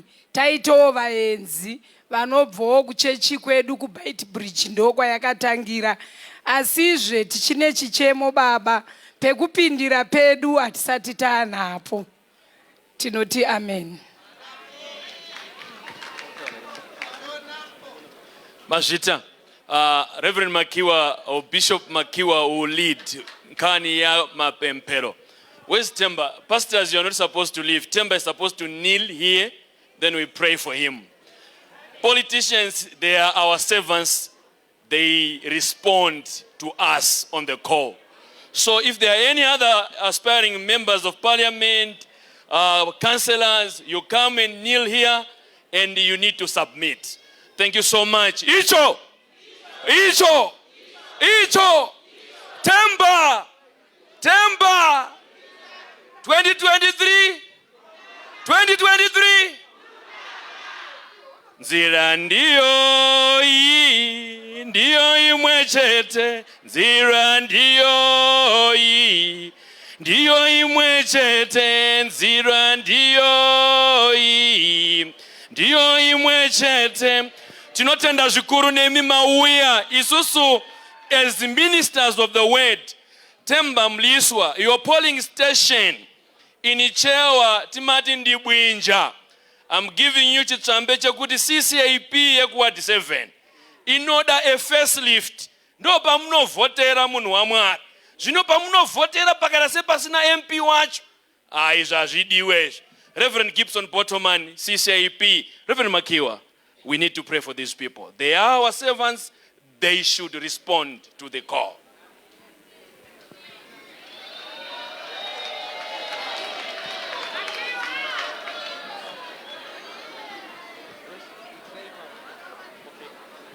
Zvakanaka.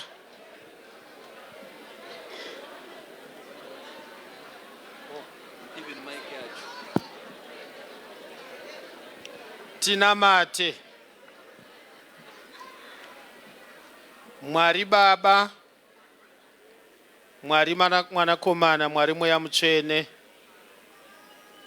zvamuri imi makasika, zvamuri imi munochengeta, zvamuri imi munotonga, ndimi kakare munogadza vatungamiri nemadzimambo, ndimi kakare munosimudza marombe kubva muguruva muchivaisa pamusoro-soro.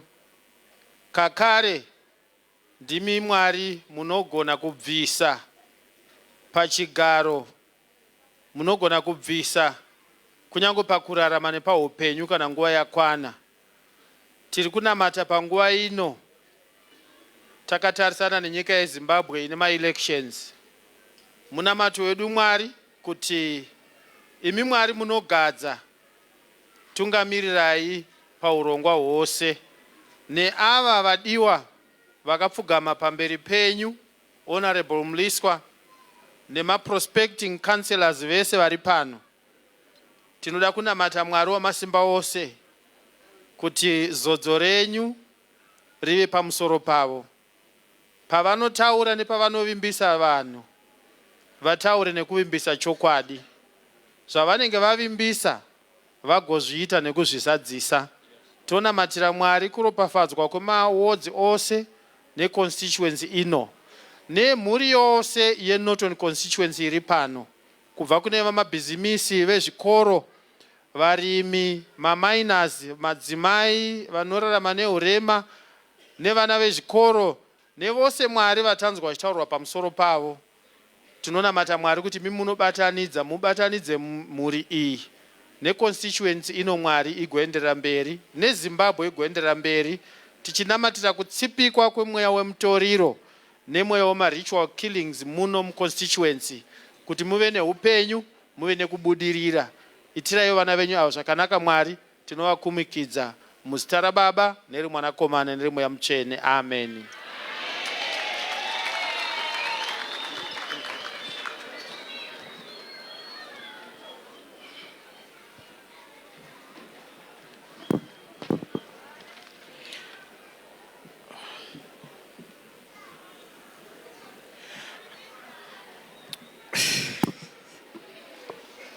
Tasvika pakupera kweprogram yedu.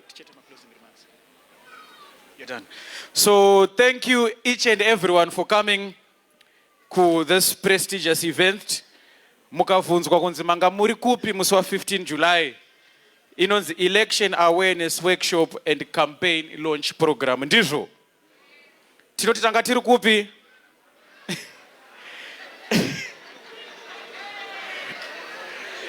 Inonzi Election Awareness Workshop and Campaign Launch Program. Ngatitaiteseke kupedzisira Election Awareness Workshop and Campaign Launch Program. So ngatizombre maoko kusvika pakupedza. Thank you very much. Takusvika panguva yekuti tichiwana zvokudya zvakanga zvichigadzirirwa isu tose.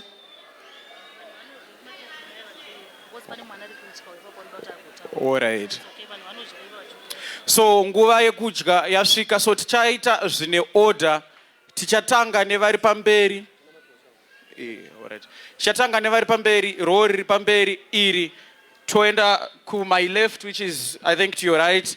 Todzoka futi pamashure apa tichidai so. Hakuna ari kusumuka asati anzi asumuke, please, for sake yeorder. Anditi tiri ipapo kune vanhu vanga vachifanira kuita mamwe matestimonials, so vachange vachiuya tichita tichipiwa chikafu chedu. Chiripo chinokwana munhu wese, so usaende pamberi pemumwe, mirira nguva yako itange yaita sei yasvika. So setsika yevanhu vanonamata, ngatingosvikai pakunamata tichinamatira chikafu chedu. Anditi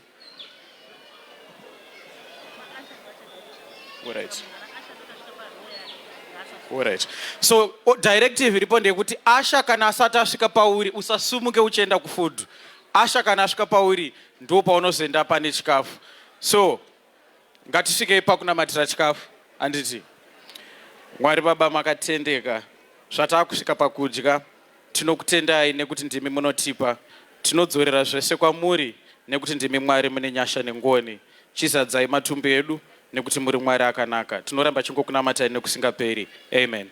So DJ, chitipa music takagadzirira kudya.